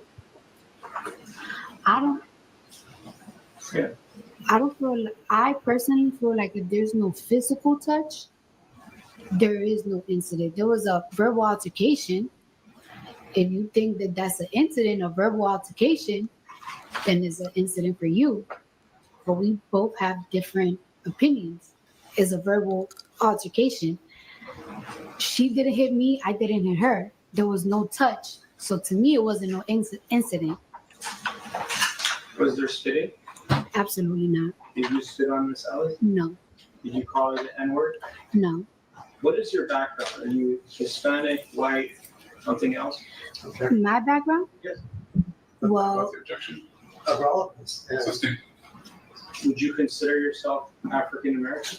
I consider myself Afro-Caribbean. Now, you need to give your attorney a second to object. Oh, sorry. Relevance, yeah. Assisting. Have you ever used the N-word with Miss Amani Ellis? No. Did you try to take a swing at her? No. When you say there was a verbal altercation, Yes, do you know what the word altercation means? like a conflict. Like a fight, right? It was like a verbal fight, but it didn't get physical at all. When I'm talking to you now, are we having a verbal altercation? We having, we'll say, a debate. And we're debating about whether you assaulted and battered Miss Amani Ellis, correct? Just no, like, I guess so, but I didn't touch her. She didn't touch me, so. What proof do you have that you didn't touch her? Objection? No, and also, That's why I decided to sustain. Do you have any videos of the incident? No. Did you try to get videos? I asked if there was videos. Like I told my lawyers to check if there was videos, but there's no cameras. I guess there was no cameras. When did you ask for that? What year? I feel like when I got sued, I was like, when I got sued, I was like, oh, I know I didn't touch her. Like it's like look for the cameras because they'll tell you I ain't touching her. When you went to the building of 8920 Wilshire Boulevard, you saw Amani Ellis there on the 5th floor. Was she wearing her uniform as a security guard? Yes. Okay. You remember? Again, you might want to just take a breath so your attorney can object. Are you aware that my office is across the street? No. 8920 Wilshire Boulevard. You remember that number? You agree that that's the correct number? The address. I remember that I went there, but I don't really remember the address and stuff like that. I don't. If I show you the building with the number on it, would that help refresh your recollection? Sure. I don't have to really waste time if you don't want me to. When you were sitting here throughout the trial, you saw the 22 pages I showed, right? Yes. Was that the correct building? Yes. And you remember entering the building, going up some stairs, taking the lobby elevator, and going to the 5th floor, correct? Yes. And when you exited, you saw Amani Ellis right there in front of you. Yes. No. When I exited the elevator, Okay. not the building, the elevator. Correct. On the Yes. 5th. Mm-hmm. And there was 3 elevators there? I do not remember that. At least two different elevator bays? I don't remember that. I just remember me getting out the elevator. She was coming in. I was coming out. I could hear her. She was talking on the phone. And she said, oh my God, yo, Cardi B's here. So I kind of speed walk, but I feel her behind me. Then I hear her talking like, oh my God, Cardi B is here. So I turn around and she had her phone. She didn't have it here no more. Now she has it here. And I asked her, yo, why are you recording me? And she clearly looked like the security. She looked like the security guard. She's uniformed down. And I'm like, why are you recording me? Are you security? And she's like, oh my bad. But then I'm walking and I feel her still following me. So like as I'm walking, speed walking, trying to look for the office, I turn around again and I'm like, why are you following me? She's like, because I can. It's like, no, you can't. Why are you following me for? Like, ain't you supposed to be security? And she's like, because I can.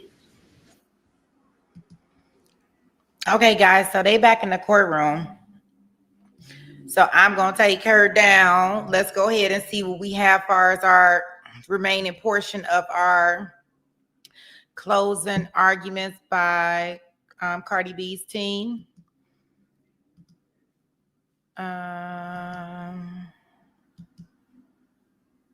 Yeah, I don't think the jury gonna deliberate at all. I think they'll get their jury instructions. They'll finish it up, and I think that'll be it. I don't think they're gonna start deliberating today. I could be wrong.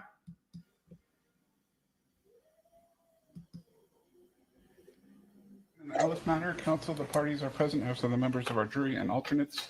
We're going to resume the defense closing argument. thank you, Honor.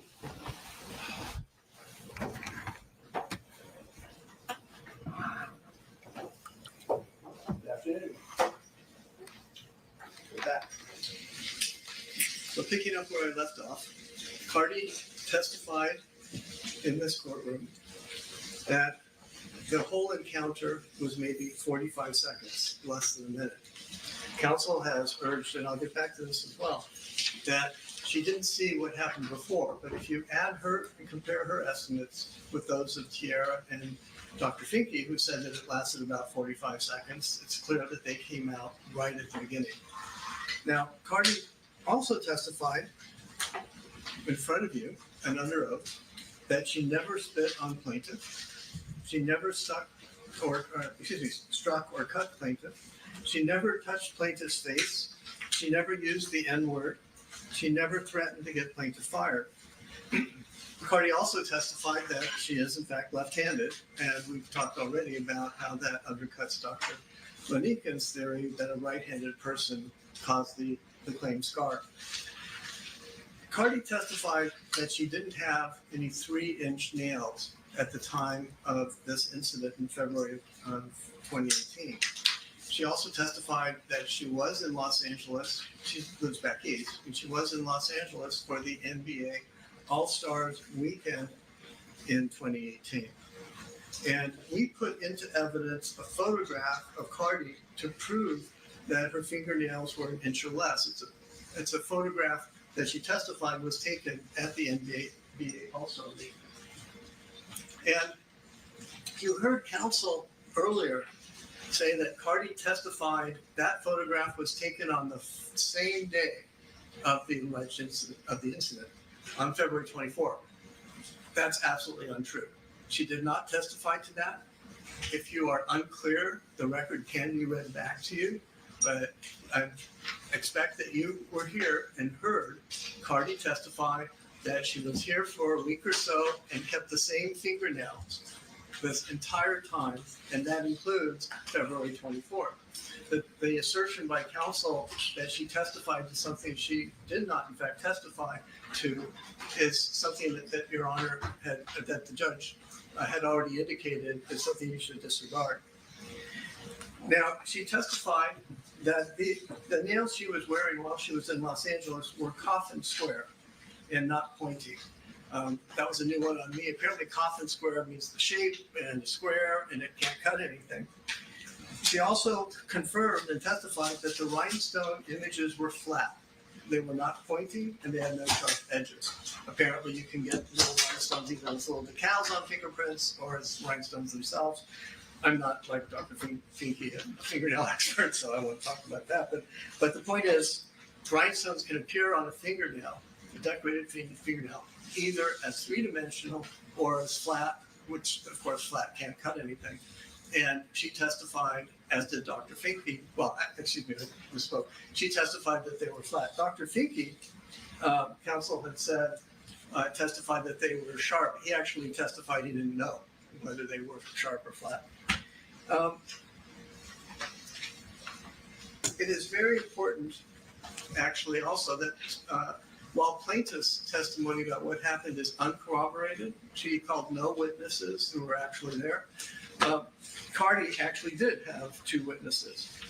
And we'll get back to that. I do want to mention something that plaintiff's counsel raised, which is there's testimony from Cardi that as plaintiff advanced towards her swearing and pushing her back, that their chests touched. And counsel told you that that's an assault right there, that his client wins. Well, there's a couple of problems with that. Just touching chests like that is not an assault. And if it is an assault, it's an assault by plaintiff on Cardi. Cardi was being pushed back. That's the testimony from all of both of the witnesses and Cardi herself. But I should mention, just in case you want to know, there is an instruction in the jury instructions that deals with the defense of self-defense. Counsel said that is inapplicable here because Cardi denies that she touched anyone or had to act in self-defense or that she cut plaintiff. The point he's overlooking is that is up to you. We've heard the evidence. We think it's overwhelming that Cardi did not touch a plaintiff at any point in time and did not touch this magic appearing, disappearing scar. But we have to be careful as lawyers. So we've included a self-defense, a defense of self-defense instruction, which means that if you were to find that Cardi did touch plaintiff, or that somehow a chest-to-chest caused by plaintiff is assault by Cardi, which we dispute strongly, there is an instruction that the judge has given you that self-defense applies if a person reasonably believes that another person was going to harm her or him, and the person uses only the amount of force reasonably necessary for protection. I think there can be no doubt that Cardi was faced with someone bigger than her who was trying to hurt her. We know that from both Cardi's testimony, Tiara's testimony, Tiara Malcolm, and I believe also Dr. Finke. But let's talk about Ms. Malcolm. Tiara Malcolm, we called her as a witness, so we'll add her there. And she is one of the 4 people who were in the hallway, and she testified as an eyewitness, and she has no axe to grind. She's not a friend of plaintiff. She's not a friend of Cardi. She doesn't work for Cardi. They never met before. And so, again, she's an independent third-party witness. She testified that she was Dr. Finke's receptionist and expecting Cardi for a secret appointment. As a receptionist, she was near the front door. That's why she got out first before Dr. Finke, whose office was in the back. She testified it was a Saturday and all the other offices in the building were closed. And they closed early because, quote, they didn't want anyone there when Cardi arrived. When Ms. Malcolm, she testified that when she heard yelling, she immediately ran out. She's near the door. There's nothing she really could have missed once the yelling started. A defense counsel has argued that, again, that she wasn't there in the beginning, but we know from her testimony that she was near the door, immediately ran out when she heard yelling. Now, we have a visual rendering based on plaintiff's own photograph of the hallway outside the doctor's office and based on the testimony and Cardi of Ms. Malcolm.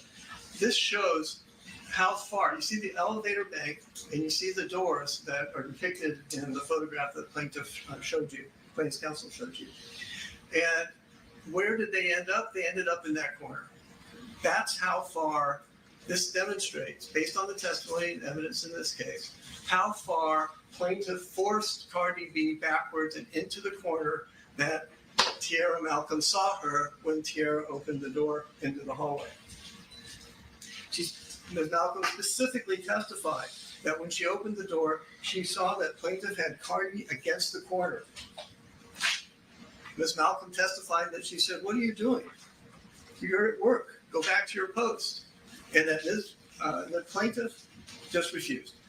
She was going after Cardi. She was yelling, screaming. Ms. Malcolm testified that she got between them, with Cardi behind her and with Ms. Malcolm facing plaintiff. The evidence is that at that point, Ms. Malcolm testified that plaintiff was swinging at Cardi, who was behind Ms. Malcolm. That's what she testified to. Now, Ms. Malcolm didn't realize at first that she was hit. She went after Dr. Finke came out and tried to deal with the plaintiff. Ms. Malcolm took Cardi into the office, and someone else at the office, this is what she testified, what Ms. Malcolm testified to, someone else at the office said, "What happened to your head?" That's when she found out. In all the brouhaha, she did not realize with Cardi behind her and plaintiff in front of her swinging away, Ms. Malcolm did not realize that she had been hit. Now, counsel told you in his opening statement that Ms. Malcolm didn't know she was hit. She knew she was hit. She went back to the office and she saw the scratch on her own head. Counsel has argued Your Honor, I would object to him referring to counsel. We can talk about facts, not counsel. Plaintiff's counsel has argued to you that Ms. Malcolm didn't know who hit her. Okay, and he dwelled on that a lot in his cross-examination of Ms. Malcolm. And with all the things flying, with all of plaintiff's hands flying in the air, what Ms. Malcolm explained is her back was to Cardi. Ms. Malcolm specifically testified she did not see Cardi's hands go in front of her, go by Ms. Malcolm's head. But she did see plaintiff flailing away trying to get to Cardi. That's why she concludes that it was plaintiff who hit her. And it only makes sense. Cardi was behind Ms. Malcolm, and Ms. Malcolm was hit in the forehead, face to face with plaintiff. Again, I apologize for the language, but it's important that you hear this. Ms. Malcolm also heard plaintiff, who was almost double the size of Cardi, expressly threaten in no uncertain terms to harm Cardi. Quote, "I will F your shit up." That's what Tiara Malcolm testified to. She heard plaintiff threaten Cardi. That's an express threat. If anyone was being assaulted by threats of immediate offensive contact, it was Cardi who was being assaulted by plaintiff. Ms. Malcolm testified that while Cardi was behind her and Ms. Malcolm was face to face with plaintiff, Ms. Malcolm did not see any scratches or cuts on plaintiff's face, any blood on plaintiff's face, any injury at all on plaintiff's face, or any spit or spittle on plaintiff's face. Ms. Malcolm also testified that Dr. Finke came out of the office into the hallway and tried to get plaintiff to stop and leave. Ms. Malcolm then got Cardi into the doctor's office. She testified that throughout this, plaintiff had her phone in her hand. I want to repeat that since she testified here that she was using earphones. We've got another witness who says plaintiff was standing there, flailing away with her phone in her hand. Now, Ms. Malcolm also testified, and I know this gets a little bit repetitive, but it's important you remember this testimony and you take it into account when you deliberate. Ms. Malcolm also testified that Cardi did not hit plaintiff, that Cardi did not cut plaintiff with her fingernails, that Cardi did not use the N-word.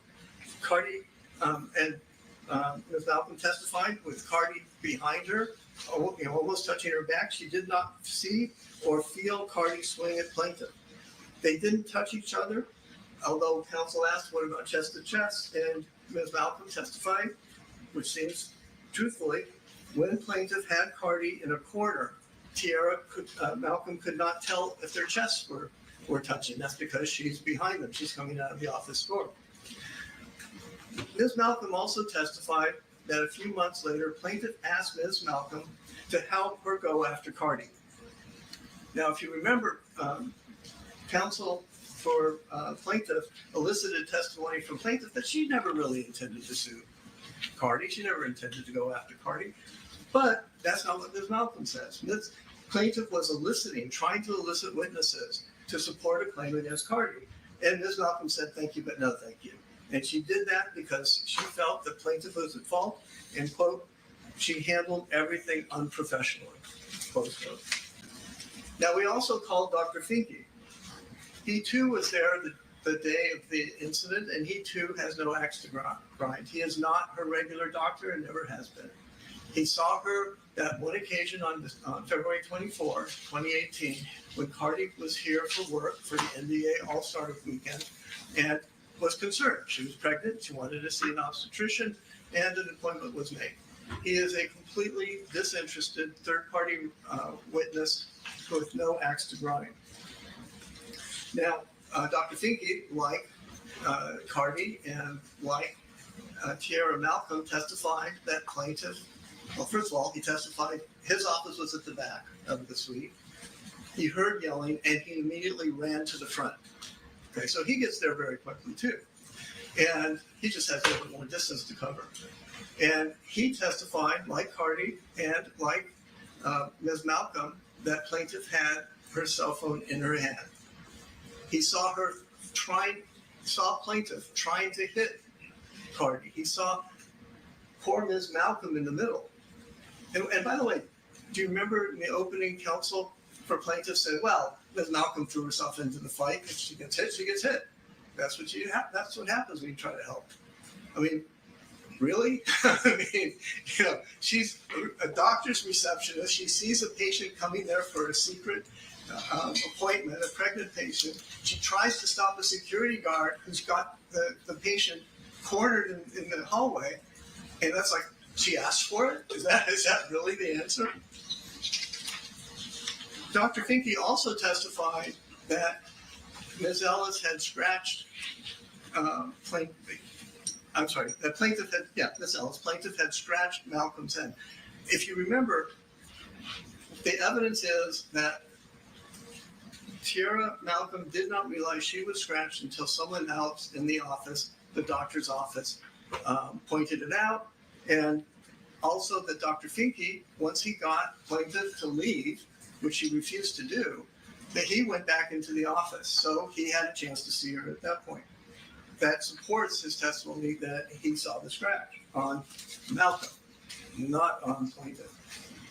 Dr. Finke also testified that he told plaintiff, do your job, you're a security guard. But plaintiff kept yelling and she refused to leave. Kept yelling at them, kept yelling at Cardi. Now, while Dr. Finke tried to get plaintiff to leave, he was face to face with her. He testified they were within a foot of each other. And he testified he saw no cuts or scratches to plaintiff's face. He saw no blood on her face. Despite the fact that he testified that a cut on one's face bleeds more than a cut on any part of the body. This woman claims that she was cut in that encounter, but no one has testified that she had blood in her face. In fact, she testified she doesn't know if she had blood in her face from a scratch that supposedly ruined her life. He also testified that he saw no spit or spittle on her. He also heard, he was there when plaintiff expressly threatened harm to Cardi by saying, I will F your S up. Now, Finke testified that Cardi did not spit on plaintiff or anyone else, did not take a swing at plaintiff, did not hit plaintiff, did not cut or scratch plaintiff, did not threaten to get plaintiff fired, did not use the N-word, and did not call plaintiff fat or poor.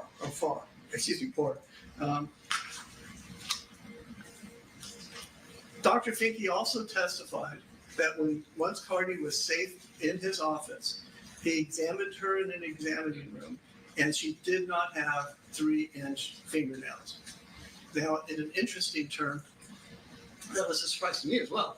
He said he actually notices his patient's fingernails because it's a way of calming them down. It's a way of lightening the mood in the examination. So he's seen a lot of fingernails.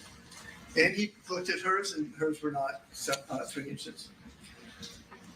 There were allegations, and you've heard little bits of it, that Cardi supposedly got plaintiff fired. Actually, Dr. Finke said it was him. He told his administrator, his practice administrator, that this was outrageous, and based on the conduct he saw, plaintiff had to go. Cardi did not make a complaint. Cardi is not the reason that plaintiff got fired. Plaintiff is the reason that plaintiff got fired. Our evidence also included plaintiff's February 24, 2018 incident report. Plaintiff was asked in discovery, and we read some of that to you, which are formal written requests for documents or information, sworn under oath by plaintiff in this case. We asked for documents relating to the incident, emails relating to the incident. She never produced her incident report. We had to subpoena it from Ally. That's how we got it. We didn't get it from her. She claimed it didn't exist. Once again, common sense. There's something wrong there. We had to serve a subpoena on Ally, who produced a copy of the incident report, and we relied on that incident report because of plaintiff's inconsistencies and admissions. Now, it contains a lot of her accusations, and we believe the evidence is clear that they are false, but it also includes some interesting statements by plaintiff. And this is 2 days after the February 24, 2018 incident. Plaintiff, who testified, if you remember, that incident reports are very important. And she testified, and in the incident report, she told her supervisor that that Cardi had scratched plaintiff's nose. Not cheek, nose. 2 days after the incident, when she's blaming all of this on Cardi, which I think it's safe to assume that she was improperly doing so, given all the evidence we've heard. Plaintiff told her supervisor 2 days later, Cardi's with 3-inch nails, the evidence is against that as well, scratched plaintiff's nose. Nothing about a cheek. And again, a nose is not a cheek. They're different. This raises 2 points, really. Plaintiff's first statement that Cardi scratched her nose is directly contrary to plaintiff's sworn testimony here that Cardi scratched her cheek. Okay. So if we accept that, then the statement that she put in her report is clearly false. Because she's now saying, and she's been saying for a couple of years, no, it wasn't my nose, it was my cheek. Second, plaintiff admits that her nose was not scratched. So this is a very important document because it confirms that she made false statements about the incident. At a minimum, she made the false statement that Cardi had scratched her nose. This statement, this incident report that she said is very important, also apologized to Allied and the building owner, quote, for behaving the way I did. Okay? Why would she apologize to them if she was attacked? Why is it something that she would apologize for? Again, common sense. She was apologizing because of the way she was behaving. She's apologizing to them for her professional misconduct. She's apologizing to them for attacking a medical patient who's trying to go in for a medical exam. So you can wrap up in about 10 minutes? Can I have a little bit of extra time since council got extra time? I don't know that you did, but please try to wrap up. Okay. I'm going to do this a little bit faster, and I apologize. We also called Nicole McKenzie. Nicole McKenzie is an interesting person because she's a psychologist, a workers' comp psychologist, and plaintiff called her too.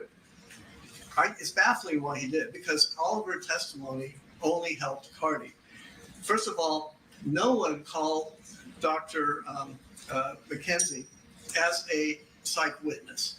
There were no psych witness questions. We called her because what plaintiff told Dr. McKenzie in April of 2018, just 2 months later, is directly contrary to what she's been saying. Ms. McKinnon testified that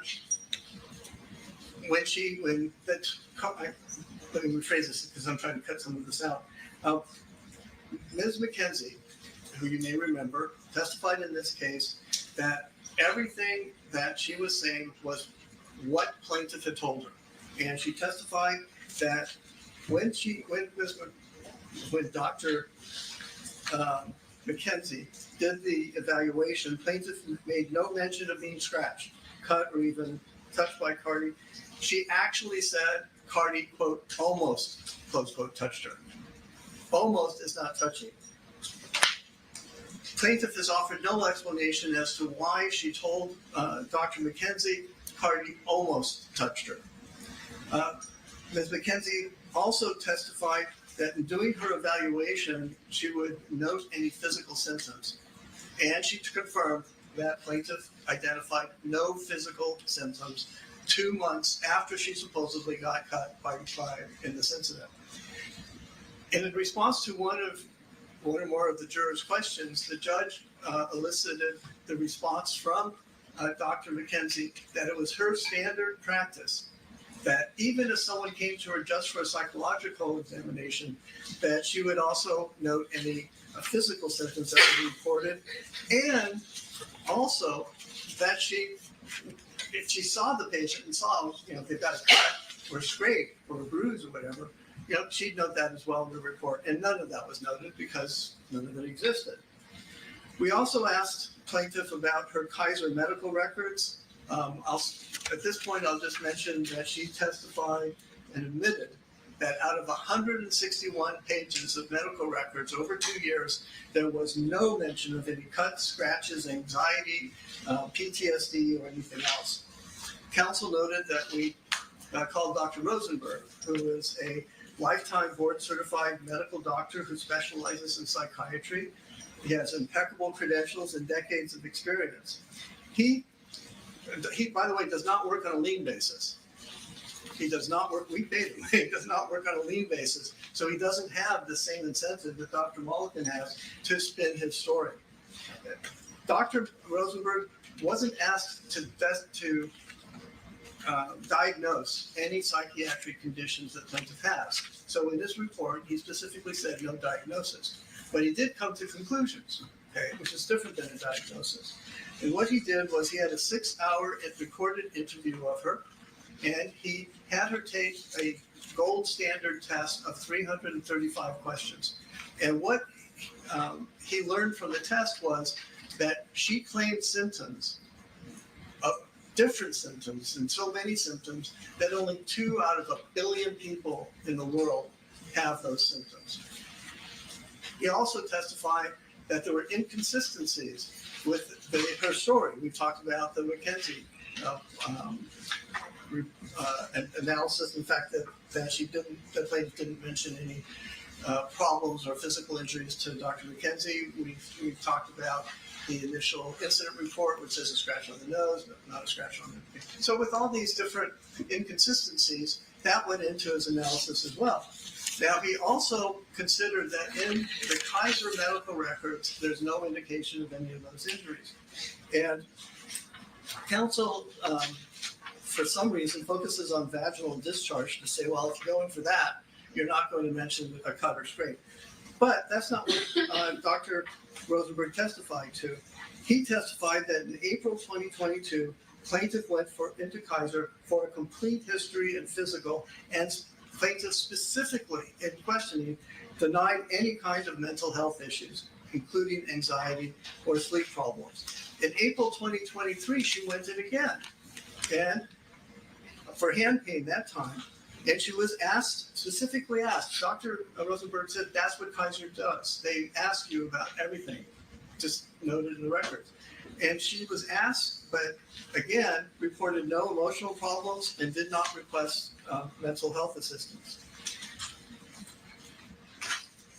I should also mention this claim about PTSD. Dr. Rosenberg testified that you can't, quote unquote, an argument or an unpleasant interpersonal interaction isn't a trauma and can't lead to PTSD. The claim of PTSD is frankly an offense to those people who actually have it. She had a 45-second argument. She was fired. That is not what gives you post-traumatic stress syndrome. And we know that because we've heard it from a licensed psychiatrist who did all those tests and interviewed her for 6 hours. I should mention that Dr. Mulliken is a plastic surgeon. He's not a psychiatrist. So Dr. Mulliken couldn't and didn't rebut Dr. Rosenberg's conclusion that plaintiff is feigning. Counsel said, well, why didn't the defendants call a plastic surgeon expert? Because we don't see a scar. To call someone to say, can you examine this person? Do they have a scar? You can look at the photograph. Why would we call a plastic surgeon? Conversely, though, they want to prove that plaintiff had psychological injuries. Why didn't they call a psychiatrist? Let's talk a little bit about plaintiff's shifting stories. First of all, plaintiff alleges that Cardi spit on her. It's a disgusting allegation, of course, and I hate to even mention it. And everyone else says it didn't happen. But for her part, plaintiff also hasn't gotten her story straight. If you remember, last Monday she testified in her February 26, 2018 incident report. Plaintiff told her supervisor that Cardi spit on her before people came out of the doctor's office. But at her deposition, plaintiff testified that Cardi spit on her after they came out. She can't get her story straight. That's that simple. Counsel has referred to spittle. And so what he's basically backed off of is initially it was a terrible spitting at her client. Now it's, well, maybe it was an accidental spittle, say it, don't spray it kind of thing from junior high school. There's no evidence that happened, but it's also not an assault. It's also, when you look at the jury instructions, you'll see that an assault requires intentional conduct, intentional battery. Accidentally, spraying a little bit of spittle when you're arguing that is not an assault, and there's no evidence that it even happened. Plaintiff also is strikingly inconsistent regarding her claim that Cardi touched her. We'll go through this quickly. We talked about in the February 26, 2018 incident report, supposedly Cardi scratched plaintiff's nose. In April of 2018, plaintiff told Dr. McKenzie that Cardi almost touched her. In sworn responses in discovery in this case, plaintiff stated under oath that Cardi viciously beat plaintiff about the head, face, and body. You haven't heard that, in this trial. No one said that occurred. In her deposition, plaintiff stated under oath that Cardi struck her on her nose and cheek, and plaintiff acted out Cardi jabbing plaintiff's face with an outstretched index finger, which is directly contrary to, and you saw that videotape of that, it's directly contrary to what Dr. Mulligan testified he thought happened. Objection, Your Honor. We're going about over an hour now. What's your objection? That we agreed to 1 hour. Okay, counsel, what's your wrap it up? Can I have 3 minutes? Just wrap it up. Okay. I'm sorry, there's more to talk about, but I've got to go. Ultimately, this case comes down to what happened in a minute in a medical building hallway. And to believe plaintiff, you would have to disbelieve Cardi, you would have to disbelieve Ms. Malcolm, you would have to disbelieve Dr. Finke, and you would have to ignore all of plaintiff's contradictory statements, including whether she had a cell phone, whether she had an earpiece, all that stuff. This is not a difficult case. It is not a closed case. Plaintiff has the burden of proof, and the evidence is overwhelming in Cardi's favor. Plaintiff has not met her burden of proof. And plaintiff's demand for whether it's the $24 million that was testified to at trial or the $250,000 plus that you heard today makes no sense. She suffered no injury. Cardi did not do anything wrong except try to protect her baby and get to a doctor. The court will provide you with a verdict form, and we urge you that the evidence and common sense require that you answer questions 1 to 2 as no. That will skip you over to section B. We ask that you answer question 5 no. That will skip you over to section C. We ask that you answer question 8 no, which will skip you to section D. We ask that you answer question 12 no, which is then the end of the verdict, and you can have the foreperson sign it. I also want to note that for each of these questions, as the judge previously told you, 9 people do not have to agree. You can have 9 people agree on one, a different group of 9 people on another. And we ultimately, we thank you for your time, for your consideration, and you know how we wish you roll. So, thank you. All right, and folks, as we indicated, plaintiff gets the first and last word, so time for a rebuttal case for plaintiff. Yes, thank you, Your Honor. Good afternoon. Thank you all for coming back. So this is the end of the road now. I said a lot of things this morning, and I basically don't want to repeat all of it. The main point that I want to highlight, which what counsel has brought up, is the incident report. In the incident report, Ms. Melanie Ellis tells her supervisor that the defendant put her fingernail into her face. You will see that. Into her face and scratched her nose. She caused damage to her face. It was a physical contact. As far as the spitting, I never brought up the word spittle. I don't know what that exactly means, but in either event, Imani Ellis, who was there, who was a witness to this incident, testified that the defendant spit on her, actually spit on her, which is an assault and a battery. Everybody gets an attorney. Everyone gets to have an attorney. Even Cardi B gets to have an attorney. All of these comments and all of these things are smoke and mirrors to hide up the truth. Bottom line is, Miss Imani Ellis, who was there, testified multiple times. She never did anything wrong in her life. She was a model citizen, good person, and she basically was doing her job as a security guard. And the defendant refused to cooperate, caused a disturbance, physically assaulted and battered her, spit on her, took a swing at her, and ultimately a couple of witnesses came after the fact, and they were not witnesses to the entire incident. The entire incident really took place between Imani Ellis and Cardi B, and it really is going to come down to who do you believe? Who do you believe? Are you going to believe Imani Ellis, who was a security guard, who did her job, who was there, who never had any problems of any kind? Or are you going to listen to somebody who's yelling and screaming, has anger management problems? Objection, Your Honor. Got angry on that day. There's no question. She admitted it. She said she was angry. She got angry. She attacked the plaintiff. She spit on her. She used the N-word, disrespectful. She took a swing at her. She did everything possible to cause her so much emotional anguish and try to get a reaction out of her. I don't know how it was that Imani Ellis was able to contain herself, maybe because she is so peaceful. You heard lots and lots of testimony about how she was peaceful. The issue with Dr. Mulliken, at some point I did ask Dr. Mulliken, could this scratch, could this cut have been done by someone who's left-handed or right-handed? At the end, he was very clear. You can ask the testimony to be read back to you. He said it could be done by either a right-handed person or a left-handed person, either one. And when we had Cardi B on the stand, she said she was disabled because she was pregnant, but at the end of the day, she wasn't disabled with her hands, and you can cut someone with either hand, both hands. Go to the bench press, both hands. Anything can happen with both hands. This is not somebody who was taking a swing with a bat. In baseball, you must use the correct. No, this could be this injury could happen with the right hand or left hand, and Dr. Melka clarified that and said it could happen with either hand. Again, the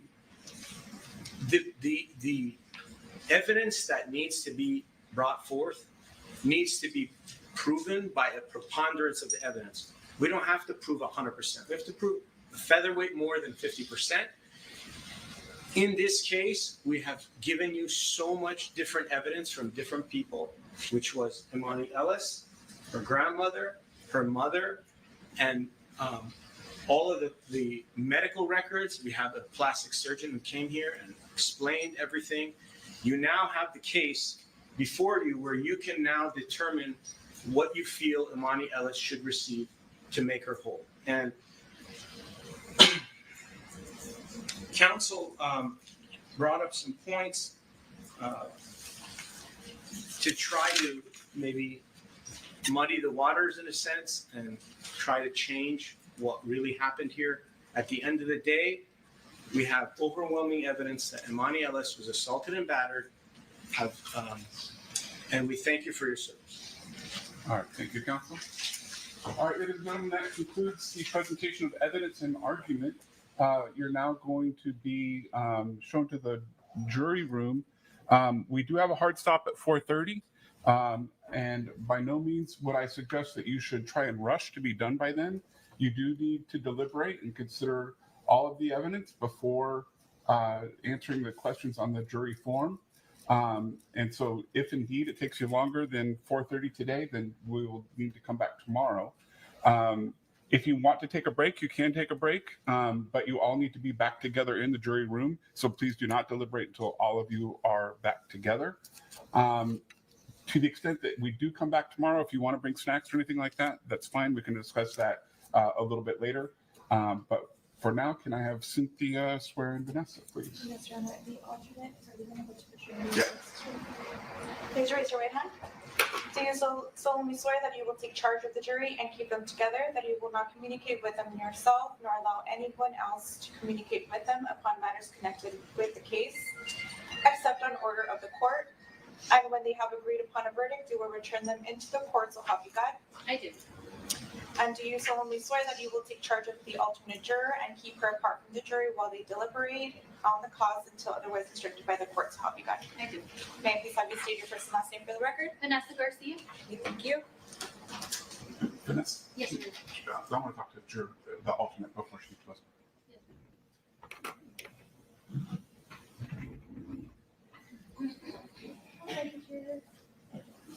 your pens, notebooks, and personal items, and we're going to go ahead and head into that jury room.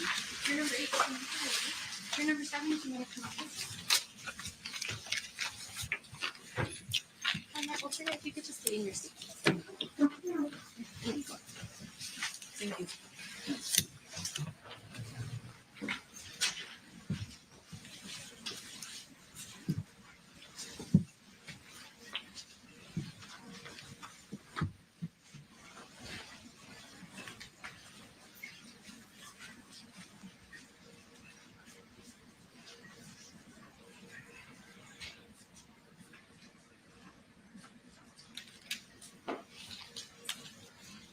And counsel, do you see the door's closed? There it is. Okay. All right, we're still on the record outside the presence of the jury. We do have the alternate number 1 here. Ma'am, on Wednesday, did you have any conversations with any of the witnesses? Were you sitting? Yeah, you. Me? Yes. Were you outside? Did you sit next to the plaintiff's grandmother on Wednesday? The grandmother? Correct.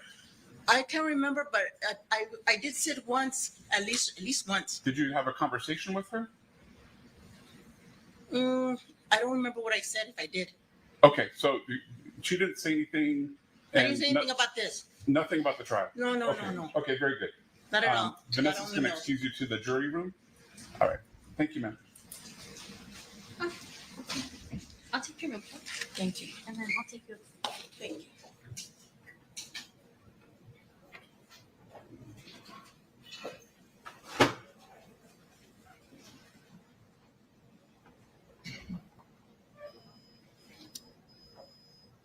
And just for the party's information, they had some kind of conversation, may have been innocent, I just wanted to rule out an improper contact. If you could please either stay close or give a cell phone number to Cynthia. Just please stay within a couple minutes in case we get any questions from the jury or if we get a verdict. Your Honor. Yes. So I do want to put something on the record, but not about counsel. Okay. I think it's important. I think this court has a duty to handle the situation, which is what happened. During the lunch hour, Cardi B went outside and threw something at one of the news reporters. I have it on video.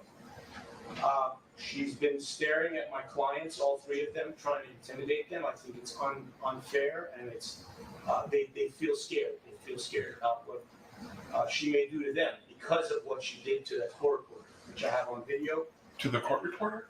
I'm sorry, to one of the news reporters. She threw an item at the news reporter physically in front of this courthouse on court property outside this courtroom. So I would ask that she be admonished and be told not to handle herself in this way and not to look at my clients anymore. All right, so the court can't make any orders for conduct that the court didn't witness. I can show the court the video. Well, I still haven't witnessed it. To the extent I think it appropriate that the parties be courteous to each other. I don't think it's appropriate for anyone to be either threatening anyone or even by way of staring at someone. People can take offense to that. So please continue that courteously with each other. Yeah, I just add one thing. Sure. I've been sitting here throughout the whole trial. Plaintiff has never looked this way, so I don't know what she's talking about. Okay. Second, plaintiff is halfway between Cardi and the jury box and the witness. I have never seen Cardi do anything else other than watch. Sometimes she, in response to the witness, may like wonder like what. But I have not seen anything that plaintiff's counsel has claimed. Okay. All right, and we do have extra security here just in case there's any kind of issue. All right, stay close. Yes, thank you.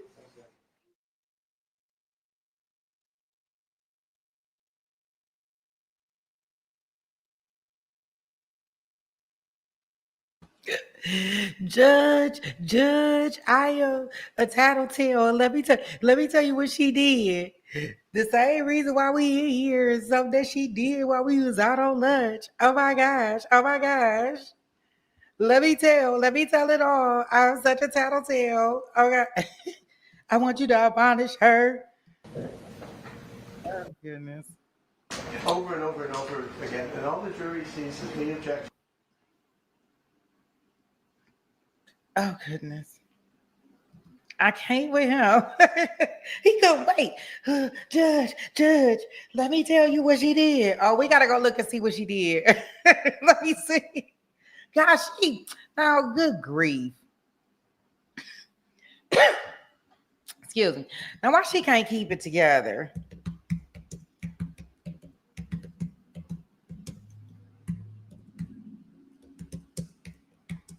Let me see if I can find it for us. Oh gosh. Oh gosh. And she look at just We're gonna bring in the draw. why she doing all of this. Back in the record. Wait a minute. I'm just making sure they're not doing nothing in the courtroom while we on verdict watch. So that we'll be on verdict watch for an hour and a half. Tomorrow I'll open up the room for the chat for anything else. But let me share the screen so y'all can see this. For those that didn't get a chance to see it. Oh my goodness. I told her to go take a nap. Now, as tired as she was, why could she just go take a nap? Let me see.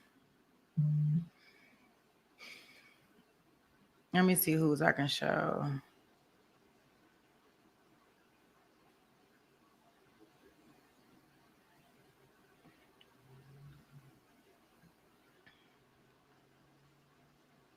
Oh, goodness. Oh, yeah, it's all over the thing. I'm just trying to see which one I can show to y'all.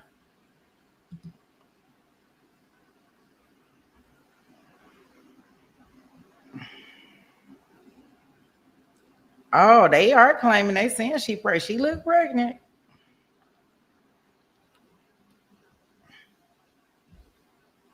So we are officially in jury watch.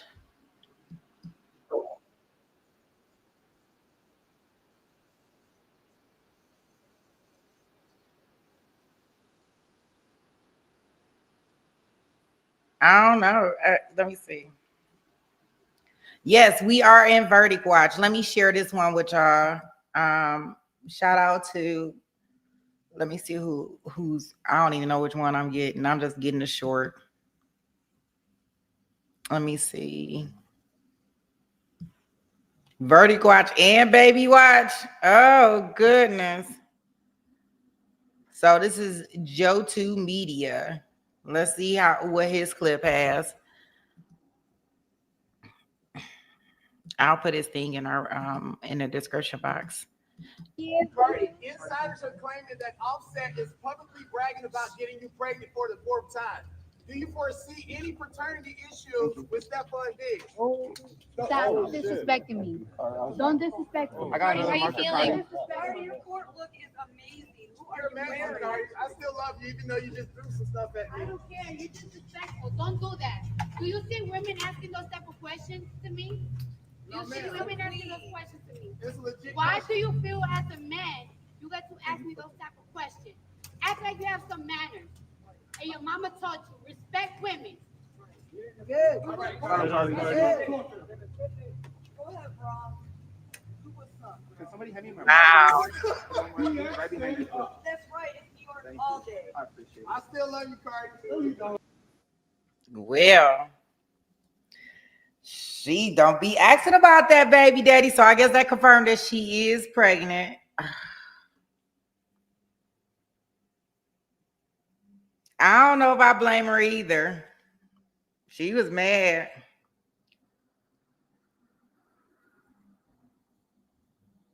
But it showed that it don't take long.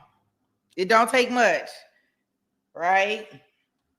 So that girl could have been not answering her, and it could have been the. It was just this, y'all, and her finger just hit her. Yeah. Baka can't stop, won't stop. I do too. I think that I wish she could have kept it together. right? We right outside the courthouse, right? Like have some kind of chill, but unfortunately, remember, she the same person that got on the stair like I was pregnant. Maybe she know him.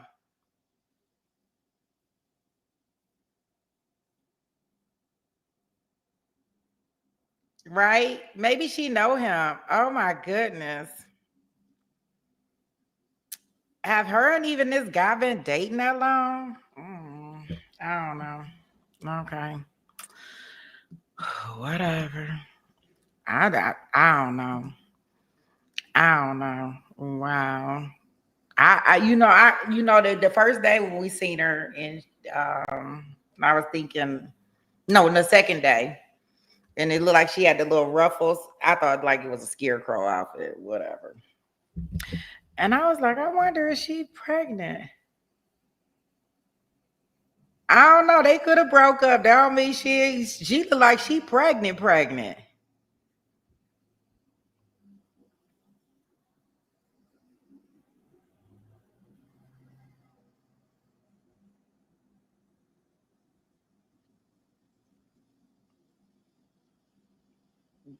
Yeah, he a football player. Yeah, I know I seen some videos where they were having a lot of fun, right? And it appears that he got a lot of women. And I was like, so you trade one for the other? Okay. All right. But I guess you're not married to him, so it may hit a lot different, right? He really not, y'all not married, so I don't know. You say the jurors can't see, but oh yeah, Jason, you're right. They won't be able to see it, but boy, oh boy, that attorney, he wanted to tell the jury, he wanted to scream it to the top of the world. He wanted the jury to hear that. Oh my goodness, you think he gonna be mad when they come out of there and if they lose this case? He'll probably be real mad.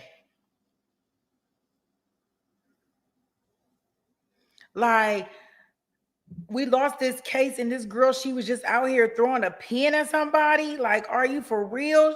She has no chill.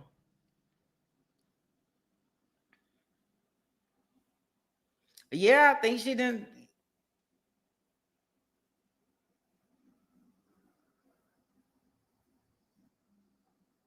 Yeah, Asia, I guess we are up on her rock, boo, because I ain't know.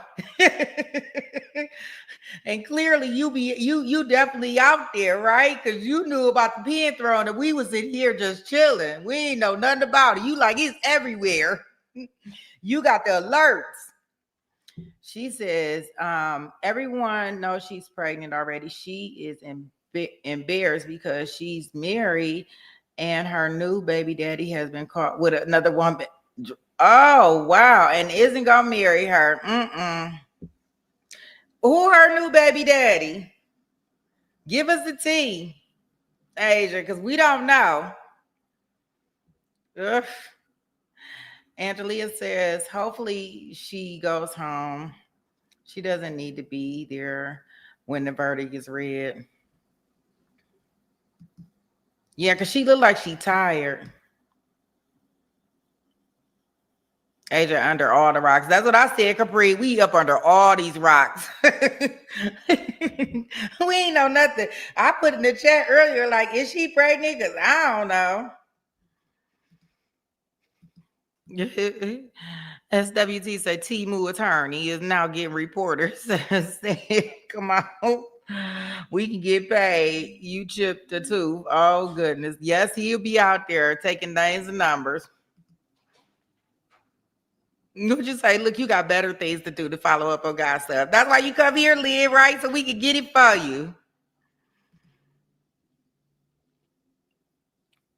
Hey, Constance. She said the jurors still can't use this information to make their decision for the case, only the evidence that was presented in the case for them. Yeah, but I think that they really wanted, the attorney wanted them to hear it as they were walking out the door. Because, even though they may tell you you're not supposed to listen to something or you know how they strike something, they be like, you need to unhear that. Yeah, right. That ain't gonna work. That ain't work. Not at all. True, but it's just like them telling you to reverse what you heard. Like, I can't even imagine trying to reverse what I heard. That's almost like somebody saying something mean to you, saying that they apologize, but you still remember that mean thing that they said, no matter how many times they apologize for what they said.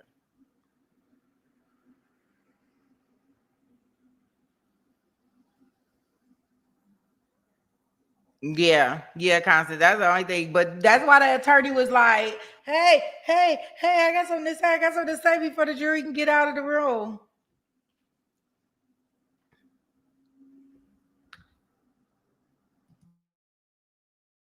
And quiet is kept. Maybe the reporter, maybe him and Cardi B has a relationship, right? And she wasn't, I'm pretty sure these reporters report on her all the time. She probably becomes familiar with them. So it might have been very offensive for somebody that she knows that reports on her all the time to say something like that. So she may have felt comfortable with actually throwing whatever she allegedly threw at him. Right? We just may not know their relationship. You know, like he said, he was like, I still love you, boo. And she stopped and she turned around and kind of let him know, like, you don't do that. That's right, SWT. You cannot unring a bell. You say she better get ready for the DNA before she gets digs. Yeah, I don't know what that is going on. Nosy Rose said, personally, I don't care because everyone now looking to get a reaction from her. Yeah. Lisa said, what just happened has nothing to do with this case. In both instances, she's still pregnant. Don't come to any pregnant woman like that reporter in. I got to find the rest of it. Lisa, it must be still coming through. Yes, therapist, I am going to leave the stream open for Verdict Watch. And I'll have it up tomorrow for Verdict Watch because they ain't coming back with no verdict. I told y'all the judge said that it's going to take them. He said that even if they got done in the morning, they got the information to the jury in the afternoon, that it was going to take them a while to do it. So I'm assuming that we will not have a verdict watch we won't have a verdict until tomorrow morning. They want to make sure they get to McDonald's breakfast, so it'll be tomorrow morning. Right? So tomorrow morning, because we got to make sure we make it to breakfast. Yeah, Lisa. Yeah, yes. Now, what I will say. Now, come on, guys. Now let's really, and I'll probably, y'all can push back on this. Okay, considering the situation, considering what's going on, considering how we are in this world today, right? Even though he might have said some words to disrespect her, by no means it's okay for her to throw a pen at him. Like, words and throwing things are two different things. Words and hitting people are two different things. Now, granted, we don't never know what a person's reaction may be. I'll give you that. But I don't want us to feel like, because he said something that gave her a right to react the way she did. You may find it distasteful. She may not like it. She may not care. But I was taught, keep your hands to your own body, right? And I guess keep items where they supposed to be is the next thing. I just don't.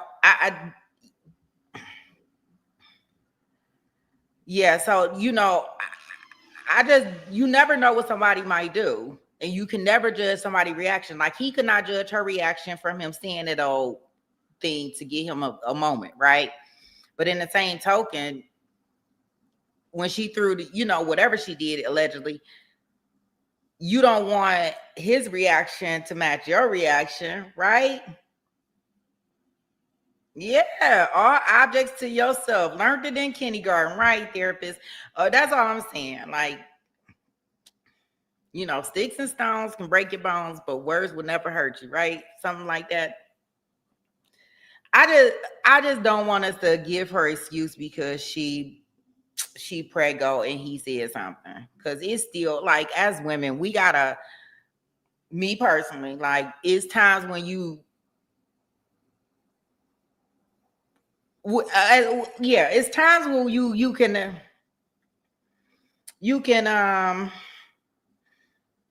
you got to kind of like tone it down, right? You could tone it down. So even though he may have said something and she may not have liked it, she could have just said what she had to say versus to throwing something at him, right? I don't know. This world is just so crazy that you got to really pick and choose your battles. And I don't think that sometimes people pick and choose their battles correctly. That's all I'm getting to is, we got to pick and choose our battles. So you think about it, even though he may have said something that she didn't like, you are currently right now on trial for allegedly doing something kind of similar, right? So, well, let's pick and choose our battle. We might be able to, say some things to him. We don't want to show that we are so aggressive that as soon as somebody says something to us that we don't like, we are doing something violent, right? Allegedly. Yeah, and it was a question to get a reaction out of her, Renee. I definitely agree with that. I just wish that her reaction would have been talking.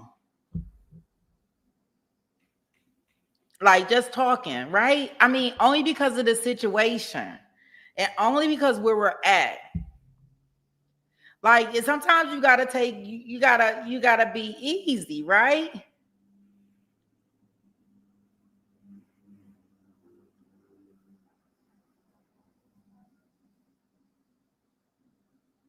Okay, Asia, you said somebody, yeah.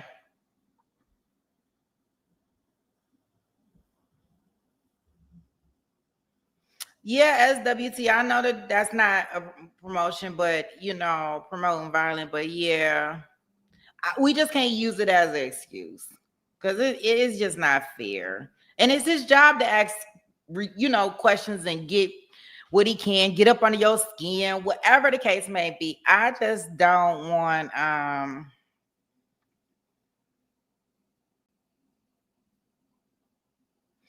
just don't want. I just want her to like. I don't know. I guess sometimes not be Cardi. Like I don't know. Is that fair? Like I want you to kind of like know when it's okay and when it's not. I just think that it was not okay. Me personally. Not just in my opinion, if that's what allegedly happened, what we just seen. I just think that maybe sometimes we have to, but some people got it and some people don't. I call it the snapback, right? I would never understand what she's feeling and how she's feeling and why she did things. You said, please, she's not going to cheat. And that's fine. And, unfortunately, that may cause her, the things that she's kind of going through right now, right?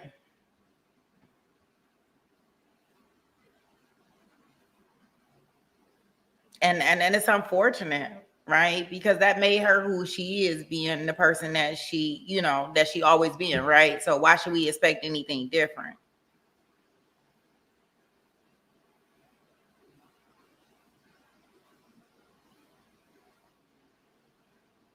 Yeah. Yeah, that's okay, Queen Gina. I like that. She threw it at the ground, though. She was making a point. That's what I'm sticking with. Yeah, it doesn't look like, I mean, I guess it's just the point that she threw the pen at him that everybody's gonna blow up and take, to a 10th degree. Yeah, I just don't want him. I just don't want him. I just don't want her getting in no more trouble. Like you heard, like they watching, like the attorney for the plaintiff, like, look, man, judge, let me, because the judge, hey, look, let me tell you what happened out here. Let me tell you right now. Come on, come on, come on, come on. Me, tattletale alert. Look, this is what she did right in front of the courthouse. I want you to admonish her. We're like, whoa. He couldn't wait to tell. He couldn't wait till they got out. Yeah, but that, yeah, I think so. But I guess in all, I don't know, guys. Like they can't have it both ways.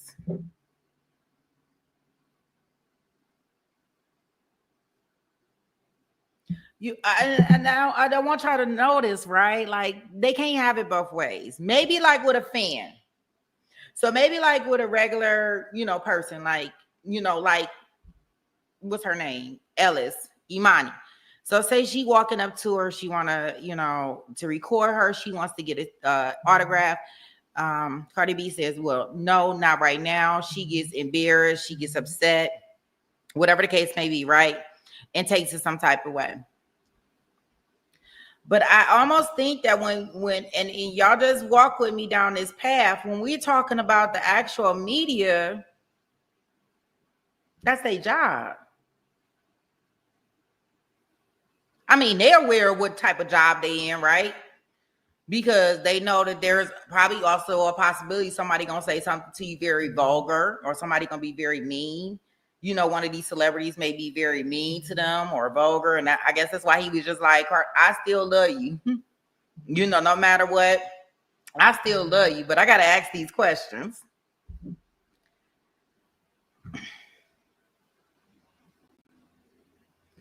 So I don't know. It's kind of like twofold. Just a thought.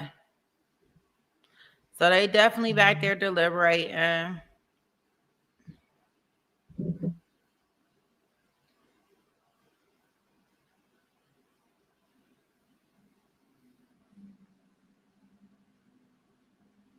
Yeah, so hopefully, because she got this case sold up, right?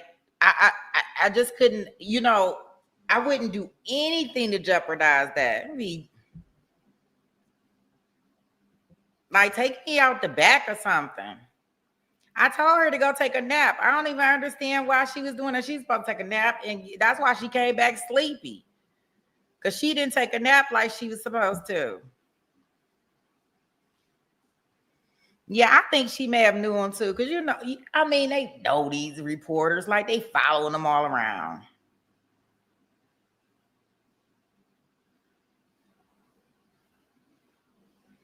Oh, okay. Okay, SWT said it's the T-move.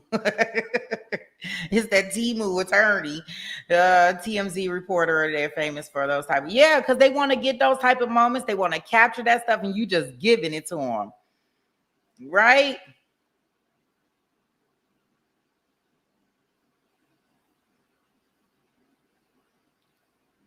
Wow. Yes, that's my thing. It's a time and a place for everything. This is not the time. Yeah, like she gotta learn how to control those emotions at some point in time. Could you imagine, like, if people were able to control their emotions, how much stuff would not happen in this world, in this society to this day? Don, you said verdict? I ain't no verdict. Where you see verdict at? I got it live in my background. What you mean verdict? Don't be scared of me like that.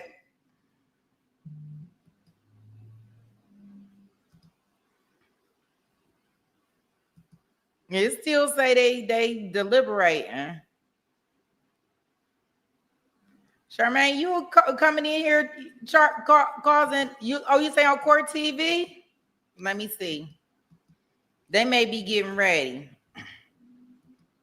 If so, Law and Crime will pull it up, but I'll go see.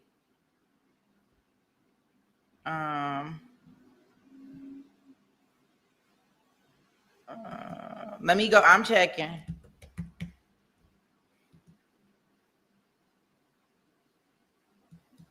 Oh yeah, it is a verdict. Dang, you right. She right. Oh my goodness. Yeah, they don't have it on this one. I'll go ahead and switch it to that one. Thank you, Charmaine. I got okay. You say refresh this one? Yeah, it still say the jury deliberating on this one. So let me get the other one in. We can switch over to Court TV. I can do either one. I like law and crime, but a lot of times, but we'll go over to law. That way we can see as soon as they come in. Thank you. I was like, she scared me. What you mean? Like they only been in deliberations for like they went right back there and said not guilty.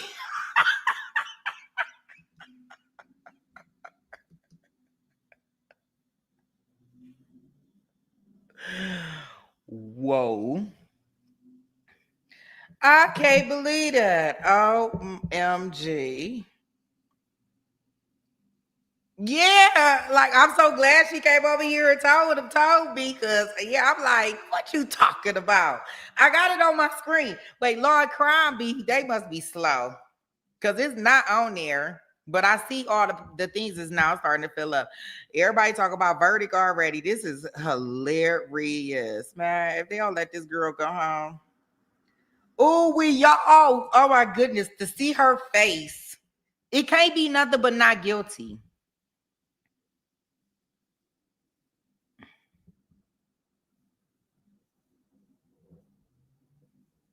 Wait a minute, y'all.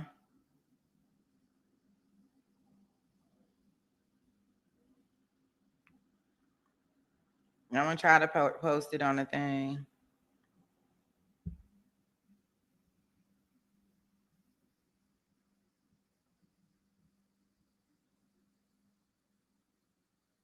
I don't know. Let me see.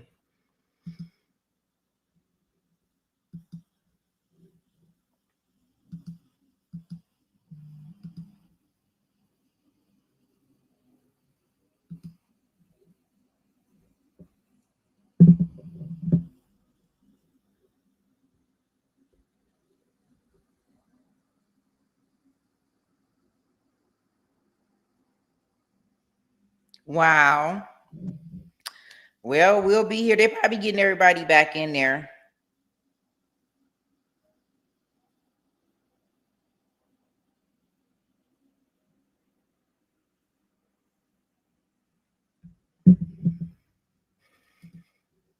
That's probably what they're doing.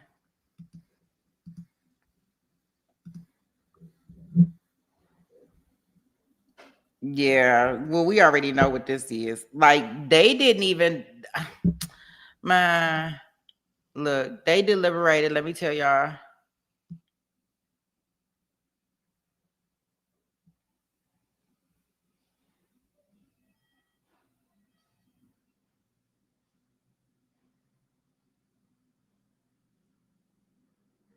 They've been back there 38 minutes. Wait. They probably been back there maybe about 40 minutes. Give or take. I don't even think it's been 40 minutes, guys.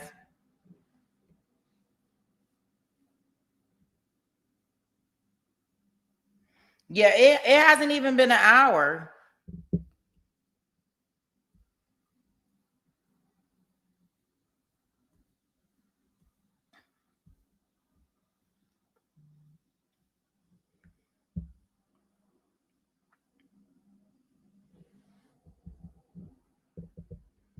Yeah.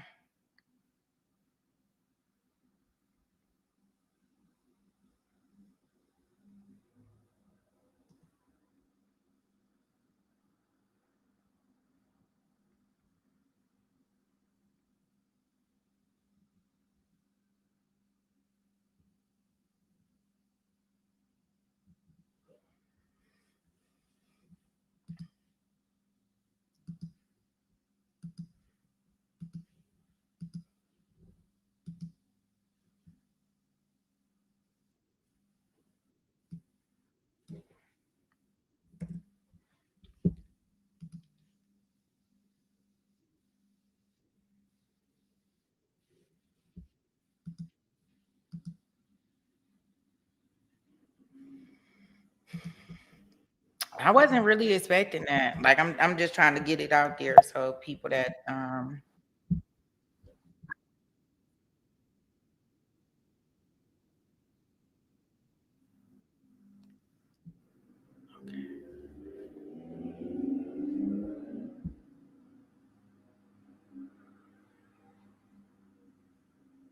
wow.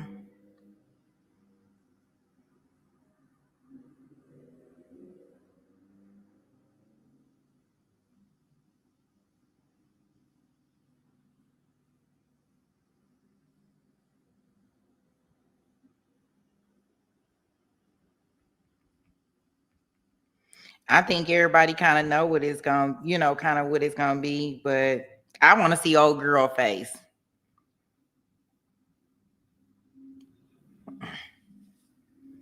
That's what I want to see.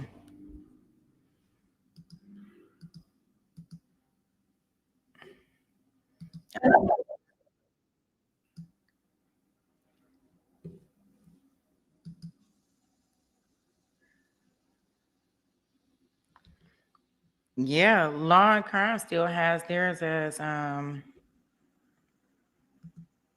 updating.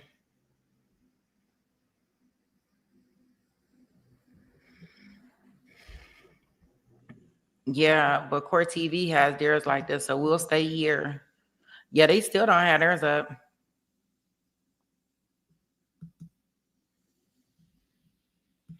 I wonder if she was like, "Now I sue you." You say you stepped out for a second and came back.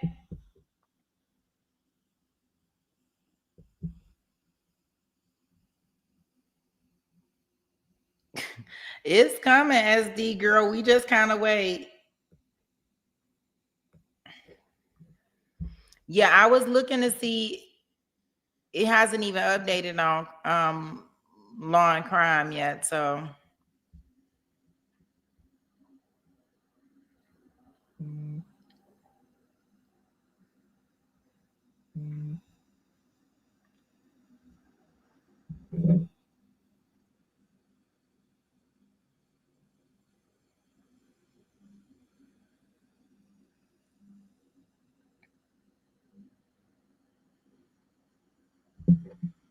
Yeah, but they're in the chat room still over there. I can kind of like tell. I wish all trials would be this profound. Really? How was it self-defense when Carly herself stated Ellis did not touch her? I uh, I think they were trying to use that maybe as a possibility of a claim if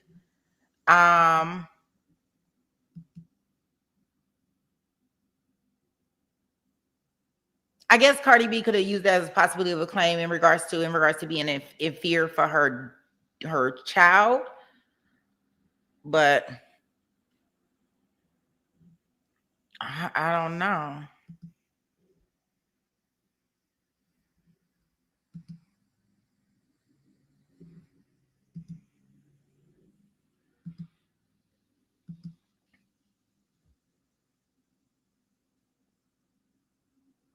Okay, now they have updated Law and Crime. It says stand by for a verdict. I'm probably gonna switch back over probably to Law and Crime. Only because I like they got the CC on here too. Yeah, they switched theirs now. They saying stand by. Stand by for this. Oh gosh. Y'all, what y'all gonna do for y'all girl? She gonna need some services after this.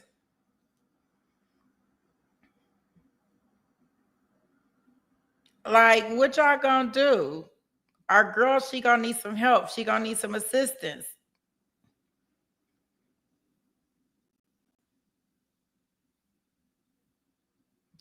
Our girl, she gonna need some help, y'all. Who helping her? Because oh no, she probably got some money from her car accidents. Oh, okay. Well, they probably can give her $1 or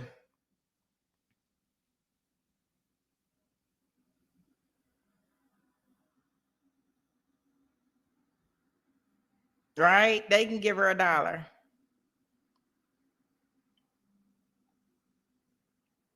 The jury was like, we are not coming back. We mad that y'all made us come back after the holiday. Now, we refuse to come back another day. I just didn't think we would have a verdict. I'm telling you, because the judge made it like they were going to have to go through all these charges. And he was like, there's no way that y'all can get finished. And I was like, that's kind of funny. Y'all remember on Friday, I was like, that's kind of funny. How did the judge tell you how long it's going to take you to get through some stuff?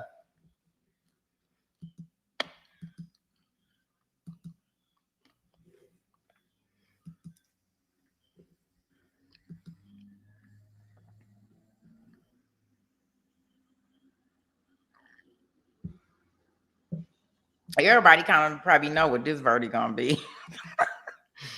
Or would it shock y'all if they came back and they said it is?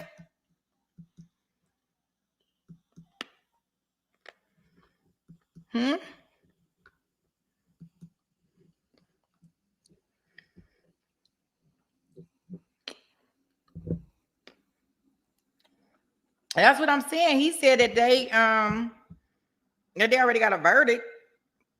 And he said yesterday that it would take much longer.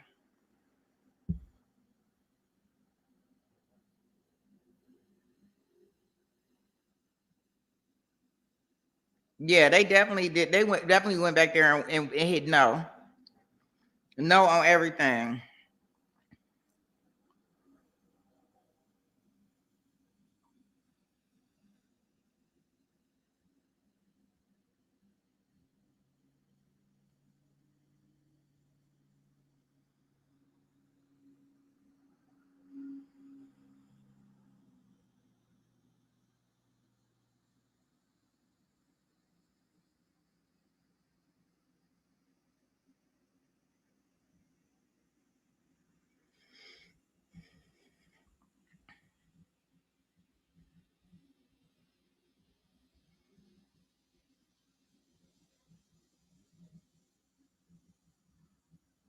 Oh, you got back just in time, Pretty Brown.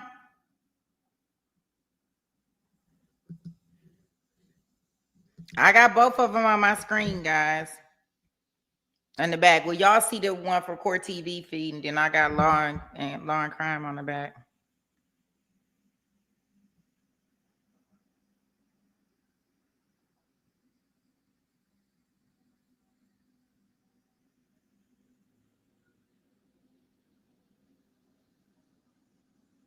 This is too funny.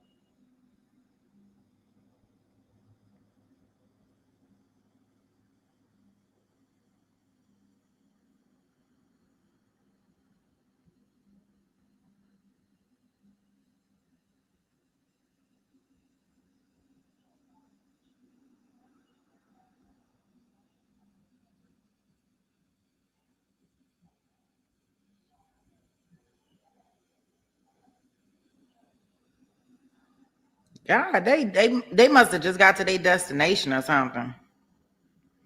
Because it don't usually when they tell us it be already there. It's actually kind of nice. They giving everybody enough time to get there, get cozy, get people there. Let the doctor, the dermatologist that came, let him know, come on down here because you're not getting no money. Y'all gonna have to figure it out another way.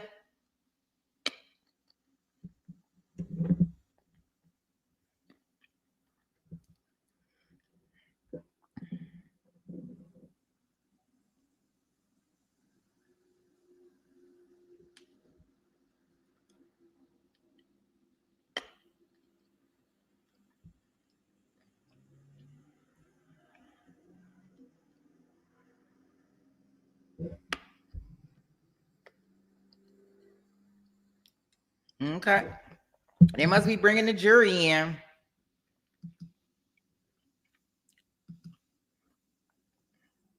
Oh, no.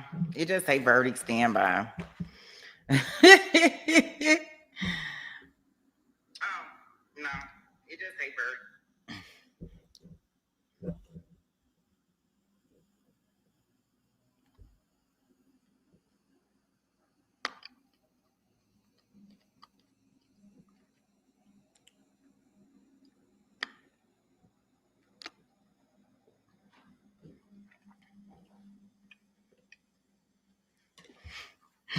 You talk about me, my goofy laugh memory.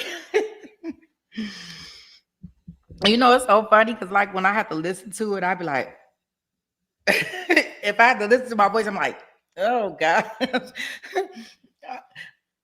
It takes one to love this voice. Ooh wee. That's all I got. Wait.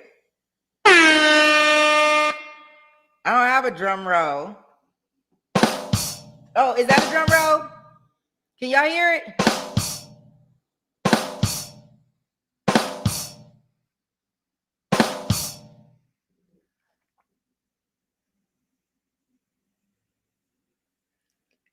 You got a drum roll? That was a drum roll?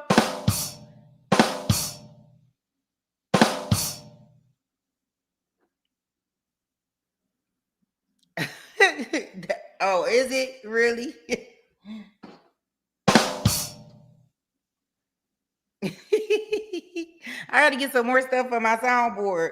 Y'all have to give me some ideas so we can put on there.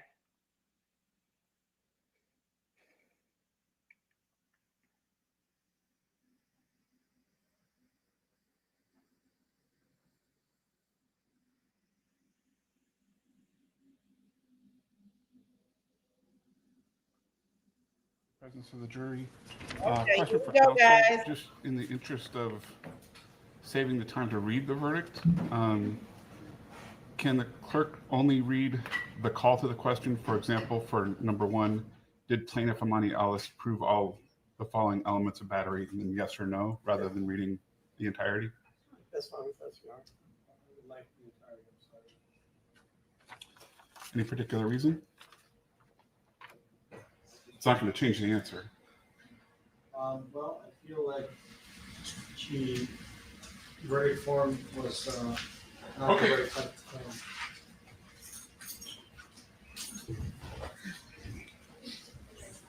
Okay.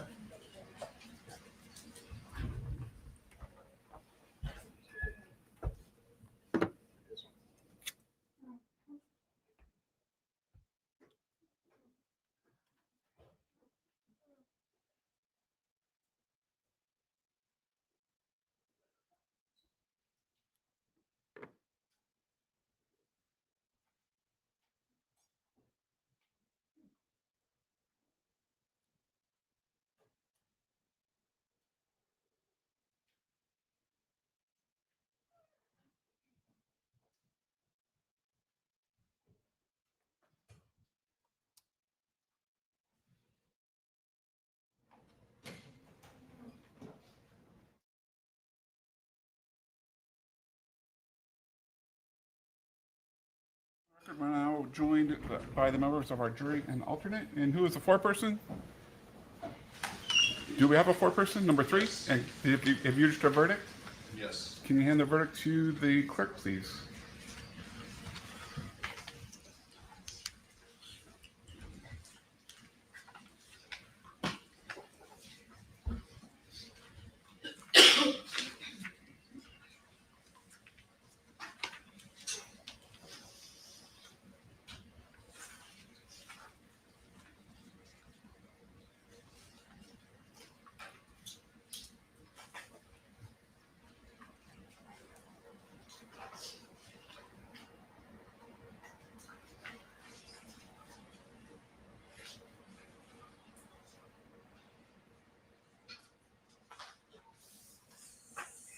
All right, can the clerk please read the verdict?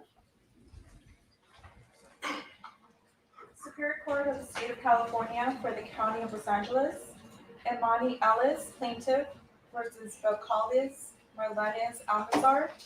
Cardi B, does 1 through 50, inclusive defendant. Case number 20 STCV 07031. Verdict. We, the jury, in the above entitled case, answer the questions submitted to us as follows. Section A, assault and battery. Question 1. Did plaintiff Imani Ellis prove all of the following elements of battery? 1. Defendant Vocales Marlenes Almanzar, Ms. Almanzar, touched Ms. Ellis in the intent to harm or offend Ms. Ellis. Number 2, Ms. Ellis did not consent to being touched. Number 3, Ms. Ellis was harmed or offended by Ms. Almanzar's conduct. And 4, a reasonable person in Ms. Ellis' situation would have been offended by the touching. Answer, no. Question 2, did Ms. Ellis prove all of the following elements of assault? Number 1, Ms. Almanzar acted with the intent to cause harmful or offensive contact with Ms. Ellis. Number 2, Ms. Ellis reasonably believed that she was about to be touched in a harmful or an offensive manner. Number 3, Ms. Ellis did not consent to Ms. Almanzar's conduct. Number 4, Ms. Ellis was harmed. And number 5, Ms. Almanzar's conduct was a substantial factor in causing Ms. Ellis's harm. Answer, no.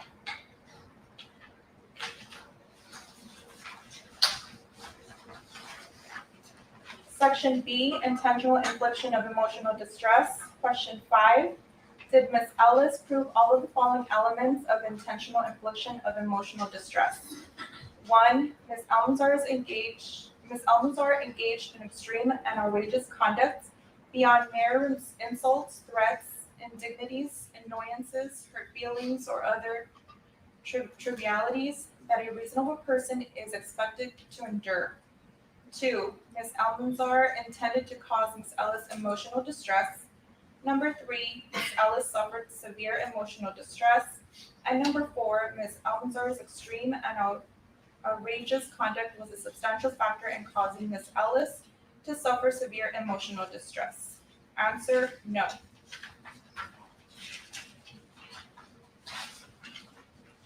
Section C, negligence and contributory negligence. Number 8, did Ms. Ellis prove all of the following elements of negligence? Number 1, Ms. Almanzar was negligent. Number 2, Ms. Almanzar's negligence caused Ms. Ellis to suffer physical harm rather than only emotional distress. And 3, Ms. Almanzar's negligence was a substantial factor in causing Ms. Ellis's harm. Answer, no.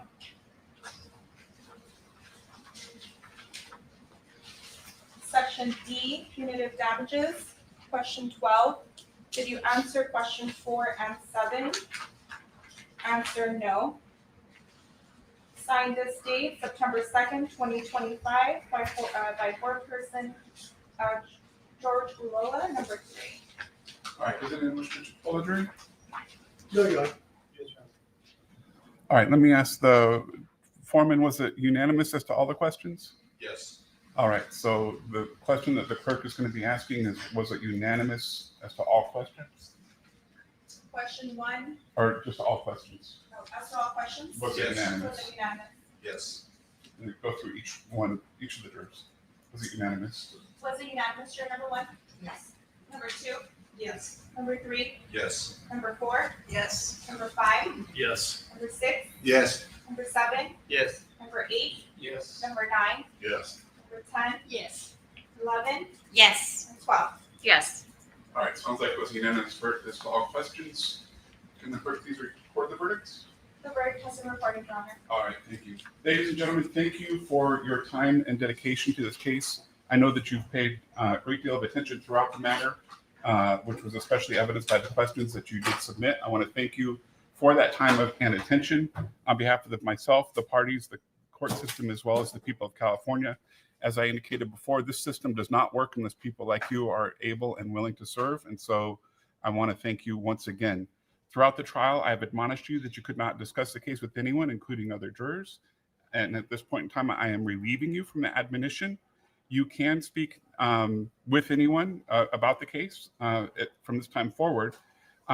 I suspect that there's going to be not only the parties that will want to speak with you, but I suspect also the members of the press are going to want to speak with you. And so I'm going to tell you this. I'm telling the members of the media this, and I'm telling the parties and their assistants that it's up to you whether or not you want to speak with anyone. If you don't want to speak with anyone, then you can just head right out the double doors, out the elevators. If there's press outside that want to speak with you, you can just walk past them. Don't let them stop you. If you do want to speak with them, then go ahead and you can wait outside the double doors. We're not going to be speaking with anyone in the courtroom. And if you do speak with someone, please be respectful of the views of any of your other jurors in terms of the deliberations. You can speak with respect to your point of view and how you saw the case. And the other admonition or the other issue with respect to speaking with people is that it's got to be at a reasonable time and place. And so if people start bothering you, or if people reach out to you that's inconvenient for you and they continue to do so, let me know and I'll take care of it, okay? All right. With that, once again, I want to thank you. You are now dismissed. So there we have it, not guilty. I wonder who's going to do an interview. Somebody got to talk, right? Let's see what we can find, because somebody got to do an interview. I'm calling all jurors, all people. Let's get them set up so they can do an interview. Well, they said no. The judge was like, well, I'm just going to read, just read the full thing. Her attorney was like, no. I want it word for word, line for line. I want the jury to be polled. I want all of these things on the record. Oh my gosh. So she just really get famous off of this?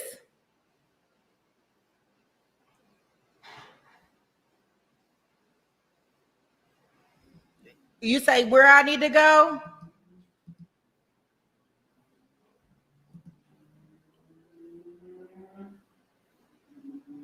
You say bolo presser? I don't know. Is that what you talk about? No problem, Ola.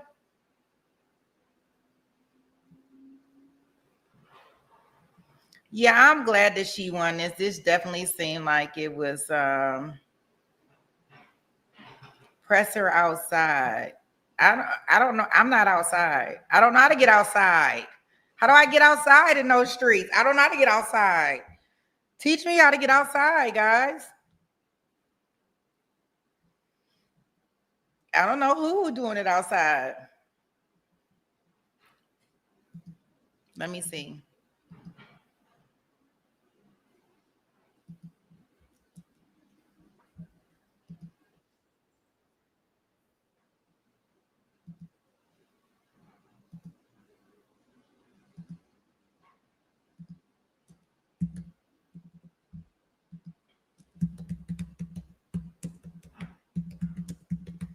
Because she probably gonna say something if don't nobody else say nothing. Let me see.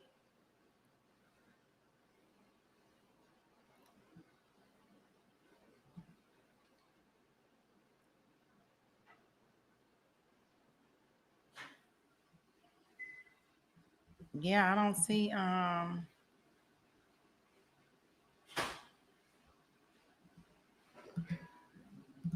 I'm trying to see, it'll probably take them time to get out of the courtroom and stuff.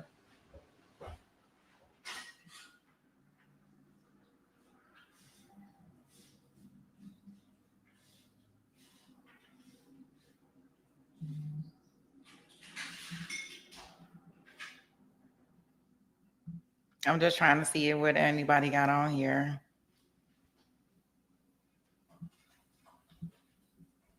I don't know. Let y'all know something. Yeah, so her, Imani's lawyers, they only got paid if she got paid.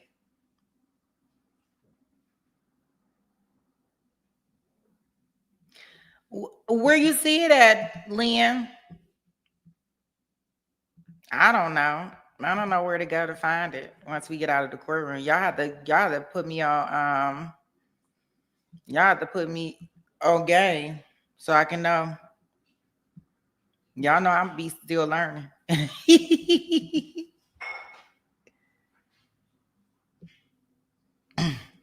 Leah says she outside. I just don't know where she outside at. What to look for.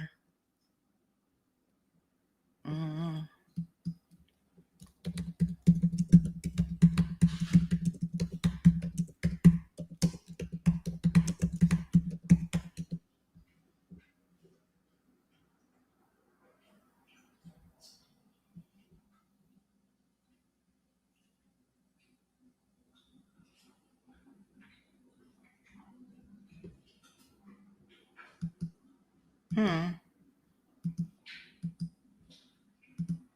Yeah, it's too bad they don't do it on ABC. Okay, let me see.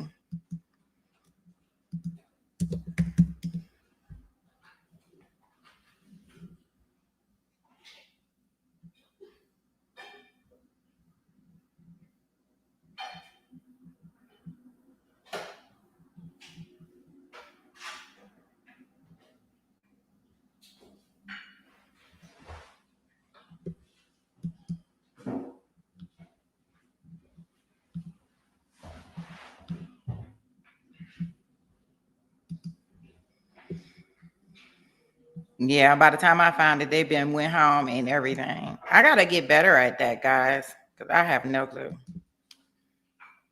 T-Mac, yes. Okay, Avera. Thanks for coming. Thanks for hanging out with us today. See you tomorrow with D. Adelson.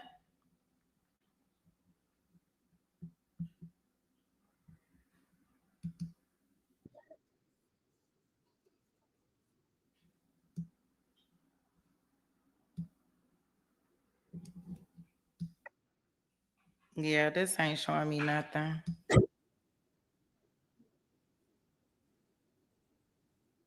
Yeah.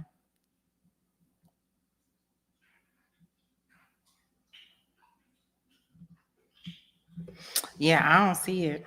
No, Will.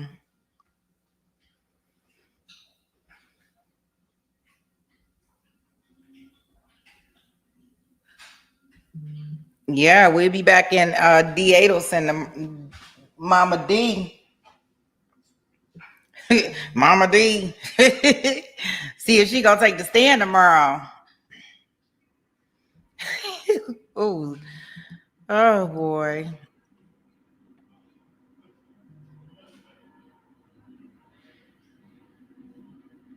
Mm-mm.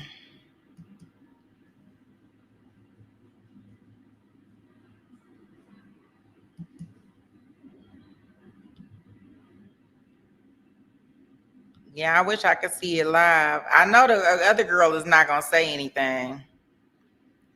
She should say nothing. She should be tucking her head and leaving right out. She shouldn't have nothing to say about nothing. They won't get paid, Shelly. Maybe Vlad TV. You say maybe she'll go over there and get something going on, Vanessa. Maybe. I don't know. He may not take her because she ain't win.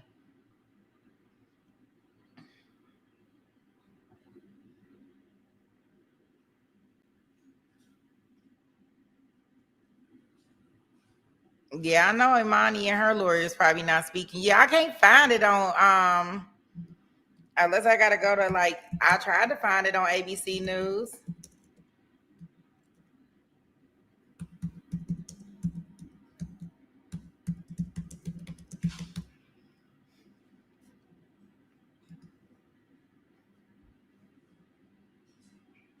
Yeah, it won't let me.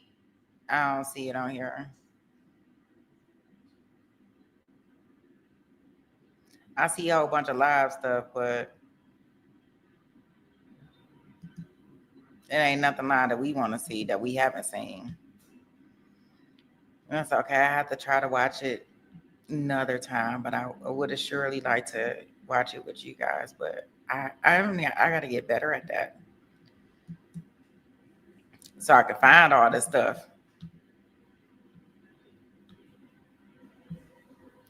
Well, I'm so glad that she won this case. Maybe that'll have people thinking twice, right? Maybe they'll have people thinking twice in regards to. I had Court TV up here. They must didn't have it on this part. I must have to go to Court TV's little thing. Let me see.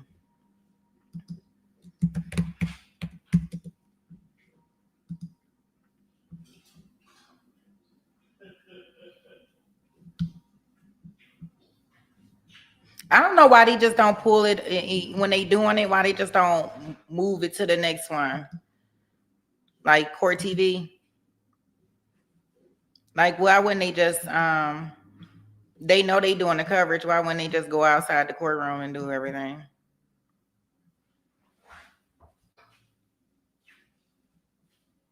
But that's neither here nor there. All right, guys. So we have a verdict that took 4 days for us to get. Shout out to Cardi B.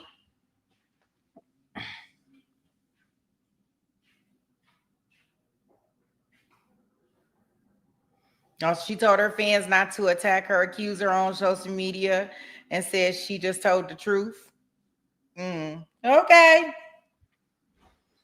Well, I think that everybody just based off her story did what they, thought that she may have done. But thanks. At least she trying to save her. She trying to let her bow out gracefully, right? That's what that's about. Don't y'all all beat her up. Let her live her life, her best life. Right? And that's good. So that's nice. Yeah, Pretty Brown. I don't know. I'm gonna have to be out here on these YouTube streets trying to find it somewhere.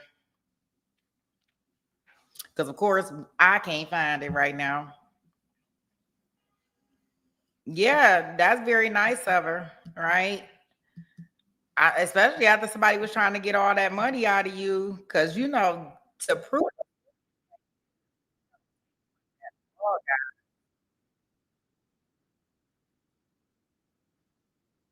like it don't take much at all.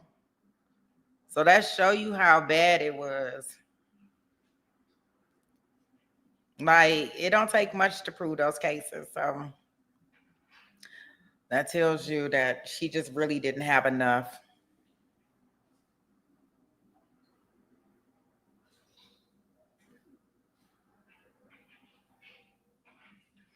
All right, Baka, thank you for everything. Have a great evening. Very Sweet Pea, I'm hoping to watch Janice videos. I don't know what that means. Janice.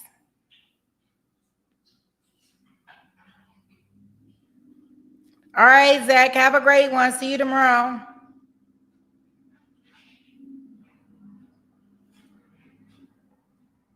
Oh, you're welcome, SD.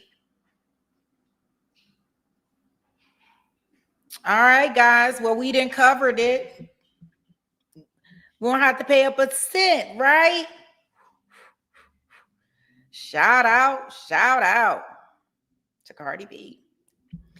All right, guys. Well, if you tomorrow, we'll be doing Donna Adelson. They are supposed to be in the court at 5:30. We will start our stream at 6:00 a.m. Hopefully, we'll see Donna. Oh, yeah. And if you want a certificate for completing your trial, we'll take it to trial. Don't forget to email therapistyouknow@gmail.com. It's just the way, all the way spelled out, therapistyouknow@gmail.com, and say certificate in a trial, and she will get you a digital certificate sent to you via email for completing your trial. We'll take it to trial. Like, we go through so many trials, I be forgetting. Oh, goodness. We should probably put that in like the description. Right? It's on Court TV right now. Look, I'm still thirsty trying to see it. I'm so silly. Let me see.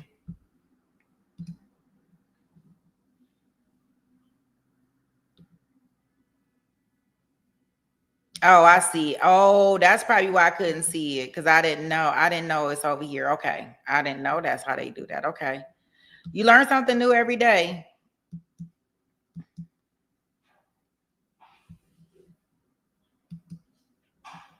It won't let me okay, now I see it. Okay. Oh, it's not that long. Hold on, let me see if I can share it for anybody that's still here. Yep, you learn something new every day. I didn't even think to look over there in that little bitty corner where they had this stuff at. Están soportando, vinieron toda la mañana, ustedes se ven bien maquilladas, pelo, cuerpo bonito, y vinieron para acá para 5 días. show me support 5 días. Y los hombres también. Una peluca diferente. Una peluca diferente. I'm telling you guys, when I say that my forehead is raw from changing all these wigs, raw. And yeah, thank you for the witnesses and thank you for everybody that just took their time to come on. No. No, they came back so quickly with this verdict. No, pero solo un warning para que no te It says that it's bullshit. Ahorita dijiste de que cualquier persona que te vuelva a hacer algo así, tu demandar, vas a contrademandar. Voy a contrademandar, tú a ver. Si me joden otra vez, lo voy a contrademandar.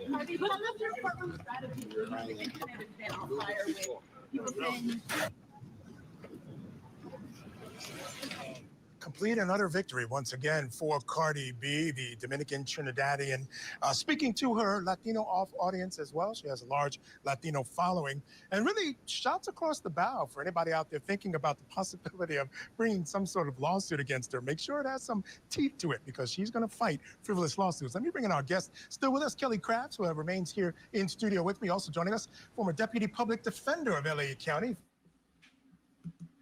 Okay. Well, we got to see some of it, right?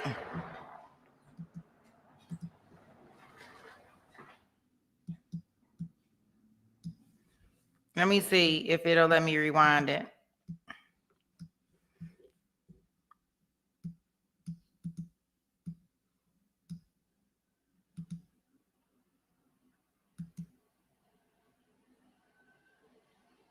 She not, and then she found herself in a situation that she was not expecting. She not, and then she found herself in a situation that she was not expecting to be in. And then it kind of blew up, got out of control, and I believe she probably was frightened a little.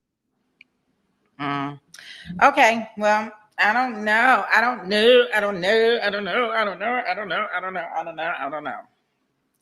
So, guys, okay. Anywho, we have tomorrow scheduled for Donna Adelson. We are going to be in trial day 8, I believe, 8, 9. One of them, right?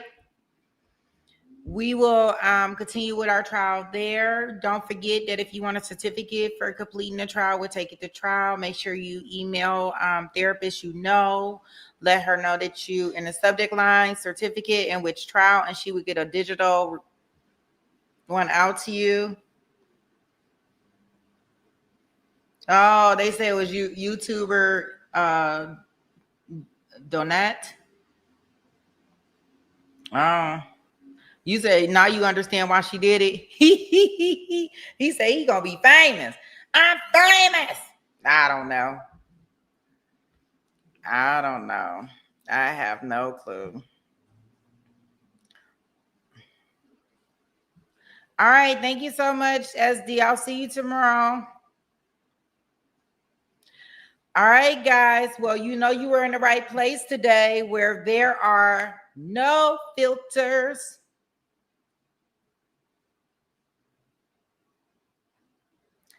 No fluff. All right.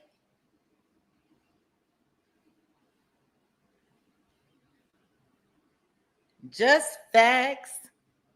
Look, I kind of like saying it to y'all today. So you can be the judge. Thank you. No, I thank you. I appreciate you. Shout out to the mods, the chat, everybody that hung out with us today. I hope y'all come back. We got a whole bunch of juicy trials coming up. Oh gosh. Oh, October and September and December. Yeah, we're going to be busy, right? Busy bees. All right, guys. Have a good one, and I will see you guys in the morning.